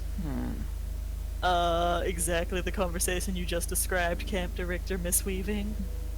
No, you on your phone as always, probably making blog posts on your TikTok page. Oh, that sentence hurts me. I hardly blame you. Camp Director Miss Weaving, maybe if you got a social media page of your own, you'd be able to better relate to your campers. It really is the social hub. I don't want to hear it. I refuse to consider the possibility that online interactions can possibly help people form connections or express themselves on the grounds that I have the internet when I was your age. She should have said the web. She should have said the. I was like, what do you mean? Yeah. There's not a joke about the interweb? Yeah. I am sick and tired of you campers burying your noses in your phones when you could be living in the real world, forming real connections, doing real manual labor. As such, Mix Belladonna, I am confiscating your Instagram account until further notice. Oh no, I remember this plotline. Gasp. Not even the phone, just the Instagram account. You just admitted you're not familiar with the internet, so let me tell you, that's not how it works. You can't just confiscate someone's... My phone! What? My Instagram account is gone? It's just disappeared. How is that possible? Rip. I told you, Mix Belladonna, I confiscate it, and there's nothing you can do to get it back. That can't be true, and it won't be true if you have anything to do about it. If there's one way for you to impress Milo, it's gotta be to get their Insta back. Your plan? Subject your minds to the mysterious trials of the House of Capture to prove you're worthy of retrieving Milo's account. Oh my god. According to Instagram terms of service, any account ownership related dispute can be settled with a grand race at Murder Mountain. I feel like that's boldness. The bottom one, yeah. Or fun. Which I don't want to risk the fun, but But let's you don't want to risk that. Yeah. No. The top one's probably my safer bet. Yeah. I hope it goes well. Oh no, I'm sorry. Just have to say. Ending my existence. It's fine, I guess I'll just die. The House of Capture, Sawyer, are you sure half the people who attempt their tests don't survive? Most of the rest go insane from their riddles and mind tricks. It's more than a person's brain can handle. Oh, that's how I'm going to die. Collab. But if you truly believe that this is the way to restore my account, I trust you, Sawyer. Let us take this journey together. You and Milo journey through the deep, dark, haunted forest of the internet, through cave systems of toxic stalagmites and masculinity, weaving through likes and subscribes and narrowly avoiding being cancelled by giant bats. Oh my god. Finally, you reach a large castle balanced precariously on a pile of rocks. You go inside and are greeted by hooded monks who silently guide you into the first room of tests. You and Milo go to the solitary computer in the middle of the room surrounded by fire. Which of these images has a traffic light? That's easy enough. This one? This one? Oh my god. Type in the following phrase. These letters are much curvier than most letters, I would say. Is it an E or is it a 3? Yes, got it. Favorite color? Social currency, obviously. Oh. Drink the cup of poison that has now appeared to your left. Drink the Kool-Aid. When life gives you lemons. I feel like that one's for you, Sawyer. Alright. I thought you cancelled my death. You definitely want to stay on Milo's good side, but you also kind of don't really want to drink poison. For me to get my account back, I think it has to be you, because if I drink poison and don't die, it might seem like I'm a robot, when really it's just because I'm a Grim Reaper. Ah, the real Turing test. You can't argue with that logic, so you go ahead and drink the poison. Searing pain courses through your body, and you fall to the floor shrieking and writhing in agony. Fail. That's those last words I hear. Oof, that face you're making right now, it's not #aesthetic. I appreciate you risking death for me, but it's going to be really hard for me to see you as a romantic prospect after this. You reap what you sow. No, that's what you were going for. But just in case that was why you were willing to drink poison on my behalf, I wanted to let you know it backfired. Great! Milo gains their Instagram account back, but you've gained nothing. In fact, you've lost Milo's attraction to you, as well as -2 charm and -1 fun. Oh no. Alright. No. No, it's not alright. Okay, I'm going to charm again. Oof. While you're in the throes of battle in the camp dome, one of your teammates suddenly gets shot by 3 swift arrows. While slowly dying, he asks you to take the +2 charm he had hanging around his neck and a silver locket. It's a family heirloom. He wants you to take it to his father and tell him his son died in battle. While crying, you promise to do so. You'll honor his death. Thing is, later you end up binge watching 15 episodes of Garfield back to back, and you totally forget about your promise. Oopsies. That's all dumb bullshit compared to what you're really at camp for. Intimate moments with your synthetic crush calculator. You slip away at the first possible moment so you can spend an afternoon with him, romantically going through a book of photographs and telling him which ones are faces. Jesus. Machine learning. Yeah. He leans in to get a higher resolution view of one of the images, bringing his face within inches of your face. The moment is unmistakable. You lean in and kiss him tenderly on the screen. It tastes like television. You rub your lips and tug passionately across the slight warm glass surface, but he's not kissing you back. I don't like this. I hate it. What are you doing, Oz? Are you attempting to clean my screen? Allow me to provide you with a moist disinfectant wipe. No, you explain, a bit embarrassed, that you're trying to kiss him. Initializing love.exe. Oh. Oh, a kiss. I'm delighted to add this to my tally of formative adolescent experiences. Sorry, I thought that was going to be an acronym for something. And yet, though I like you very much, I cannot help but think that this kiss was not as arousing for me as it was for you. Kissing, you see, requires a mouth, which I do not have, and I am glad that the hyper-realistic mouth on my screen fooled you, but it is only a simulacrum. I experience similar problems when attempting eating, and don't even get me started on pooping. You'd rather not. It's already kind of ruining the romantic mood. What you really need is some other way to emotionally/physically connect with Calculister. But what's the robotic equivalent of smooching? Come on, you've spent your whole horny life training for a situation like this. Uploading an image of your lips to his hard drive via the most intimate medium, a 3.5-inch floppy. Whisper beautiful numbers into each other. Oh, not into each other, to each other. Do you guys even know what a 3.5-inch floppy is? Yes. It's a floppy disk. Specific size. Well, I mean, obviously, it's 3.5 inches. We get it, Gert, you're an old man. Oh, fuck, I have no idea. That one's bold? I don't think either of them are bold. The top one is bold or charm. Oh, really?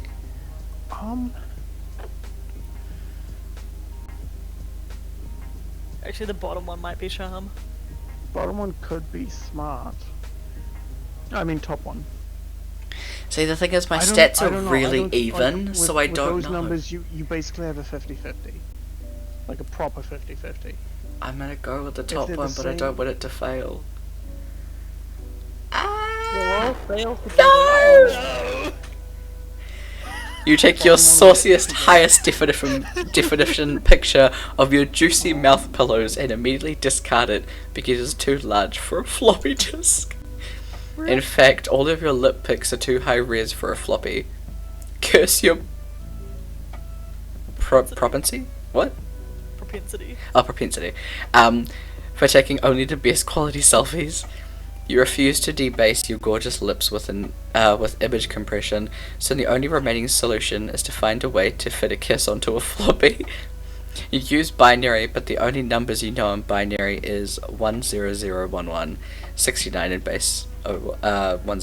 In base 10. Oh, is it base 10? Okay. I don't know, it just there's lots of 1 and 0s, and it seems too forward. Wait, you've got the perfect idea. Now is the time to resurrect an ancient noble arc of ASC. ASCII? Okay. ASCII, yeah. You spent It's base 16. Okay. You spent about 4 minutes working on an image of your lips to make it entirely out of backslashes and @ symbols before losing patience and replacing it with that. Okay. With all the space you've saved via your genius scheme, you're also able to include 2 whole megabytes of kissy onomatopoeia. Ugh. You present your disc to Cal, flushed with thirsty pride. Oh, a 3.5-inch floppy. I had no idea you were such a romantic. I'll inspect it right away. Processing. I am not sure I understand. Is this vaguely frog-like emoticon meant to represent your face and lips? You nod excitedly. And what about this enormous list of nonsensical words, including moi, smork, oh yeah, I'm kissing you so good, slurp slurp, and humpa dumper? What? That was worth it. That was worth all the pain. Those are kissing words, you tell him. Does he feel kissed yet? What is that word? Inasmuch. That threw me. Inasmuch as I feel anything at all, I think it is something akin to the romantic Alienation. Indie rock. Oof. That was a weird scene. Romantic alienation indie rock singers are so often to croon about. Erasing memory of this mess. Oh! Thank you, Oz, for helping me experience a new and painful emotion. I am afraid, however, that it does not make me horny for you. Calculus Deleting your memory. Pretty much, yeah, just deletes you from his memory. Calculus leaves you to do some soul searching. You need to do some soul searching too. Mostly about why you thought Humper Dumper was a kissing sound. You lose 2 charm and a fun. No! I'm so nervous.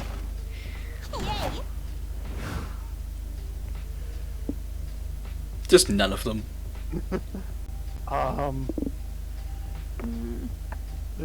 Let's see if this works. Oh, hey. Do you do it or do you go alone?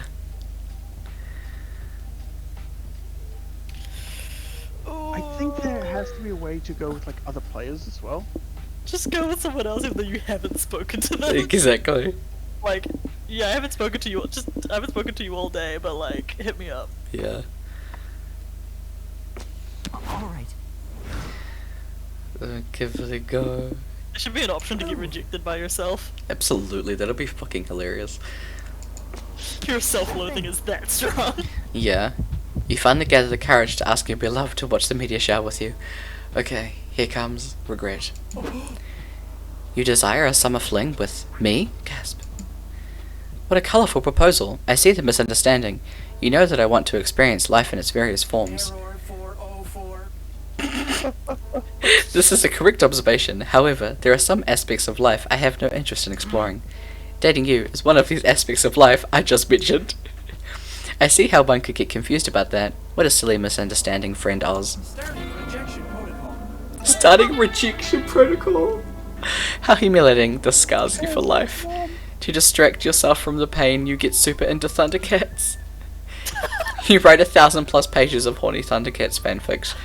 You fill your house with Thundercats themed furniture, and Oh no. you legally make Thundercats your middle name. Your life that's becomes bad. 5,000% more Thundercats. In the That's end, not good. it turns out Thundercats can't fill the hole in your heart.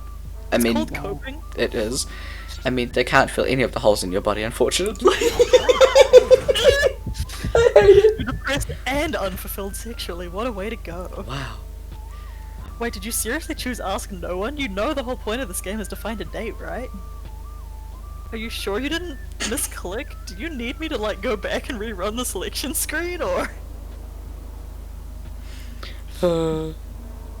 No, seriously, you're committing to that decision? Okay, weirdo. Oh my god. You didn't ask anyone to be your summer fling. You failed. Congrats. Holy It is crap. just a solo rejection screen. It is. I don't even see the point in narrating this bit any further. I honestly don't know what you expected. Let's go. I mean, that's pretty much what we expected. You finally gather the courage to ask your beloved on a date. Wait, you want to go to the meteor shower with me? No way! I actually had a side quest. A wise old man told me he needed me to watch the meteor shower with someone. He told me if I did it, he would give me 3 mana potions. Yeah, Yep. totally a legit side quest. That's the only reason I'm agreeing to go out with you, no other ones. And shameful blush. Mm-hmm. I mean, you know that it's probably a lie, but if this is Avari's way of coping with her own feelings, you won't complain. I'm your DPS, and you're my healer. Oh. Congrats, you're a healer. You got a signed healer on your date. The last day of camp was awesome. During the meteor shower, Avari keeps listing adventures you two could go on during the fall. It sounded like a lot of stuff that could get you easily killed, but hey, it was implied she wanted for you to remain in contact for the time being. You told yourself that continuing to see her was going to be the most exciting adventure of them all.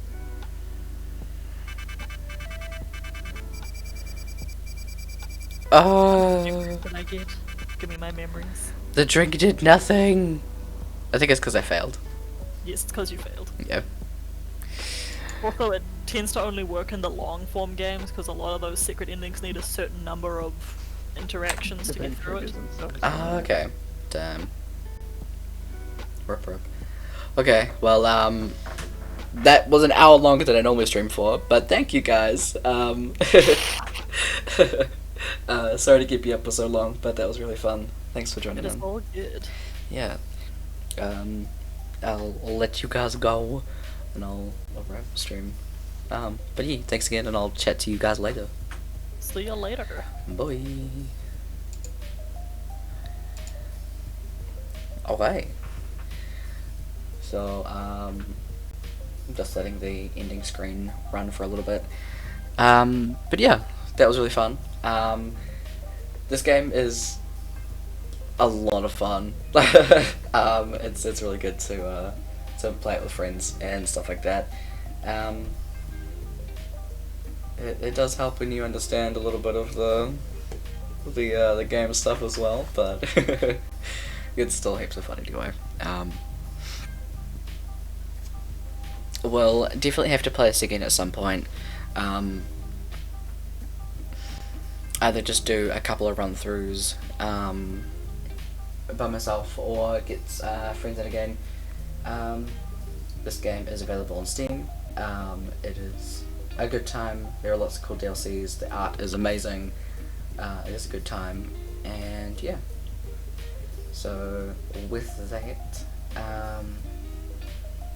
I will hopefully have the screen flickering figured out by next time. I just have to have the screen, the game screen on windowed instead of full screen. So every time I click off of it, it closes the game, and that can get a bit annoying, especially when I need to do other stuff on screen in secret. Since you guys are watching my screen, the flickering can get a little annoying, so I apologize about that. I should have changed it before doing the second game, but yeah, we learn. Yeah, but thank you. We'll see you guys next week. I will get this uploaded to YouTube tonight as well. But yeah, that's all, and good night. Bye.